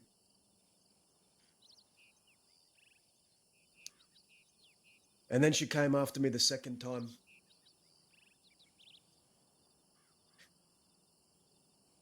And Julian, you tell me if this sounds familiar to you. The second time she found me by herself.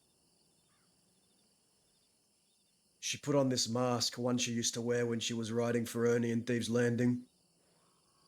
She slid a mask over her face, started speaking to herself, and then started screeching at the moon, running at me. Remind you of anyone? Where'd you steal that from her? No, it was her own. One she'd crafted for herself in her days, one she used to wear.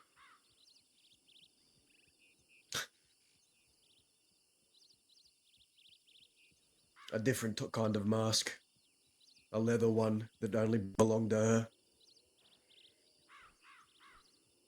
When she saw me in the fight, the first fight when I had the mask on, the one you know. I guess they say mimicry is the best form of flattery, ain't it? She thought that by sliding that over her face it would make her stronger. And I guess in some ways it did.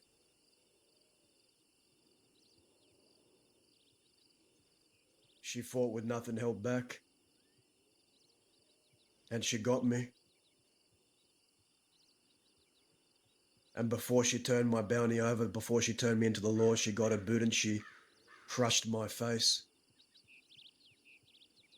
The reason why I can't see out of the left side of my face is because she got a boot and she crushed my orbital. The doctors tell me I'll never see properly again out of this eye. If there's much of it even left there. And thus, upon learning what she did, because she fessed up to the law and told them what she did, she lost her bounty hunting license. So even though I stand before you as a man with the left side of his face fucking mutilated, I stand before you as a man proven right. Because coming after me cost her everything she worked for. In the end, she proved that she was no different than How me. much would Julian have to suffer? A falsehood, a fallacy, a pretender, someone like- who was repressing. Sounds like Julian would have to suffer a whole lot just to prove And a I knew point. it from the very start. Because when I clock someone, when I know them, I'm a good judge of character. And as soon as I've clocked someone, I know, Julian, I know what they are. I know what she is. She is someone who prioritized a bounty hunting license over her own husband. And then in that same breath, she's someone who prioritized her own lust for blood over keeping that license. And that is the story of my first great project.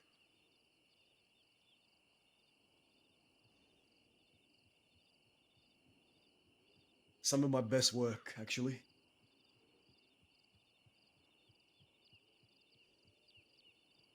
And that's unfortunate.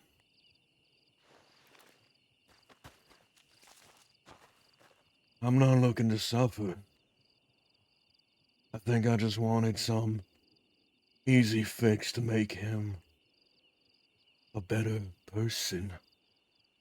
a more complete person.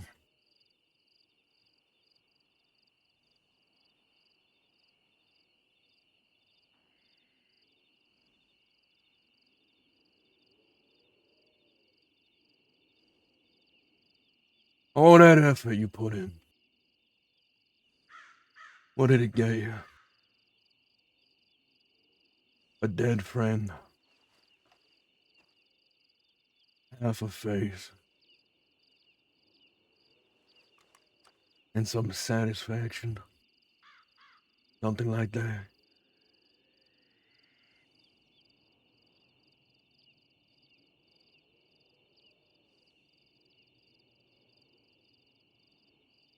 I got what I wanted.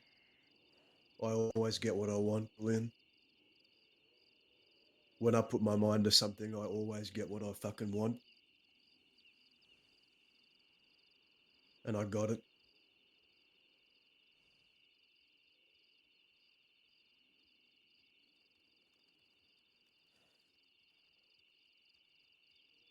You ever look back at the fucking cost?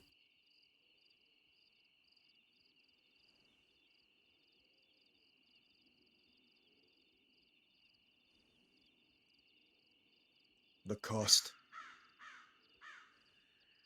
I knew the cost the second I decided to do what I do, Julian.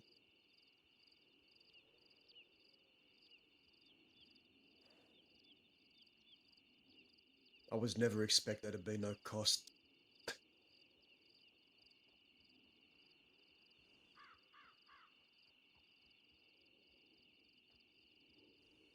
What about your sister? Was she an acceptable cost in all this?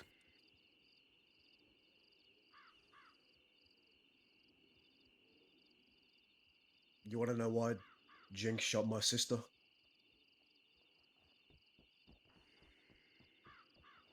Why? Because my sister shot her horse for mouthing off a long time ago. My sister is her own person that makes her own decisions, and she has the repercussions of her own decisions. It is not a consequence of me.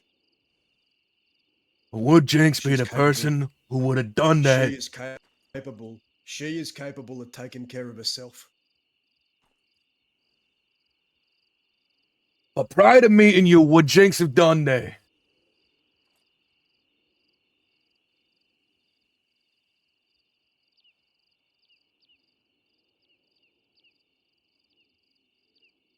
You picked Jinx up would the have never done fucking that to my brush. sister.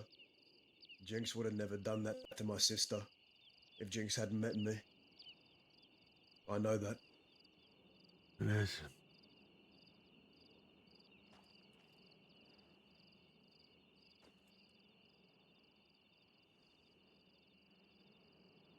You think I don't know that?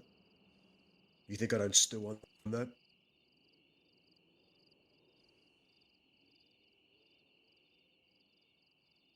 What about you, huh? What about you? What about me?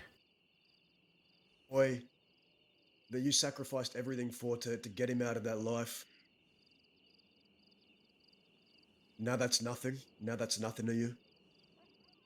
Now you've lost faith. What the fuck are you on about? I'm talking about Salem. Didn't you risk? Didn't you risk, or didn't he risk everything to leave that life for you?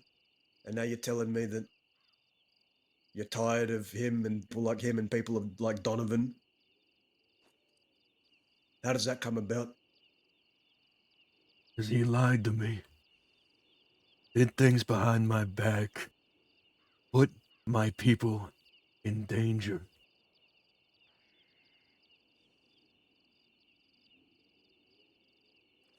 It's easy for you to point the finger at me, to wag the finger, to judge my actions when you ain't fucking lived what I've lived through. You don't know, you ain't seen what I've seen. You don't know, Julian, you don't know the cost. I don't think you know the meaning of cost yet. You know, you went on about how you told her if you walked out of that building you were gonna kill her husband. You ever think about, though, it didn't need to be spoken, but all the times she walked away from you, knowing she could kill one of yours too.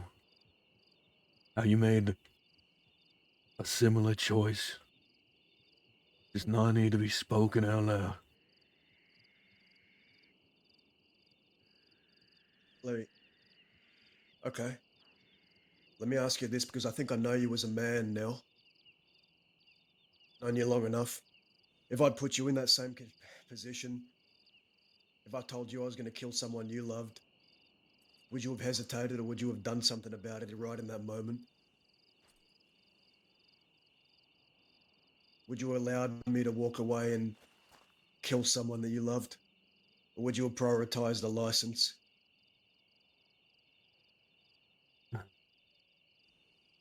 I feel like this might be jumping towards the end of our fucking conversation.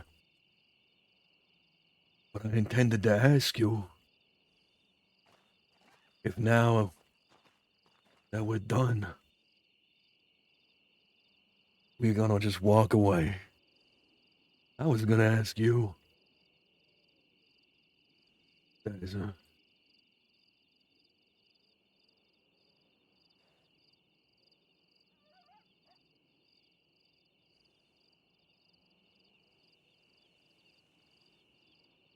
It goes unspoken. She didn't need to know that you would kill her husband. That much was fucking known. It's like any time you let her get away, you didn't need to say out loud what would happen. It's known. It's an expectation.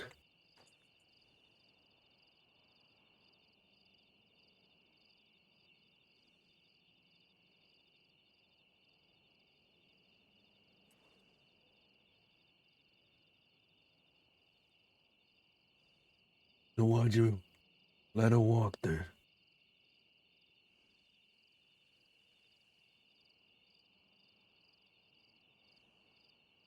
Why'd I let her walk?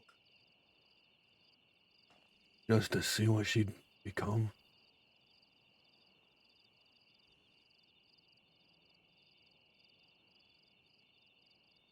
I want you to think of it like this, Julian. You know what a callus is, don't you? A callus.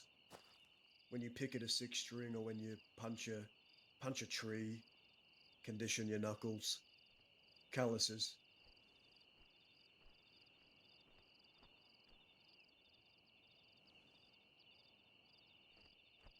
You know what I mean?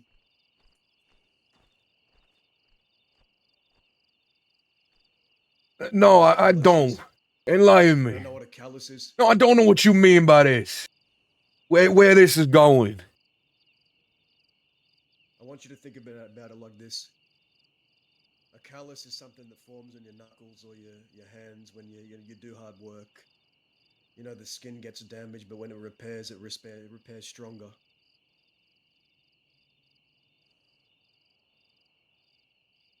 I suppose in my own way, I was helping Jinx form her own calluses. Just like I've been helping you. Julian, just like I've been helping Salem. I'm helping you. The best advice you've given me on this fucking cliff was my own fucking advice.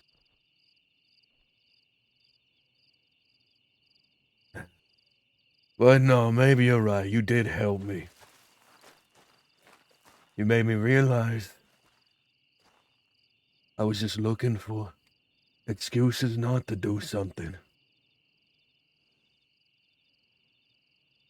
Excuses and fairy tales. There's no easy answer. You know what I think of often? What's that? If I had found you first, I would have made a goddamn good Western outlaw out of you. If only. Yeah, probably.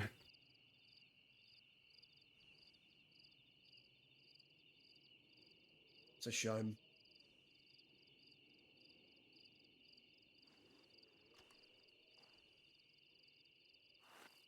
You know, Charles is leaving. Him and his wife are retiring. How does that sit in your stomach?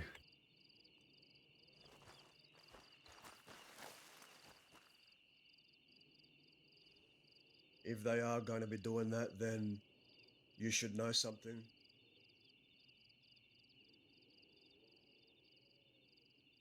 For the desecration of my brothers and sisters, I've called him out to face me. And it seems like he may be accepting sometime soon.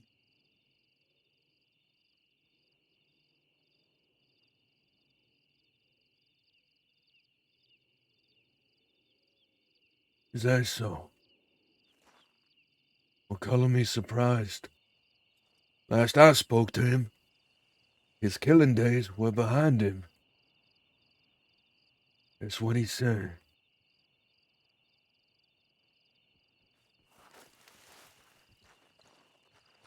Well, old habits die hard. He's always sought my suffering, he's always sought his trial on me. Maybe he gets what he wants, maybe he doesn't. But I'm going to tell you one more thing. What? If you really want to do what you need to do to get done, you don't need 5 people behind you all times. You don't need a fucking army. If no one else is doing it right, then just do it yourself, Julian. That's the last thing I'll tell you. Just do it yourself.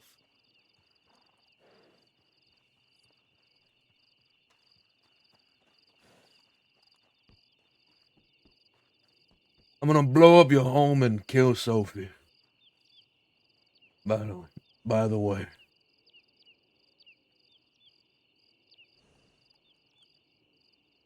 I just want to drop that. Just in the middle of this. Well, I very much so look forward to seeing you try. Oh, boy, you're gonna let me walk away after saying that?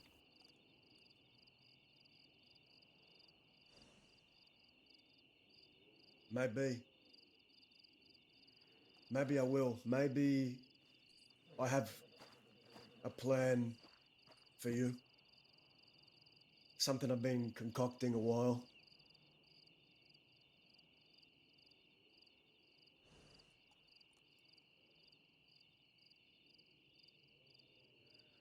See? Right now, Dazzler. 2 jinxes and 2 dazzlers. 2 threats and 2 promises.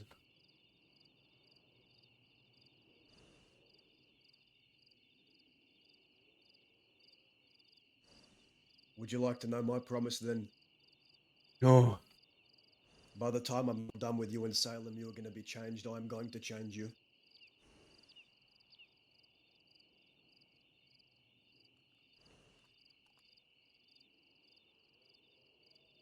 And you're ready to pay the cost again?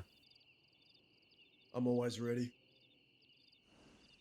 So do your worst, Julian, and see where that gets you. Please.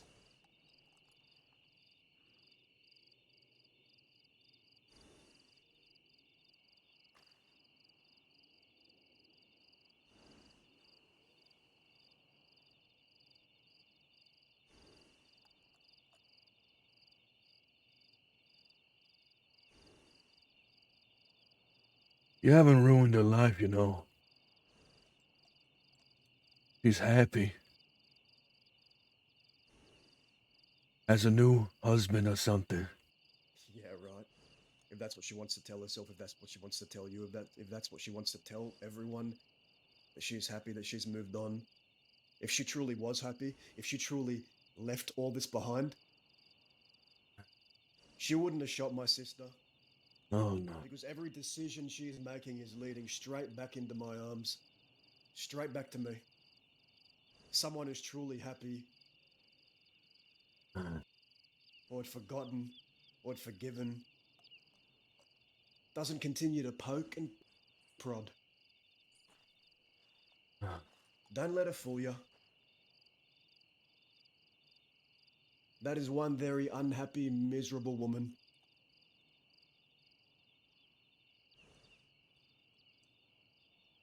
Who talks to dead people.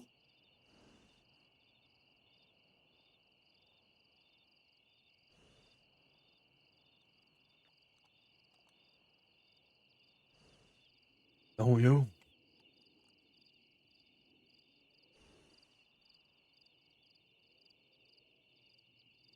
Didn't I tell you before, Julian? I proved my point. Right. No different than me.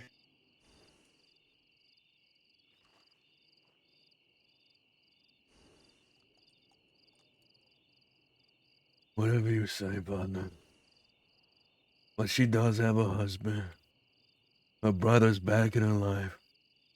And she got revenge with a fucking smile on her face.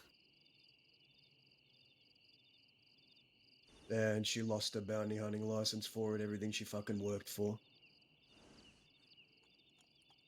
So I guess both of us came out of it with something we liked. She lost a fucking job and you nearly lost a fucking sister.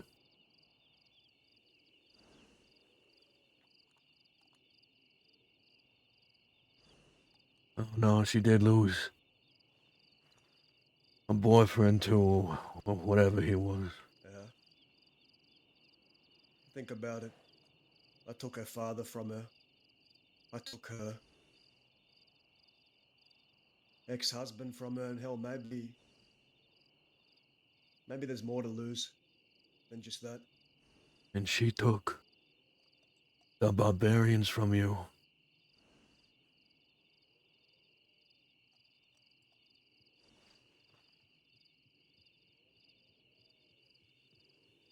Everything went back to that one death.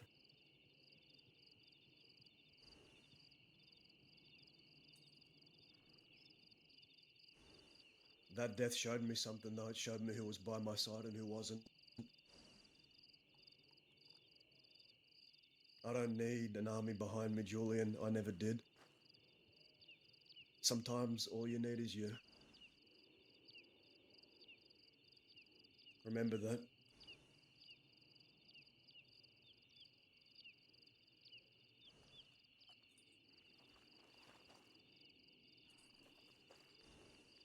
Whatever.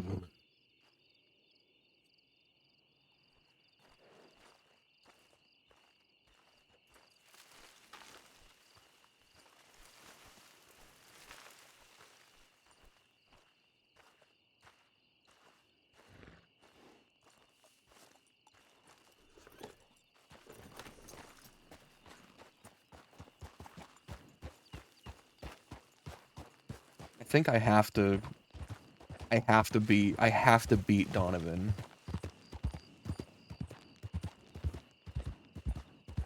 By the way, the reason Julian didn't shoot after making a point of saying, like, if you let him leave, then you, like, the consequences are on you, is because Daza didn't threaten him.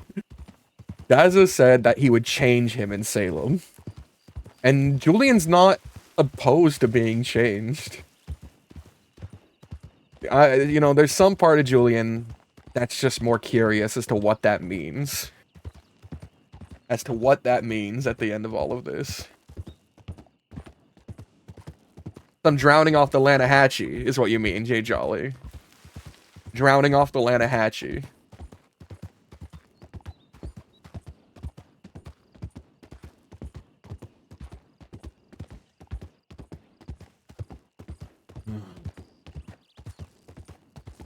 Man, I need to exist longer so I can have some fucking lore, man. I need to be able to drop bars. I need to be able to drop bars about my past, man. I have Charles right now, but fuck, man, I need like a year. I need a year of lore, but also I want Wanted to come out.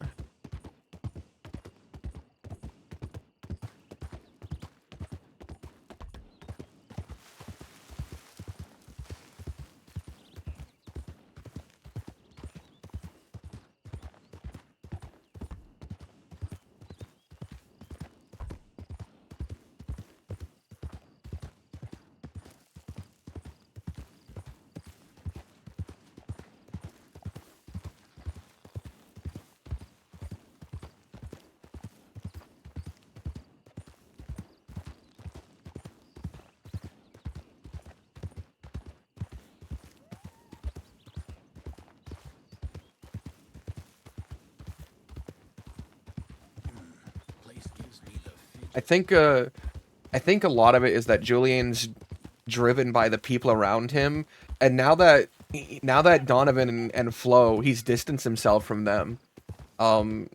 He's more willing to accept bad things, like, you know, talking to Daza and not turning it into a firefight. Like, you know, he's willing to just listen to this more.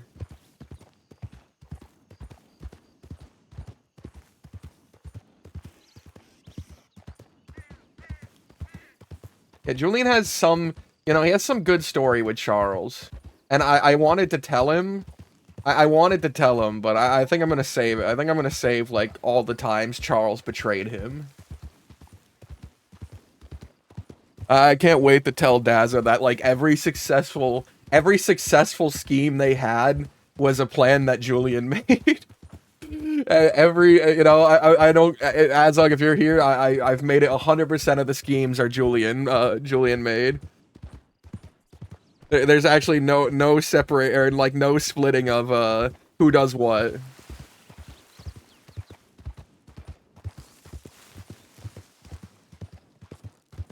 That's right, 100% success rate.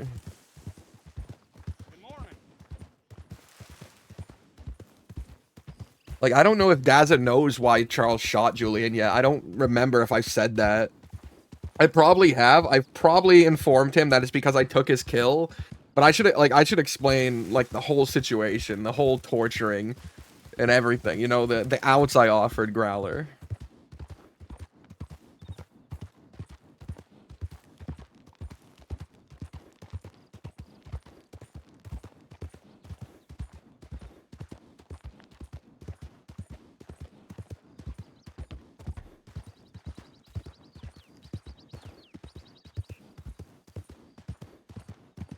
There's a reason that he tried to make Julian the planner.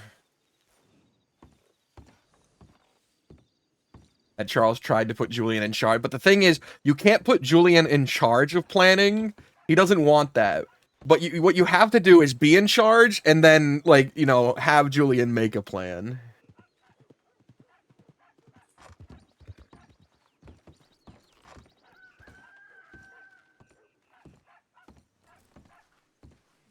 Howdy. Hi. I killed Daza. What? I'm just fucking with you. He's at Benedict. But he'll be dead soon. Is that so? If you don't go save him. Something tells me that you wouldn't be telling me all this if it were true. Yeah, maybe. I guess that's up to you to find out. You gonna shoot me over it or not? If it turns out to be true, I'll come looking.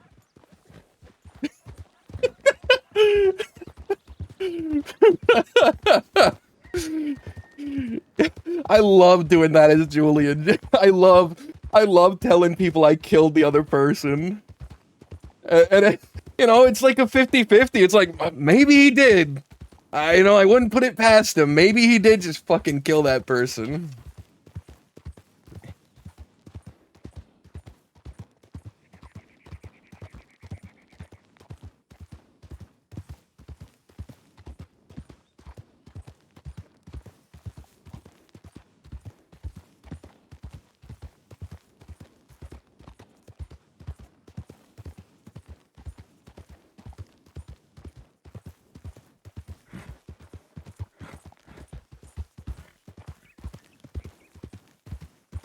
I love saying you gonna shoot me over it or what? Just trying to start a fight.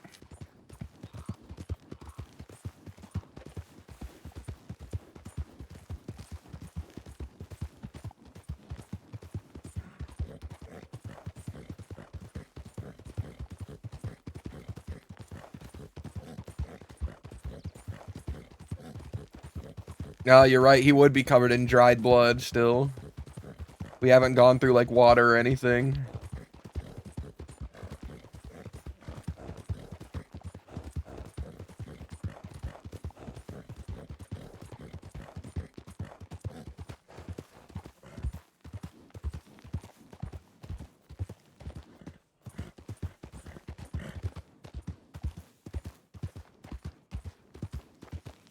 Man, where the fuck is Margot? Where the fuck is Margot Largo?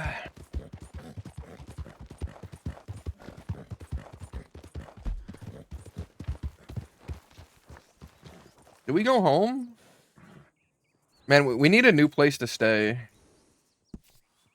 Let's stay with Finn. Let's stay with Finn for the time being. Let's see if we can get into Finn's house. Man, what if we could get a key to Finn and Pebble's house?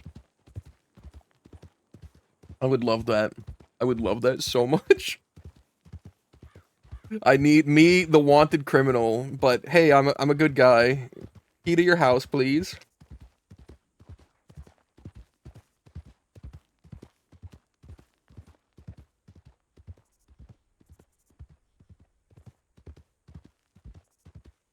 I'll be living with a lawman too.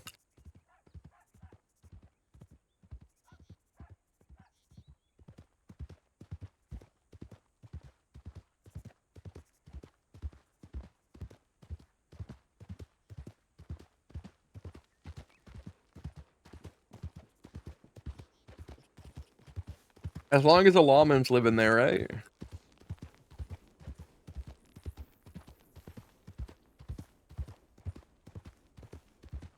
But cats do it as a gift. Wait, I guess it was technically a gift. It was like saying, like, here, I did something to hurt Carl. Here, have this.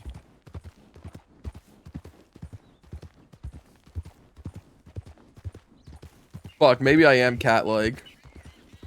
Maybe I am doing cat-like behaviors.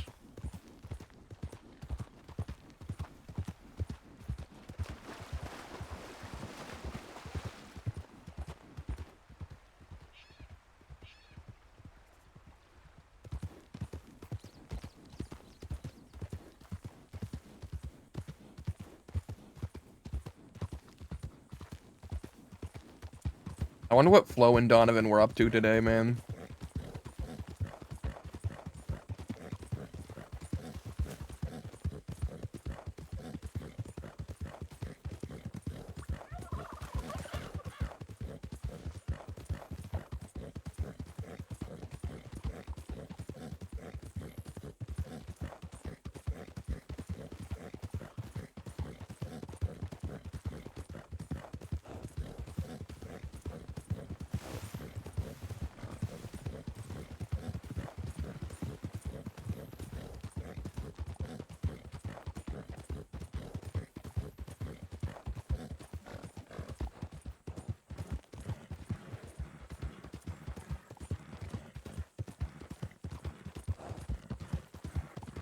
People talk about Julian like he's a cat or a dog.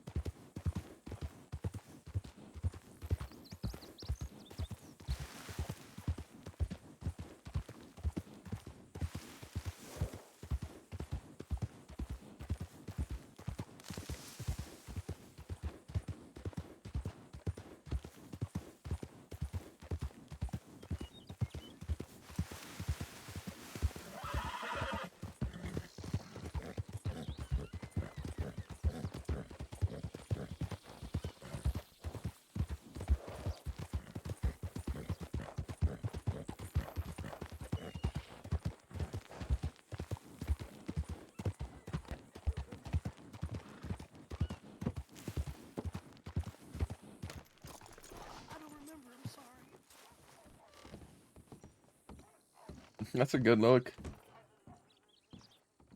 Oh my god. Bernard.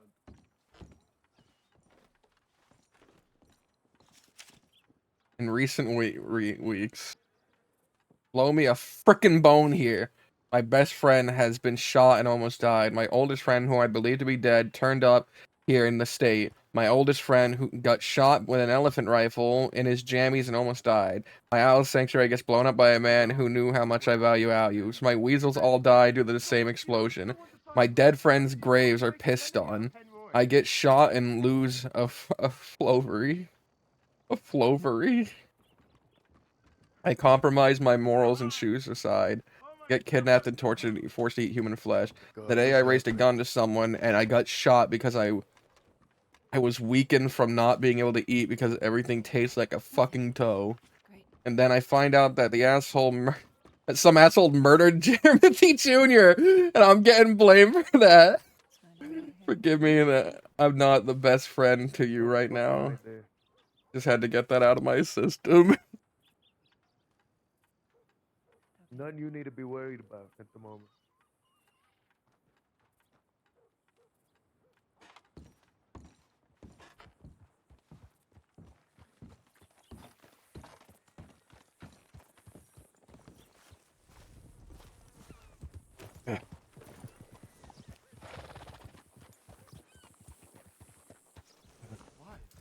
Oh, hey, Finn, there you are. Oh, hi, Julian. Who's this fella? I don't know. He's scaring me. I'm just having a conversation with you. Hey, Finn, I hate to be a bother. And I really don't do this often, but I need a place to stay tonight. Can I stay in your apartment here? We'll work something out. Let's sort you out, Julian. All right. Nice to see you, Mickey, sir. Yeah, have a good one. Hey, Yeah, Bernard. nice to see you. Oh, Howdy. by the way, Bernard, your dad retired from vigilantism. He said his killing days are behind him. So he's reformed. Yeah, he has a wife now. You have a new mother named Margot. Marco, what happened to Zoe? Him and Zoe Winters broke up and stayed apart. Does he still have a snake? Feel? What do you, I mean, she has a blue snakeskin coat. I'm not sure how I feel about this Margot. Is she even nice? No, terribly not so. She is very standoffish, like an angry cat. But if you learn to, be slow, she'll eventually warm up to you. Ugh. Finn, we gotta fix this. No, it's got nothing to do with me. That Mickey guy. Do you know who that is, Julian? No, I don't know who the fuck that is. I don't know. He's got. I tell you what, Julian. Can't get moved for people that've got a problem with me now. Can't get fucking moved for it. All right. We're getting. You need somewhere to stay for the night. Come on. Yeah, just a couch or something for the night. I didn't expect to be without home today. Are you all right? What's going on? I'm having a bit of a squabble with my roommates. Right. I mean, that's usually the case, but in regards to what?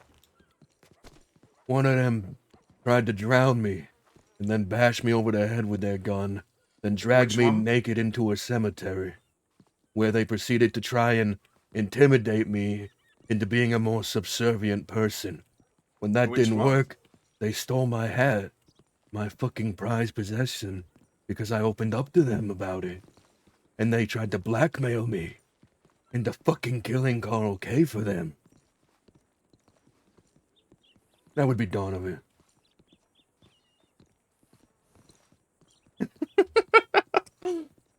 Yeah. And then I shot him. Out.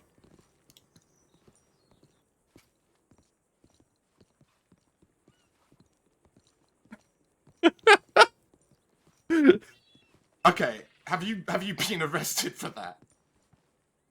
Let's not admire ourselves with the semantics of the situation, Finn. I just need a house for the night, Finn. One night, I just need... I got employed by the newspaper today, right? I got employed full-time. Oh, God forbid! Today. God forbid I be a bit of a wanted felon. Fine, Finn. Right, goodbye, Finn. No, I'm out of here. I don't want to hamper your employment, Finn. God forbid. I was going to pay for a hotel room for you. I don't want your money. You keep it. I'm sleeping outside again. It don't fucking bother me. Kind of wrong to this, Finn. I'd quite like to talk to my wife soon, so... All right, fine, whatever. I'll find my own place. And it'll be better. It'll have blackjack and hookers or something.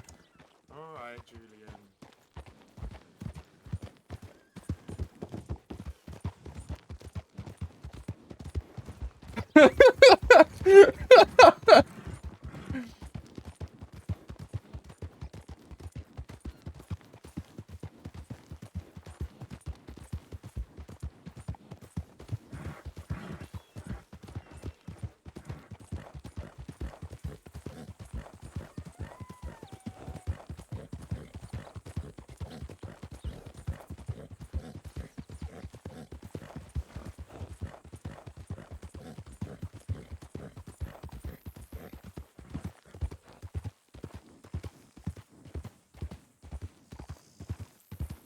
Let's see, where could we stay, guys?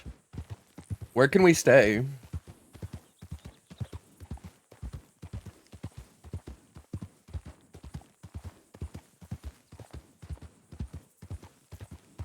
I don't want to head back out west.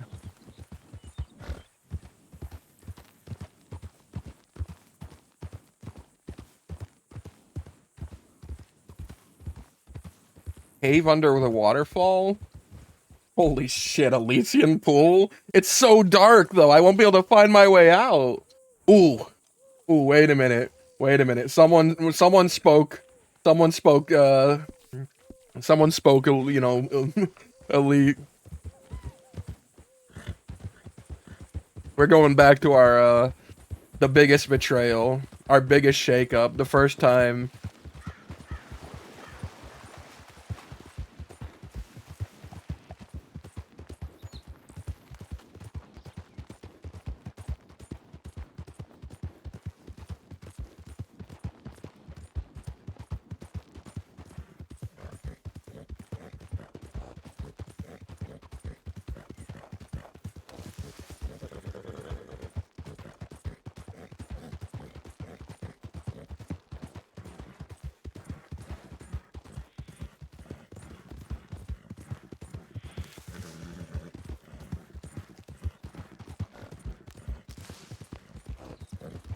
Closing time.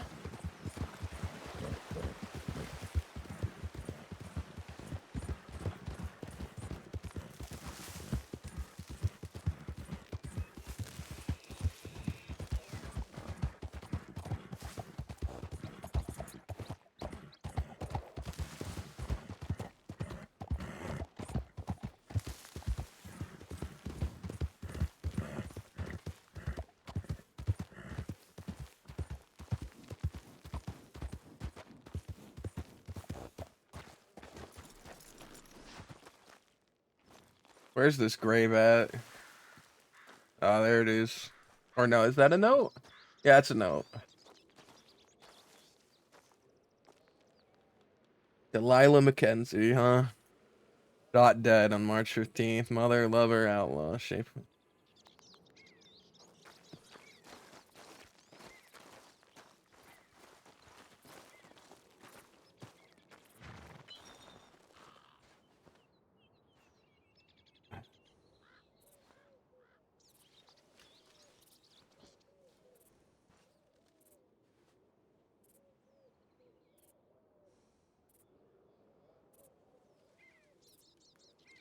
Good night, Delilah.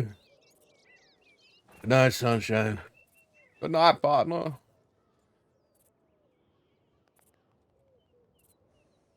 Yeah. This is the life back on the outside. No comfy beds, no nothing.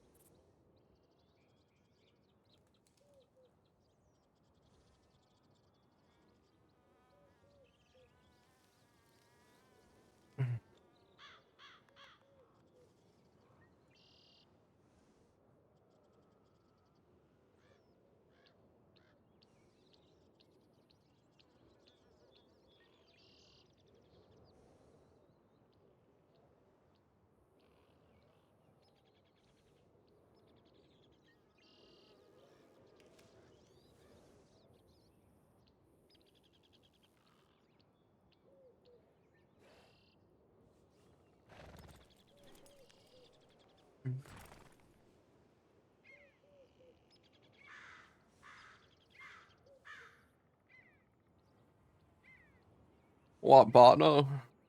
Oh, you want me to deliver the line? All right. I'm the brightest part of your day. That's from me to you, Julian. You can have that one. I'm never gonna say that, partner. The closest thing I'm getting is that I'm sunshine and rainbows. Oh, that's a nod to me, is it? I didn't consent to that. You know, maybe you should let go of the past. Streamer guy, I'm talking to you. What?